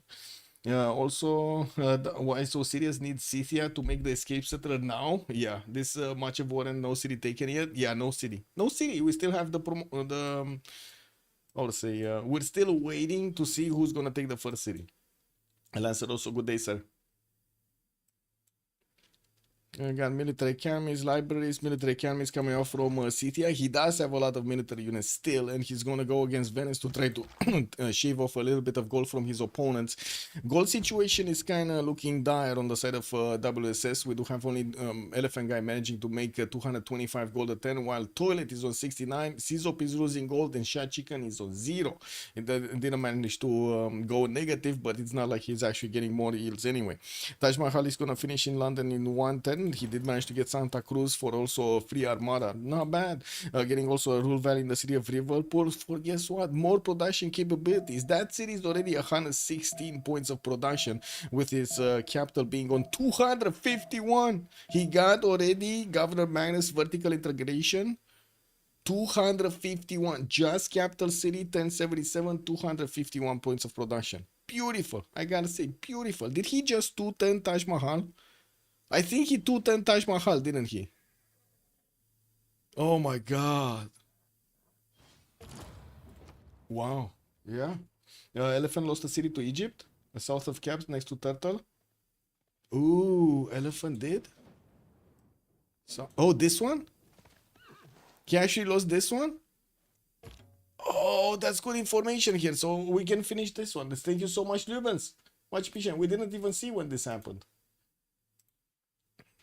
Thank you. Let me actually finish the prediction. So it was Arcane, no? Arcane that did manage to punch through. Yeah, Arcane. And now let's put up the win prediction. Let's see. Who will win? And we do have on one side Arcane, on the other side we're gonna have W or Y. So serious. There we go. Let's put it for 15 minutes because we might not have that much time anyway. Happened start of the third era? Yeah, it might have happened. Oh, it might have happened when these Egyptian calves just went through. Okay, I got it. I see. I see. It looks like also the Mongolian cav core units in the borders of Sumeria didn't need to actually retreat. And from what I do notice, he's sending a few knights through the choke points towards Scythia to see what's going on over there. I think those are just keeping the tiles in check.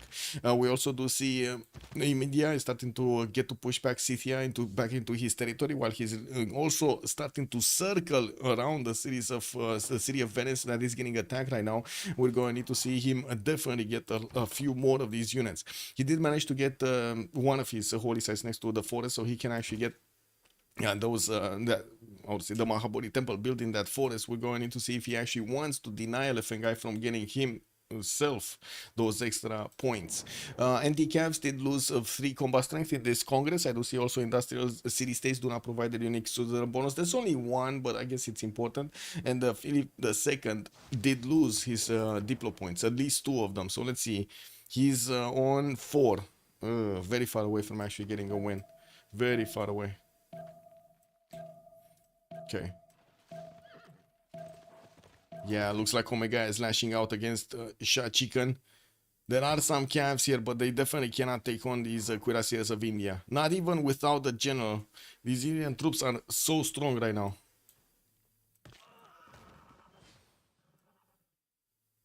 Wow, Venice is gonna get a pikeman. Keg W, man. Wait, what? How did he... Whatever. It was 110 to get a pikeman. I have no idea how Venice didn't get the pikeman out. It is what it is. Yeah. Oops. You know, stuff happens. Stuff of dreams. Alco, how does he have a 700 production? Holy mo... Yeah, I know, right? I know. Now he's 819.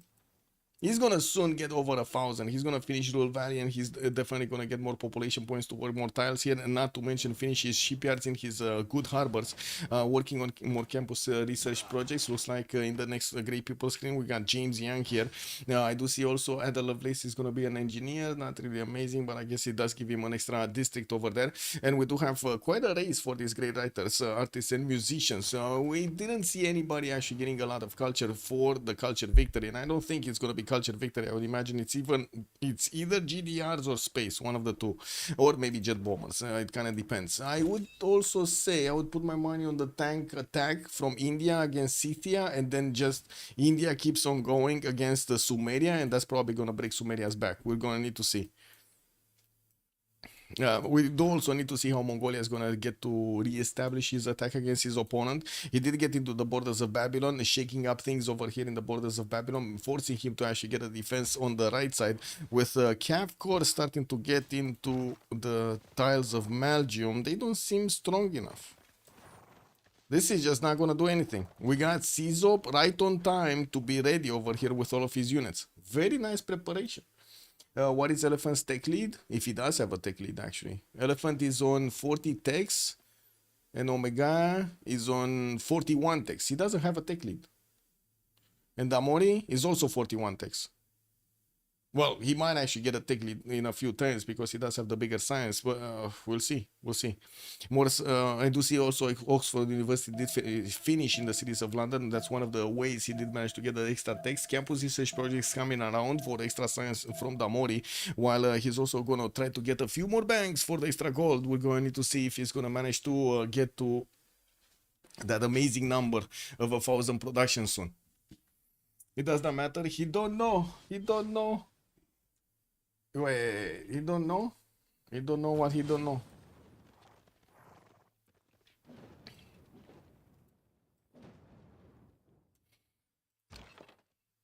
Okay, so Sumeria's fine, just got a few pillages, especially his campuses here, which actually did give quite a bit of extra science to Apiol, managing to get relatively close to tanks. He's only finding in 110, while he's gonna get boosted over there to tanks by Omega. I do have to say, Chandra Gupta doesn't seem like he's gonna be that happy going for tanks immediately.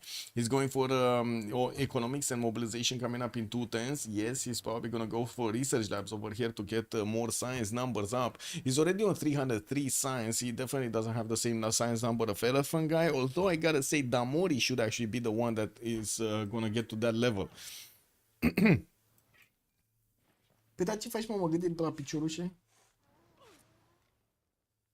Wow. Did you guys know in Denmark it is kind of forbidden to actually say little feet? I found out myself like a week ago. I didn't know, man. I didn't know. I don't know why you would actually ban that. Why would you ban saying little feet, man? Snoodle, good evening, sir, and welcome. Your money is on WSS, okay? So you think Elephant Guy and Toilet are gonna come out of this, and of course Sizop actually managing to take down both of his opponents while he's getting attacked massively from both sides. He's trying to get his production capabilities higher. Banks coming up in Mari, and we do have some morning camels set up. Spain will get extra strength against everyone. Yeah. Not gonna matter though. Like, why do you think it matters? I know it's because of the, how to say, the religion difference, no? Is it gonna matter? Because he's gonna be 1 versus 4. He needs to get the gold, he needs to get his own production up, and he's gonna need to get everything for himself. Not sure if that is gonna be a good procedure here. If it's a GDR versus GDR fight, same level. Ah, I see. Wait.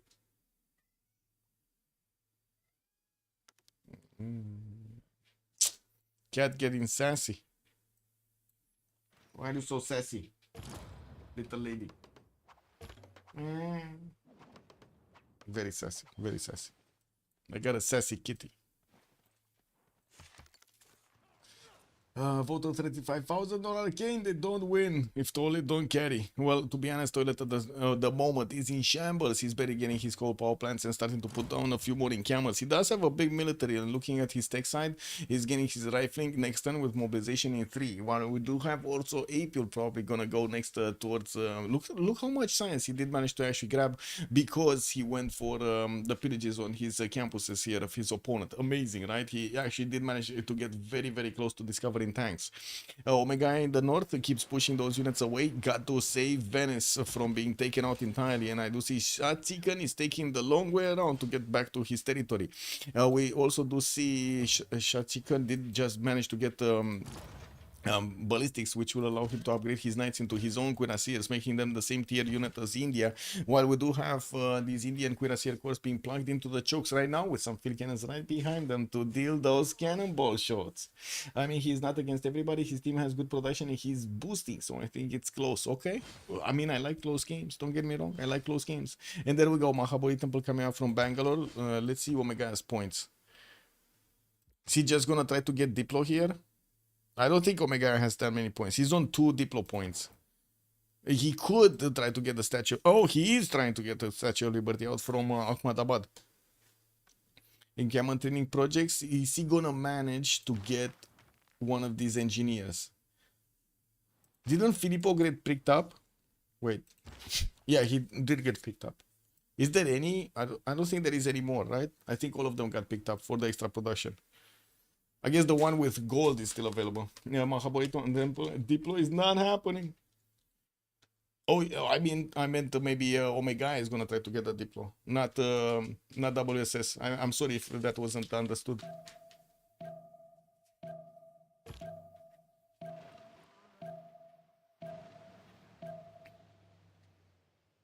Okay, Campus research projects coming in. Looks like CZOP did manage to push back his opponent from the eastern side. Mongolia just has these caps right in the face of Babylon. That's about it. There are some Indian privateers that are also sitting next to the Babylonian units trying to do some shots, while 17 tends to get Statue of Liberty in Ahmadabad. That's a long time.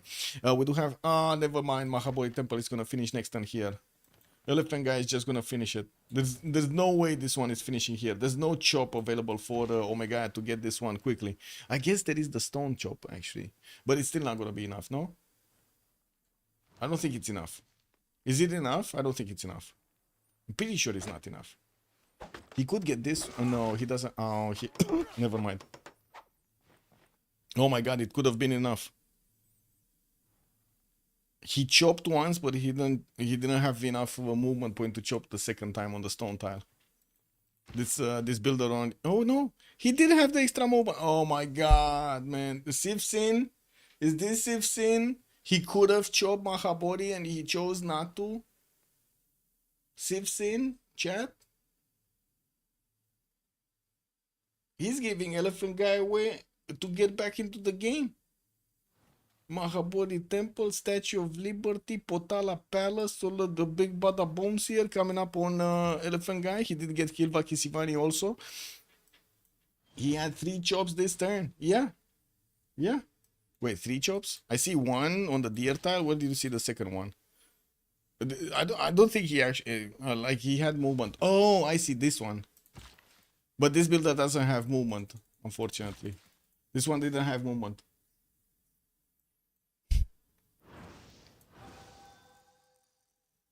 So yeah, this one on the stone, this one here, this one improved the mine, and that's it.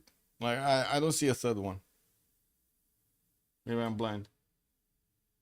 Oh, Eco Supremo already over there. Red flag, red flag.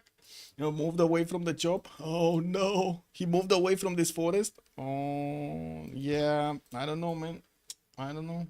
Yeah, this is what it is. Okay. Not that many more units coming out from Mongolia, and I do notice Sumeria is going to try to push back his opponent here with some Scythian units right behind him. While we do have Mongolia starting to get his military economies to hard build his cores at the moment. I don't think he's going to have mobilization for some time. He's on Scorched 13-3. And from what I do notice, India... he's just keeping his units next to the city of Srinagar and a few units next to the city of Venice, so he doesn't let that city go down. Damon is going to discover his chemistry for the research labs to come around, and I think Mahabodhi Temple has just finished. And look at the beauty. Look at the beauty next to the mountain. Wait, is this just me, or the tip of Mahabodhi Temple is bigger than the tip of the mountains? Kind of looks like that way, no? It kind of looks like one.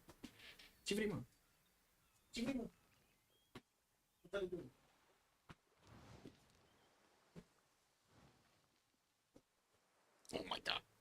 Cat being really fussy today. It's just me? Okay, it's just me. Got it. Got it. It's all good. It's just me. The tip is kind of long over there. It's a long tip. Okay, we do have Cordoba also being settled over here by Elephant Guy on the right side to get into the waters of, guess what, of Babylon. Now, we did have Egypt also sending one of his settlers here. Interesting. How did he get this settler here? Or is he... Oh, I see. I think he's actually trying to save himself actually from getting attacked soon by Babylon. We do have Babylon still not actually getting enough units in Borsippa. He did place quite a few of them in Belgium to keep away these Mongolian units that just went into the water. We do need to see when they're going to disembark and who are they going to attack. It looks like they might actually disembark on the right side of Mari. And nobody's going to be the wiser. I don't think Sizop actually had vision of these units getting into the water here. Looks like also we do have a few encampment training projects coming out from Apul. It's very important to get the modern generals here. The next one is going to be an industrial modern one, Dandara. While I do see also the merchant screen and Lovelace is going to still be over there for the engineers. Nobody's jumping up to get them. We also do need to see if Scythia is going to manage to upgrade his next units. It will be quite expensive for Shachikan to actually get it himself. And looking at the goal pattern... Elephant Guy does manage to make 274 goal points, while Toilet is 96. Nobody did jump up over 600 production, while we do have Arcane managing to get 2 players over 600 production, with Damori about to breach the 1000 production number. He's also managing to get those research labs up soon, because he was discovering chemistry next turn, getting his swords for the extra amenity, getting more food markets, and building up his university count, getting new campuses from Stock upon Trend. I'm pretty sure his science is going to explode soon, with probably two turning most of his science buildings in all of his districts here. In all, yeah. There we go. One turning research lab, one turning research lab. How did he manage? Liverpool is 136 points of production. Okay, definitely not the same level as London, 282 points of production, but it's a strong city, I would say. What's the tech count? We got Damori here with 44 techs. Omega is 45. Toilet 40. Elephant Guy is 45. So looks like Elephant Guy did manage to tie up the text with Chandra Gupta, while Chandra Gupta doesn't manage to get a little bit less science. He's going to discover his research labs, and that's a very good question. If Elephant Guy did manage to get his research labs, let's actually take a look at one of, yes, he did. Look at that. They're getting built right now. Slowly, you know, he's getting to 3 turn them. It's definitely going to be faster on Damori, and we're going to need to see if that extra production is going to give Damori the edge he needs to keep up with the necessary techs.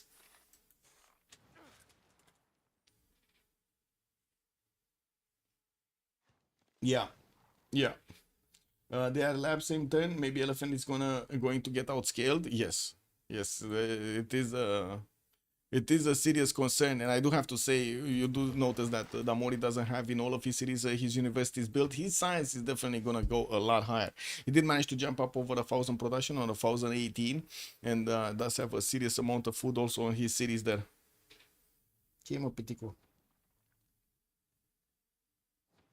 Okay, she started. How do you call this in English, actually? Purring? I think it's purring, right, in English? And she started purring. Just wanted to sit in my lap. It is what it is.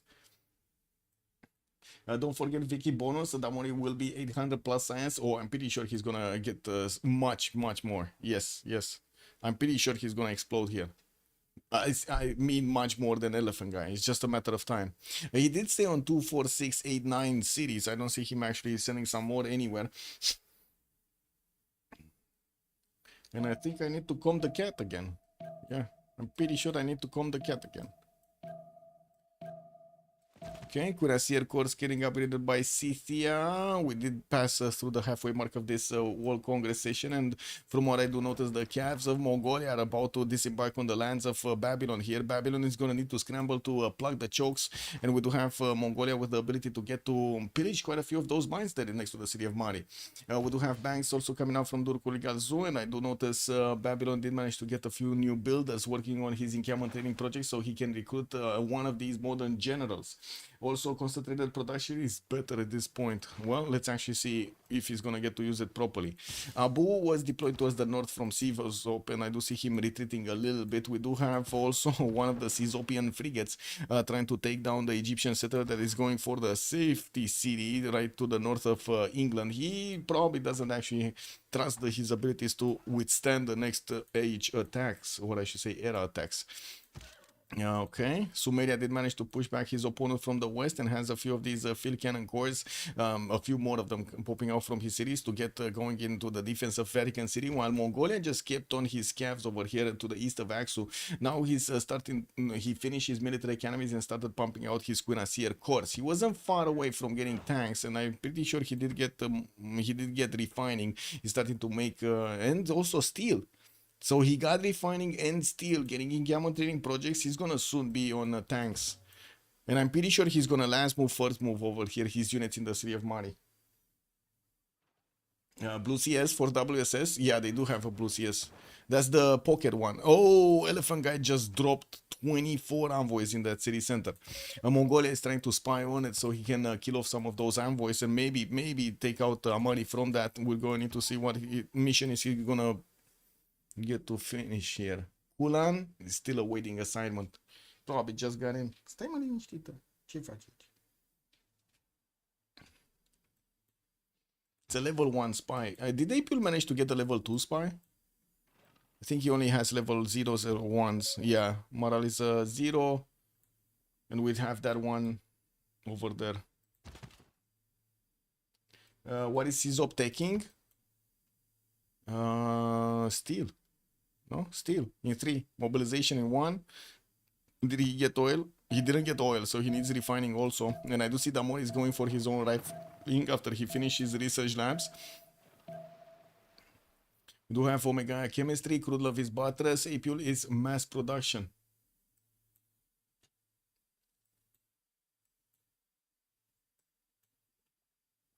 Okay, 2 times military academies coming out from India, and we do have quite a few armories also going into his encampments here. I do see he did manage to build 1, 2, 3, 4, 5, 6 encampments in total in his empire to get those extra oil points from the military academies. Not to mention have the ability to actually hard build his armies.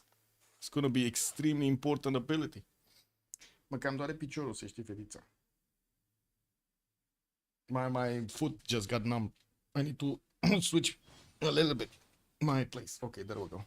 Oh my god, this is so weird. Actually, when I sit too much in a single position, and usually I sit with my feet underneath me or something like that, do you know this sensation that your feet just goes numb?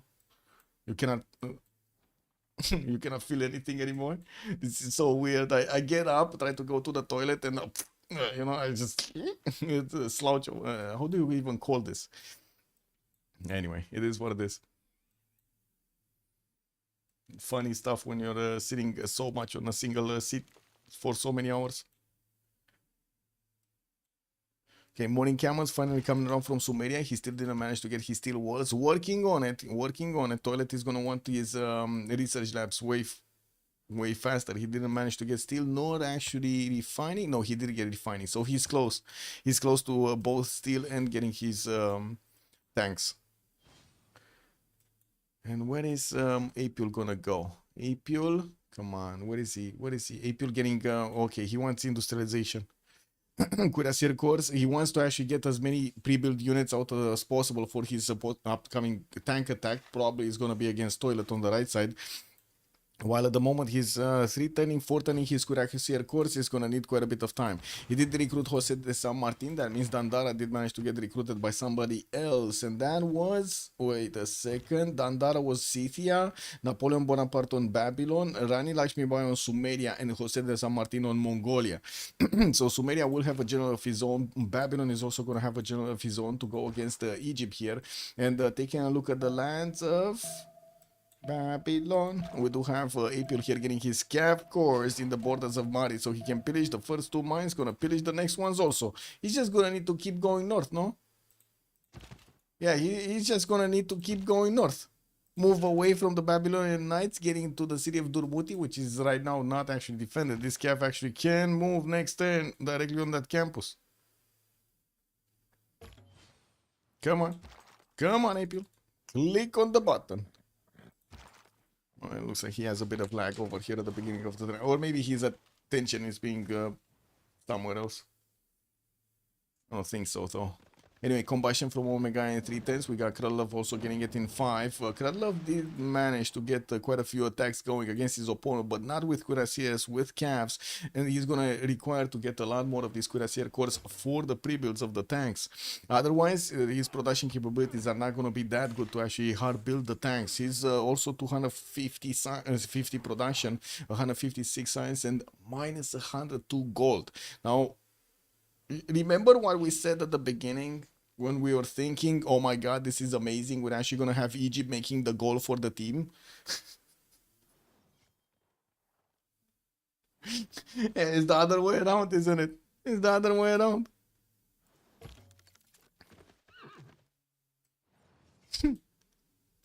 Oh, these campus research projects. Namori did jump up to 489 science, but so we do have Elephant Guy on 570. I would imagine they're fighting for Einstein here, and we're gonna need to see if they're gonna manage to get the points to go through Alan Turing and then get to the big guy. We did have Charles Darwin also picked up by Mongolia. Looks like Marco Polo also was recruited by Mongolia for a free trader unit. While at the moment at the Great People screen in the engineers, we still have Ada Lovelace. 840 points to actually pick up Samori Ture as a great general here is gonna be insanely expensive for them. Okay, how fast is City gonna get? Oh, he's barely getting steel. Did he get refining? He still didn't get refining. So he needs steel, he needs refining, and I'm pretty sure Omega is gonna get to his combustion much faster. The question is he gonna upgrade tanks when he's gonna get there? That's the big question. What do you think? Is Omega gonna lash out with tanks against City? Or is he just gonna sit in his little corner and try to actually get the win somehow else? He's still building up the Statue of Liberty in Ahmedabad to actually deny it from Spain. Spain did manage to get the Mahabodhi Temple, but I don't see him actually getting his Statue of Liberty anywhere. He's getting research labs for those extra science points, getting his also steam power next turn. While Damori, where is the science on Damori? Oh, still needs to build up quite a few of those research labs.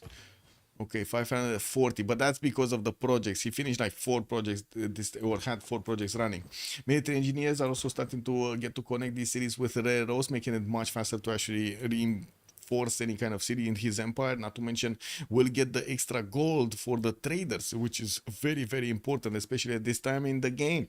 We don't really have why so serious with the ability to sustain a very big army, especially a tank, very big tank army. And we're gonna need to see them adding a lot more gold on their side. Gilgamesh, Sizop are barely making 30 points a turn each, and they didn't upgrade tanks yet. Just wait until they upgrade tanks. It's gonna be a problem, a big problem.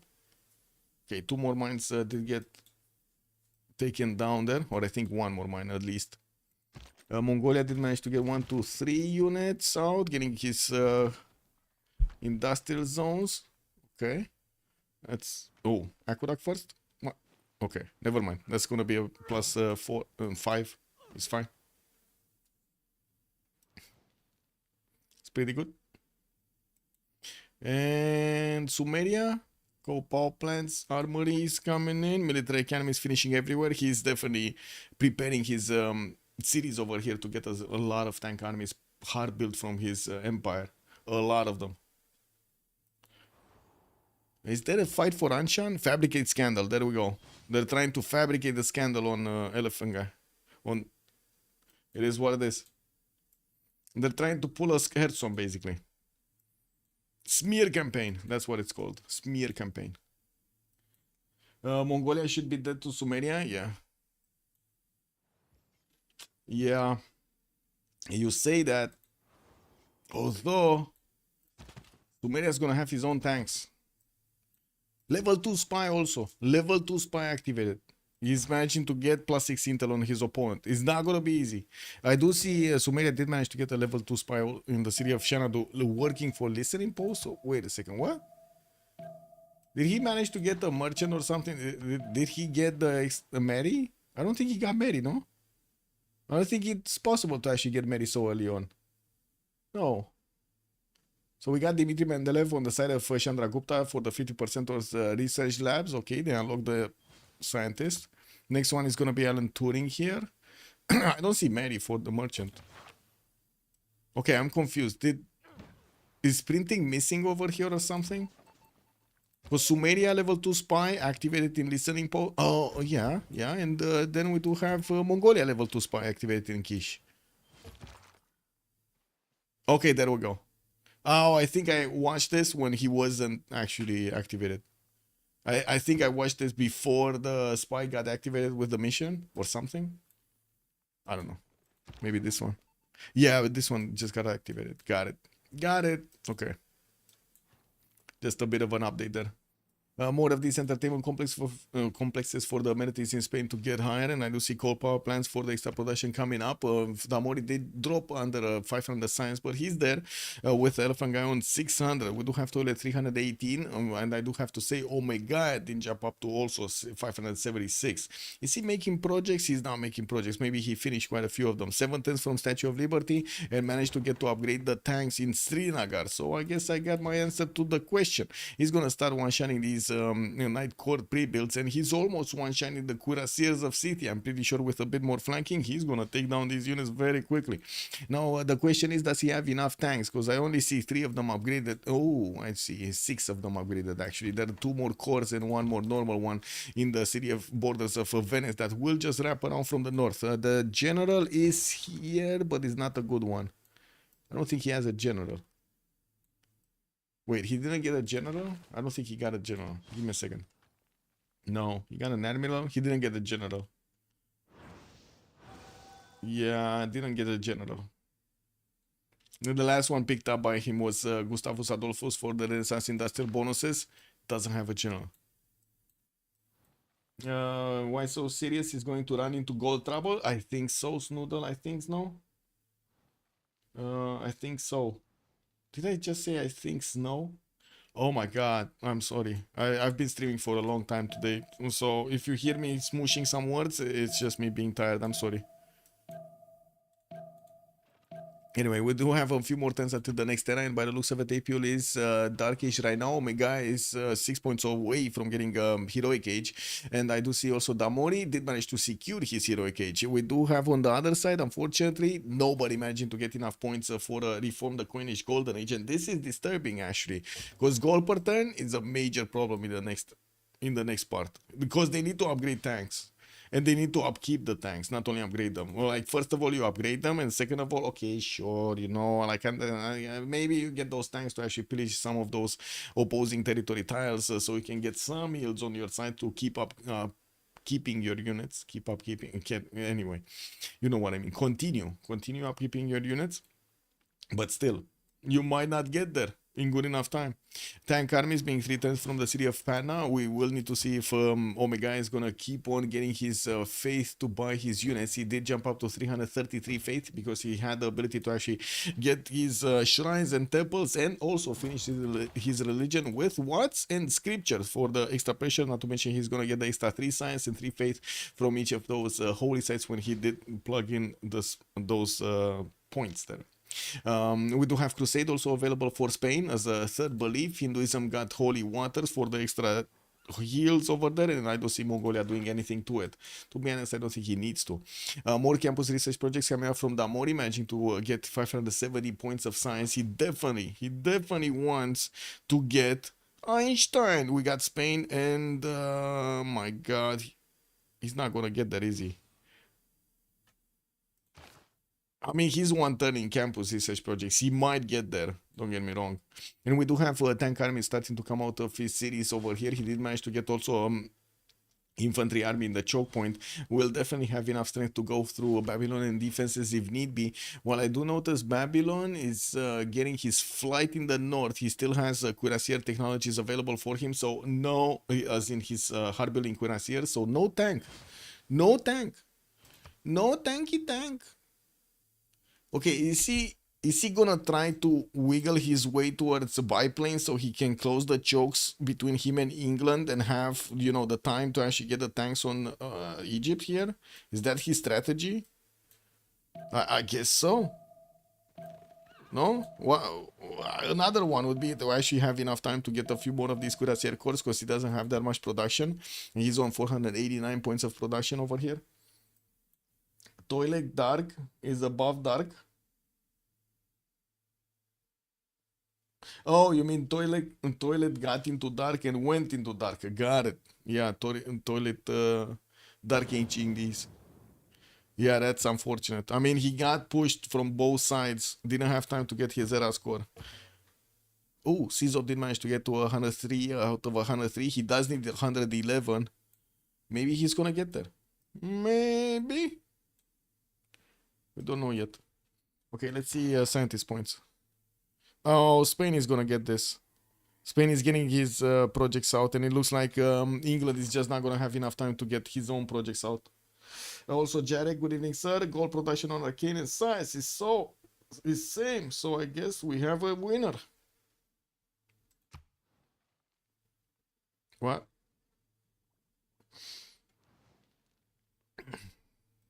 Yeah. I guess we'll see who the winner is. We do have the tank armies of India starting to get into the borders of Scythia here from the north and from the south. Looks like he did manage to army up one of those tanks, and he's gonna start one-shotting all of the units that he can get his skids on. Wait a second, are these actually skids? No, those are helicopters. His tracks on. Got it. We do also have a new encampment coming up from Srinagar, and I do see a military engineer is building up the railroads towards the front line. I would imagine all of these new tanks, the new tank armies, are gonna get there very quickly. And the question is, how quickly can Shah Chicken get to his own tanks? He's 3 turns away from refining. Did manage to get steel walls, so he's just about 1 tech away. He just needs combustion after refining, but 3 turns for refining, then probably another 4 or 5 turns to get combustion. Not easy.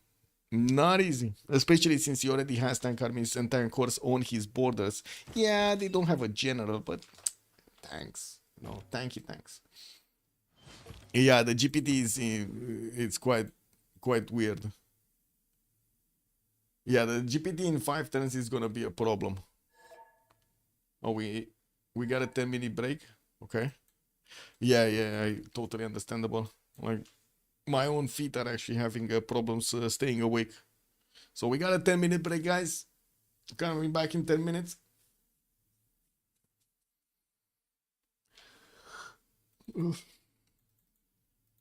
Let's put this up. Start.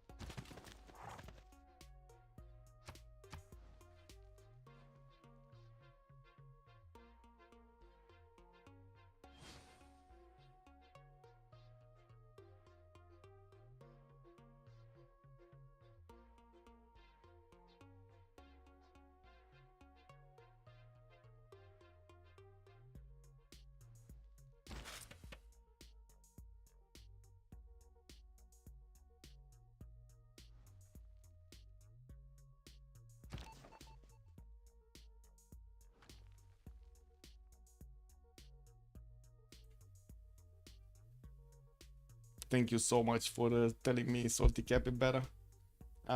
Yeah, Circle of Shame, man. Circle of Shame. Yasushi, good evening, sir, and welcome. And also, good evening, ma'am. Salty, how are you doing tonight? Yeah, I'm sorry. I was muted. Yeah. First game, yeah, first game.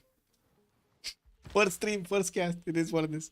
Anyway, I was saying that we will see a possibility of getting the nukes from Damori quite close to his opponent over here in between the cities, so probably next to a CAD. He can settle a city and start nuking down his opponent with missile silos. I do see Elephant Guy is covering rocketry. We might actually see him start to place down his spaceports here. That's an aerodrome, okay, not a spaceport. He does have two flat tiles right next to the city of Madrid to get those down, and quite a few aerodromes are coming out.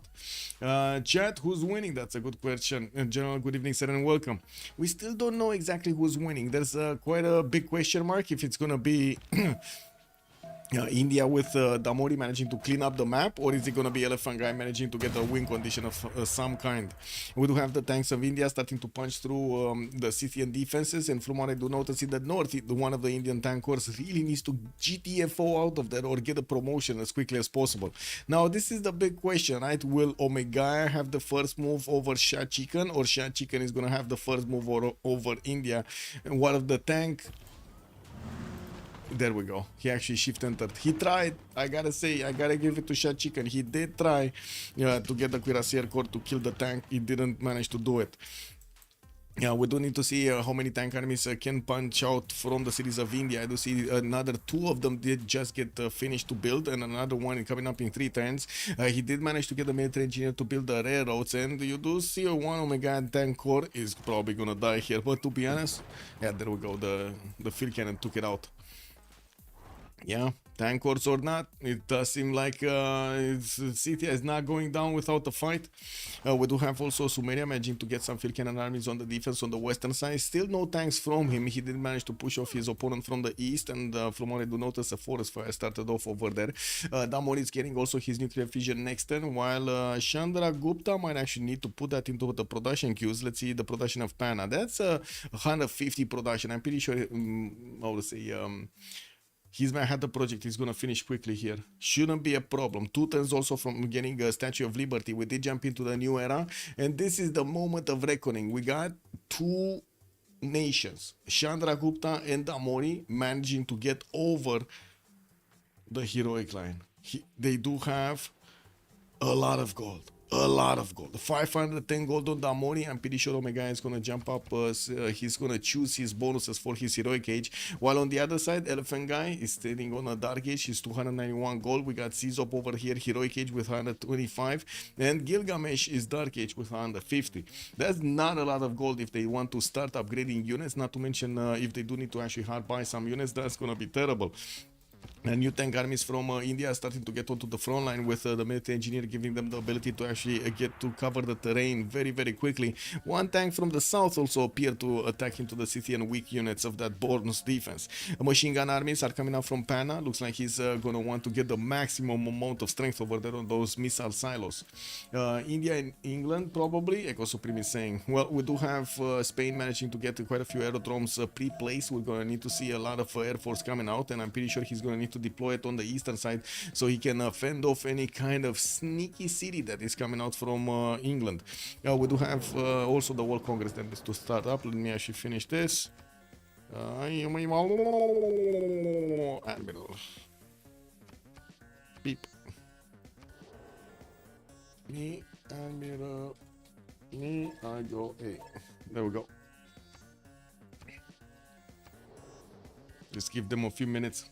We just went on a pause, so I don't think it's necessary to go on another pause.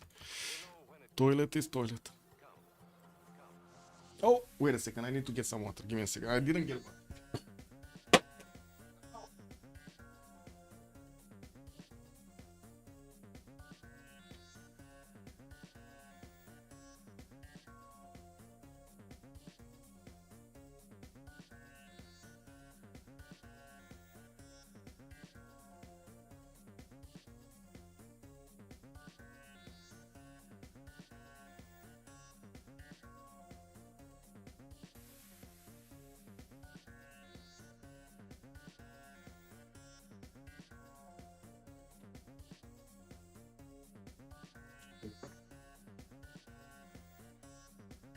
Weird day, man. Weird day.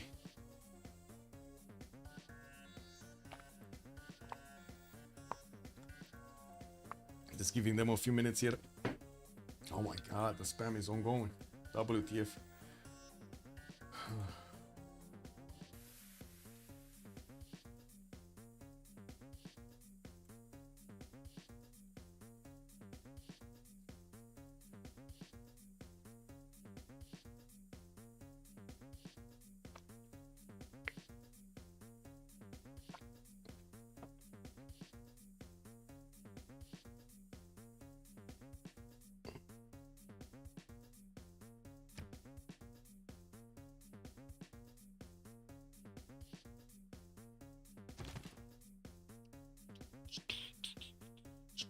What happens here? Oh, tanks upgraded from Mongolia. 1, 2, 3, 4, 5. Not that many though. Chiam training projects. Didn't he need like 840 points? Okay, he's close actually to getting this Samoriture for the modern atomic. So he's gonna have also one of these DJ generals over here in the modern age. Okay, what did happen here? So 20% faster population growth on Philip II. No points for the engineers, and Philip II did manage to gain the 2 diplo points. He did also get to build the Mahabodhi temple, and looking at his point screen right now, he's on 11 out of 20. He still needs at least 2 more congresses to get there, and well, that's with assuming he's gonna get all of the points. It does seem like India is chewing through the defenses of Scythia relatively quickly. Shah Chicken is getting his combustion in 3 turns, and we do have new tanks on the way with 2 more tank armies, 3 more tank armies in the build queues. 2 of them are gonna get out in 2 turns, while we're gonna have new military academies finishing here. It will give more of these cities for India to use for his army production. His military engineer is also about to finish the railroad towards the front line here, and we're gonna need to see if the tanks are gonna reign supreme against Scythia. Right now, they're kind of doing so. He needs to stay away from the city centers, where of course we do have quite a few field cannons attacking into the tanks. There are promotion points that India can actually spend to get back that health of the tanks. Okay. Let's see. Tank attack against also Sumeria here. We do have Sumeria. Where is Sumeria? Getting his chemistry. Oh, he has the upgrade. It's just a matter of gold. And this is the major problem on their side. Gold is going to be a major issue here. They're not making that much gold. We do have Omega managing to get 345 per turn. Damon is 552. I do see Elephant Guy is way above the others in science. 815 science points, getting to repair his factories in his capital city, and also placing down more hangars in his aerodromes. Trying to get the Statue of Liberty. That's not going to happen. 6 turns away from finishing. This is going to finish in Ahmadabad. So, you know, he managed to win the Mahabodhi temple away from Omega because Omega made a mistake. But then the Statue of Liberty got snatched over here by Omega from his opponent, denying him from those extra points from actually getting the win. I didn't see Potala Palace being built anywhere, but I do want to double check if it was built over here. I don't think so, though. Was it? No. Is this University of Sankor? Yeah, no Potala Palace. Was it actually built somewhere? I didn't see a notification. Like usually I do get like my eagle eyes to actually see that. I don't see it anywhere. Maybe here? No. Do you guys see Potala Palace? I don't see Potala Palace. I don't see it anywhere. So there still is an extra point available for somebody. Somebody somewhere. Anyway, I do see also England is starting to deploy his fighters against Babylon. We're going to need to see the biplanes getting into the next tier upgrade, of course, into the fighters, while Damori just finished his nuclear fission. We're also going to need to see if he's going to start off on Manhattan project. I do see India did pick up one of the engineers, and now they cannot pick the next one. So the next one would be, anyway, Nikola Tesla, probably not the best one that he could get.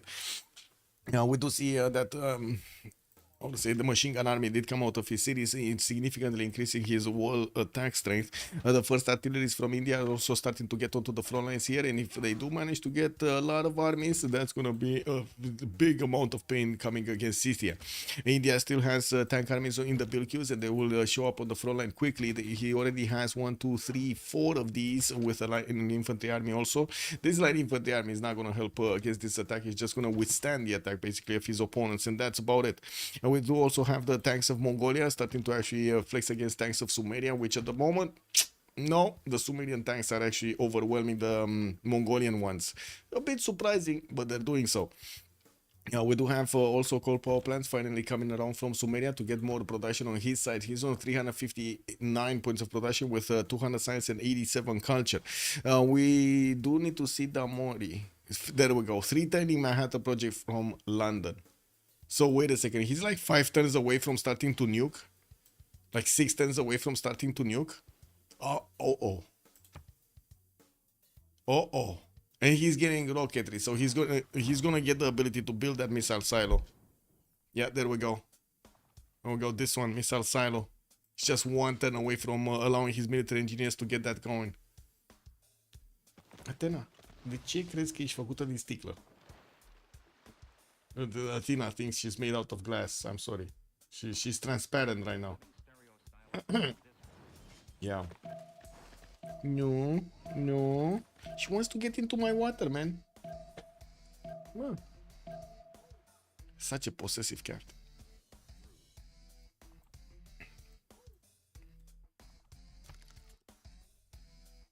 Ooh, where did this come from?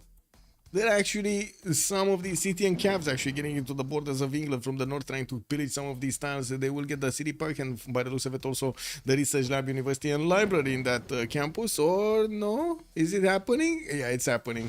That is gonna get pillaged. That did get pillaged actually, just the university and the research lab. 2 turns for Manhattan project. I do see Sumeria does have a spy over there. Should actually see this happening, while we do have Egypt trying to get another one of his safety settles towards the north. Incredible that we didn't have anything coming against him here. We also have Babylon starting to get his tank armies. He does have a few of his biplanes in the air, and of course we do have to mention that the moment Damori doesn't have his own fighters to actually flex with a higher strength unit against his opponent. Mongolia is probably going to need to retreat here from attacking into Sumeria, trying to get around and also trying to see if Sumeria is going to have more units to flex on his defense. Sumeria getting his Alhambra for an extra military policy slot in the city of Uruk. He's also getting quite a few of these research labs in his city, so he can add more science points on his empire. He's on 367 right now with 160 culture. Well, we're going to need to see when the nukes are going to start flying, and of course how quickly Chandragupta can actually punch through the Scythian defenses. Scythia is 1 turn away from getting his combustion. He's going to have tank cores upgraded if he has the money, and I do see he's on 3. Oh, they might not have the gold for that many tanks. No, that's a lot of tanks that he needs to upgrade, and I think he's just going to get to upgrade like 3 of them. Anyway, we'll see how much gold they deploy over here. And do we have Chandragupta starting off? Why is Chandragupta not making his Manhattan project? Getting to build another holy site in Srinagar. Hyderabad still needs to work on something, trying to get the flood barriers in the city of Delhi, which is going to protect these tiles, including the encampment that he has in that city center. That's 5 turns away from finishing. Is he going to finish it before the... Oh, no. Next polar melt expected in 4 turns. Next sea level change expected in 4 turns. And this flood barrier is finishing in 5. It adds more production to it, and unfortunately sometimes you just don't manage to get it. And how did he never upgrade an amber tile with the Monumentality Golden Age? Okay, maybe he wants to chop that, I don't know. Okay, let's see the first turn. I do notice they gave as much gold as they could to Shad Chicken, and we're going to need to see how quickly he can actually upgrade his units. We did see he has a good amount of early advantage here from his opening of the turn.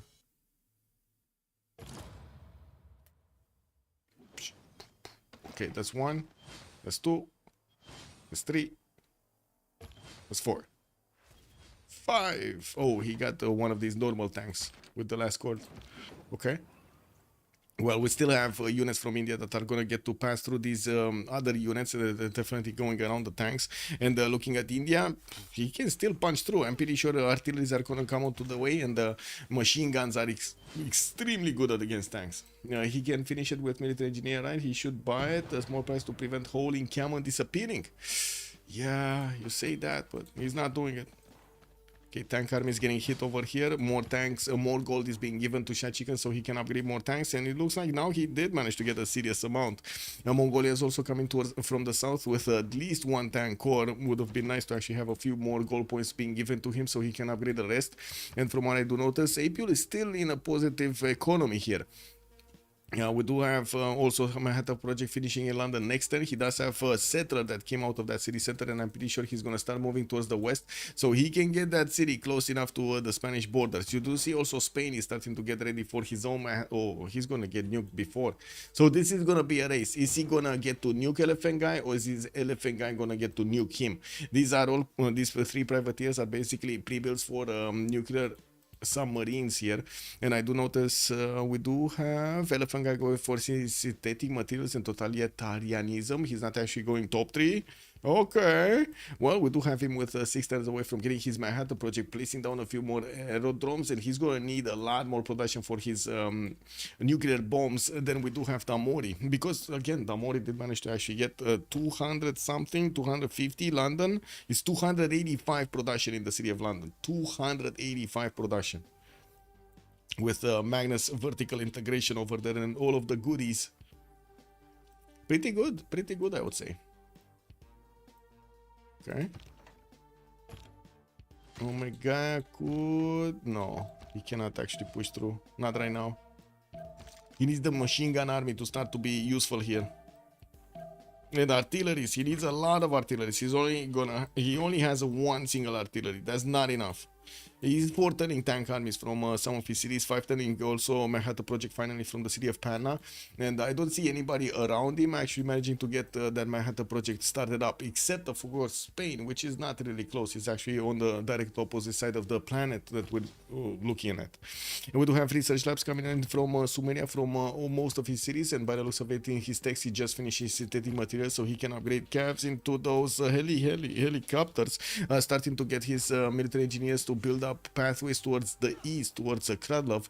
While I do notice Kradlov did put a few units in the face of Spain, we didn't actually check the interaction between him and Babylon. I do see Sizov did manage to upgrade his own tank armies here in the defenses of Borsipa, while Kradlov still has like Cav takes over here and some tank corps, but they're definitely not numerous enough to actually go and take down the units of Babylon in good enough time. There is also a Babylonian battleship armada that is helping out with this defense, dealing enough damage against the tanks to scare them off. We do have also tanks and military engineers starting to also go towards the western side to get closer to the cities of Spain here. We're going to need to see if they're going to get spotted. I'm pretty sure they're going to get spotted. Look at the nerve of this guy. Theodora, the archaeologist, is going on the front line to get an antiquity site and nobody's stepping on it. Wow. Whoa. I mean that's on the same level. Is it on the same level as we had Toilet building Colosseum, chopping Colosseum in the face of Mongolia at the beginning of the game? It kind of seems like it's on the same level, no?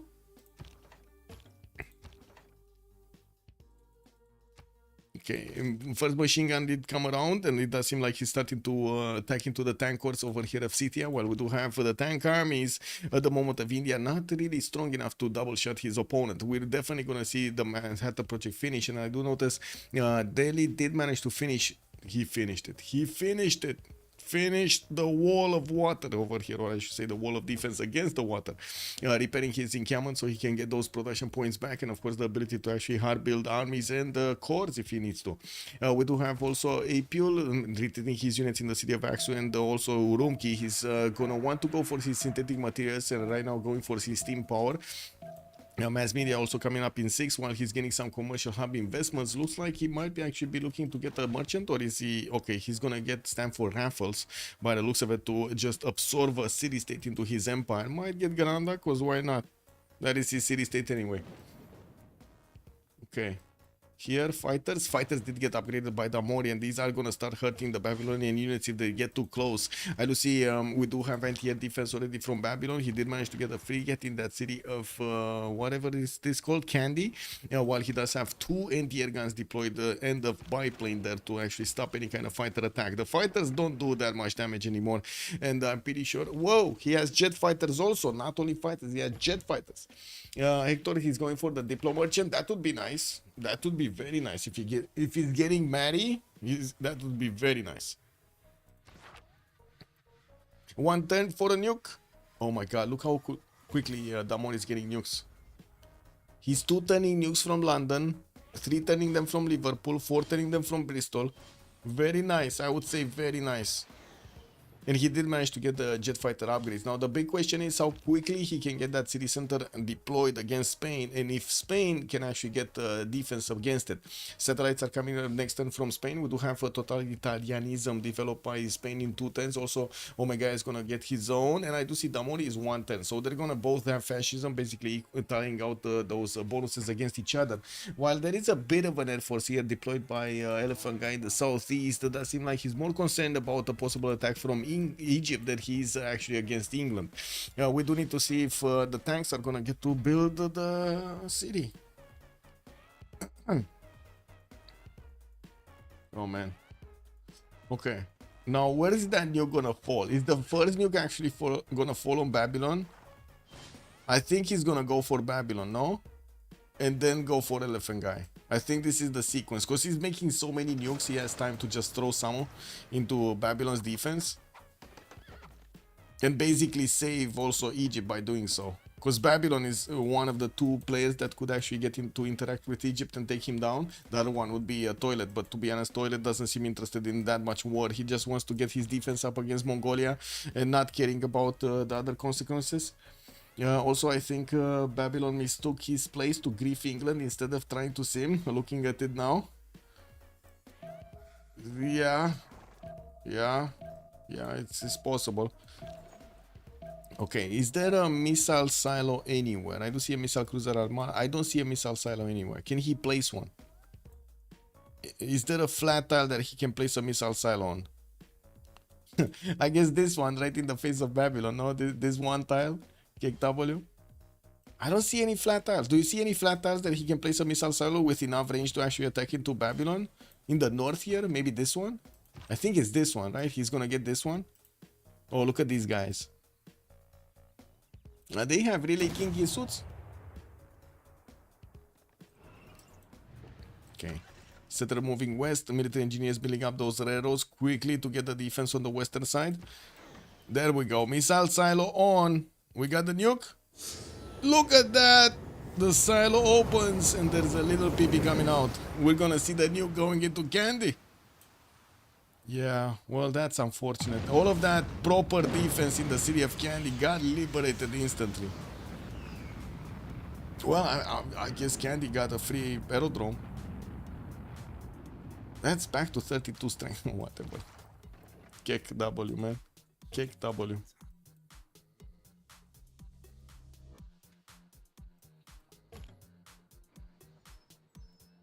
Okay, one more nuke next turn. 2 turning nukes from the capital city is insane. Elephant Guy didn't even manage to finish his Manhattan project. He's still 3 turns out from finishing his Manhattan project. We do have Mongolia trying to sabotage the production of that industrial zone again. And I do see food markets and airports are coming up in his other cities for the aluminium production and of course for the yields from the food market. We do need to also take a look here on India. We do have him 2 turns away from getting Manhattan project. He did manage to punch through the next units of Scythia. And from what I do notice, he's going to have his machine guns drilling through these defense, but again, not that many artilleries to actually flex. He's getting modern armors, actually 2 turning 2 of them from the city of Srinagar and Mumbai, while he still definitely needs to get some more of those artilleries. Come on, where are the artilleries?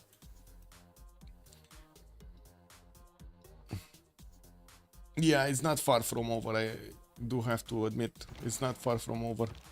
It kind of looks like Elephant Guy is going to be forced into a concede here.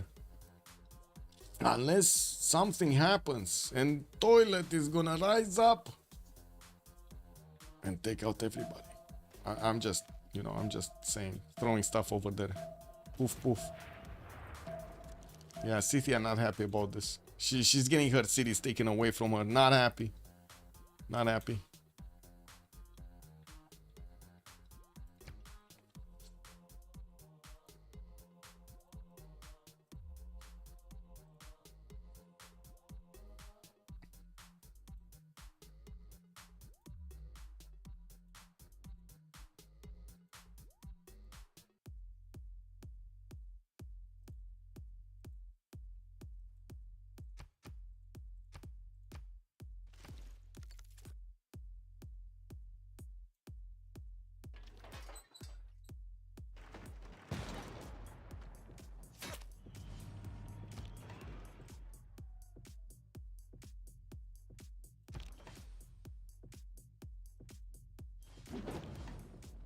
Okay, well, there are tanks from India that could actually go into the field cannons line, but it looks like Omega just stood in place, and we're gonna need to see his machine gun army starting to work against his opponent.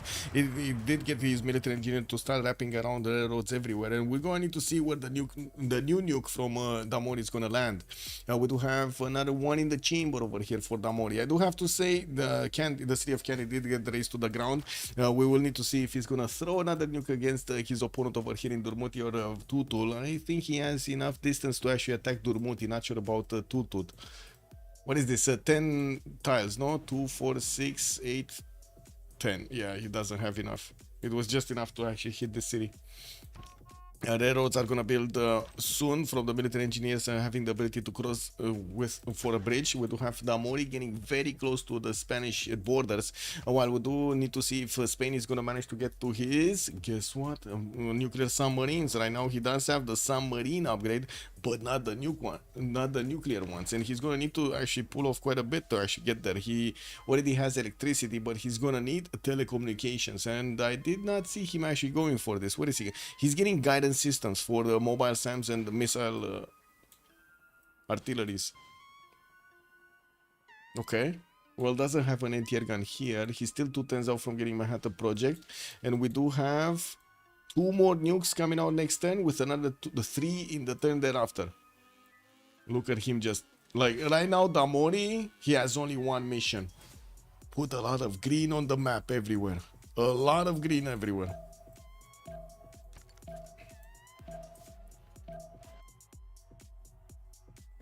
Garden of the Nachos, good evening, sir, and welcome. Take difference, let's see. Toilet 52, CISO 49, Elephant Guy 60. He's still the top one. We got Omega on 59 and Damori is 58. 2 takes difference. 2 takes difference, or 2 takes difference between them. It's not that big. Not that big. Okay. How close is England actually gonna get this settled to the cities of Spain? He probably wants to get it on the river, right? As quick as so he can hit Seville, Bilbao, and Salamanca. And I'm not even sure if he can hit Salamanca unless he gets around here. What is it? 2, 4, 6, 8, 10? Yeah, he's not. He needs to place it here on the forest. That's not gonna happen. Anyway, we do have in the chamber still 3 nukes. 3 nukes available for Damori. But I think all of those nukes are actually saved up for Spain. Yeah, I think he's gonna save everything for Spain. We got helicopters coming in from Krudlov, getting ready to actually attack into his opponent, going for those pillages on the neighborhood. Now, while they're met by some of these fighters, I do see the privateers are sitting alone in the water over there. We're gonna need to see if Krudlov is gonna have enough of these units to actually go against his opponent. There are some mechanized infantries that are starting to get upgraded here in the cities of Spain, and the fighters are starting to block the chokes. He did also manage to upgrade the machine gun army, which is gonna be extremely useful to take down the helicopter corps here. Did I see this correctly? He does have a spy, level 1 spy. TT! We got the TT in Salamanca. Is there another one here? Yeah, there's another one, but this is sabotaging production. The TT did not start working on getting some extra intel there. That's a, I would say, very lazy TT. Very lazy TT. Yeah, so well. Okay, 3 more nukes coming out. He's gonna have 6 nukes in the chamber when he's gonna put down that city, isn't he? No? Wait, he can move further. Why is he not moving further? Is he gonna wanna last move this or somehow?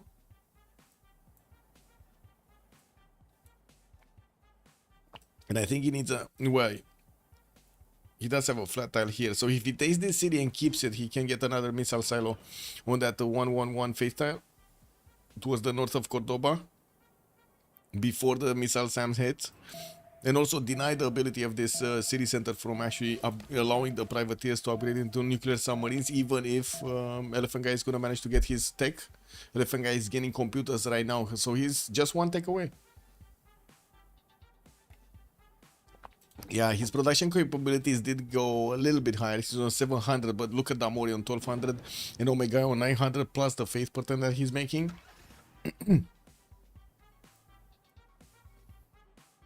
Okay, let's see it. So Manchester got placed, missile silo got down. Where is it going? Let's see the PP showing. We got a PP going out. Come on. Come on. Yeah, main cities are starting to fall here. From Elephant Guy. He just lost like 200 science from a single city. Seville gonna be taken down. Let me move. Let me move. Toilet is calling out from the other side of the planet. Let me move. No, he's just shooting another one. Look at that. Another one. He has another 3 in the chamber. After this one is gonna fall. Not even kidding. Did he just lob against the cat one? Oh, he did. He doesn't even care, man. He's just getting them everywhere. He's gonna need to get another one of these military engineers, though. And that's it. Victory! We got Arcane managing to get the nukes first. Amori throwing them against Elephant Guy. Elephant said, no more. My ears cannot tell. And we're going to see what they're gonna say in the post-game chat over here. In just a few seconds, we did have quite a bit of a stressful game, definitely for Egypt. We did have also Mongolia trying to do the damage against anybody that could withstand it. Couldn't get cities away from them. We did see, yes, one city taken away from Spain. I'm not sure who did that, but he did manage to do it. I gotta remember that one.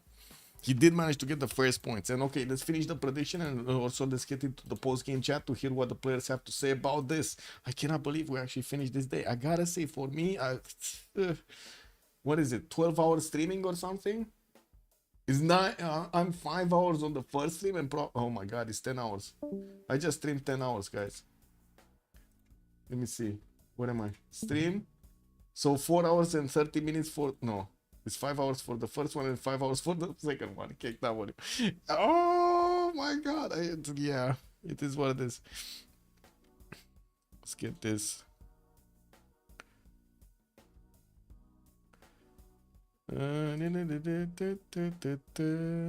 is it? Post game, debrief. There we go. What's going on here?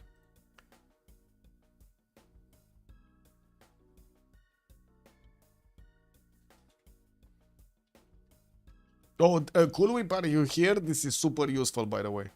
If you manage to get a list of VODs, I'm gonna replace the videos, like the live stream links, with the VODs so people can actually watch them back. That is amazing. 10 hours is not sane. Yeah. Kulwi.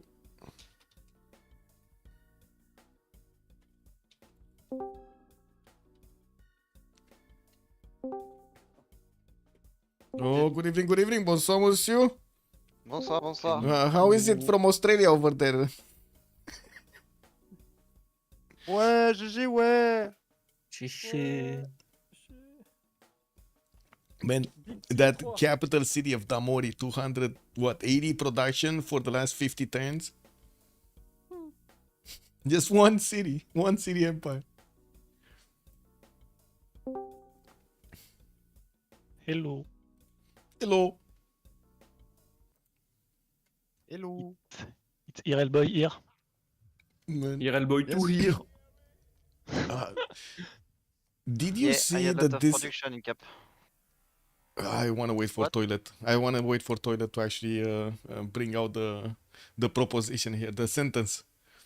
Man, that Colosseum, bro. That Colosseum. He chopped Colosseum in the face of Mongolia. Can you imagine? Oh my god. Total disrespect. Total disrespect. And I had opened commercial hub, so yeah, you couldn't do anything. He had time, to be honest. Huh? Yeah, he did. He had time. Skillia. Yeah, look at the big guy coming in, flying toilet.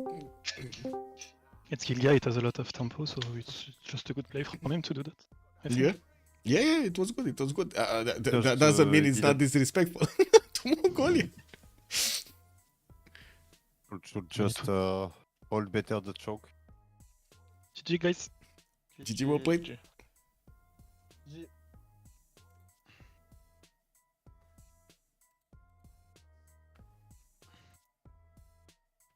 You screw my whole game with your units early game. That was awful to deal with. I had builders I had builder stacks in city for like 5 turns. Yeah, I got It was,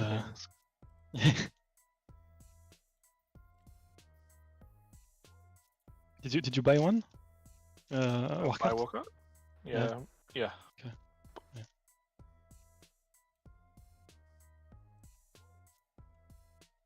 In the first map over there, you didn't escort your settlers with your war cart, and the chat started. Yeah. I wanted to scout one more tile, but then I couldn't get it back in time. I miscalculated that it was bad play. But I was hoping you guys remember because I embarrassed myself with the war cart.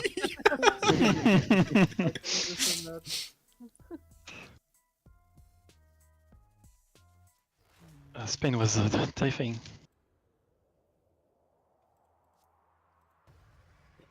I mean, Spain was all alone over there in a corner. Yes, but he had trade with Babylon and Gilga, and to blue CS for the Yeah. majority of the game. And they had so long pocket CS. So long Anshan actually stayed undiscovered. Wait, what did Chandra Gupta have? He had 230 score when I had 169. And I had, Man, like, he 30 had, tempo. he had one of the best faith generations that I've seen in the beginning. But why? It was like Why? 60 faith a turn 30 or something. But like, did he get good huts or like population hut or like how? How was he so far ahead of all of us at like turn 40? He had 3 2s in 2 cities. He built his holy sites, but not. No, he didn't have chases from the holy site. This was something that I was also wondering. How did he get so much faith? Because Cinguetti, Jesus Cinguetti. But like, Oh, yeah, we got rid of the Cinguetti pretty quick. Yeah. So I got early. I got Vince Park, which is a good. Yeah. Good space production, and just a high tempo. To be honest, fast shrine. Basically, what he wants to say is God spawn. Yeah. Yeah, Basically. yeah. But he never improved his Amper. He never improved. Spawning on an island on lake. Yes, but a good island. It's almost an island. My entire land is surrounded by water. Did you get religion quick from Mongolia? I saw holy site pretty early. Yeah, spread. Yeah, I did. Because But at one it point was- he had 265 GPT, like 1050, like I 1060, was sad, 1058. I was sad that you guys took Jesuit because I would have buy everything with space. He was doing a lot of gold because he did in early game only a few early sites and went harbor Yeah. straight. I did 3 early sites, then discount campus and harbor. I put more early site later for the bonus and Yeah. show because what coral means it's good stat, but opening a lot of early sites, I don't like it when I don't have a lot of good religion like work ethics, feed the world. Here I got only coral, so I prefer to do that.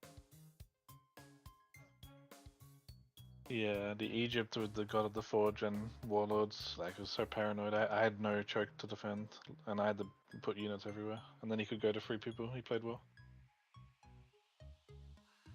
Yeah, that was the. The military was the- score was so high. Like, yeah. That was the kind of game plan he likes. So Yeah. With 2 people, we put 1000 on each player on your side. Pretty hard to I know. I got milked pretty hard. Like, it was pretty bad. I didn't realize Mongolia had so much as well. yeah, I was irrel, but I could do units. Yeah.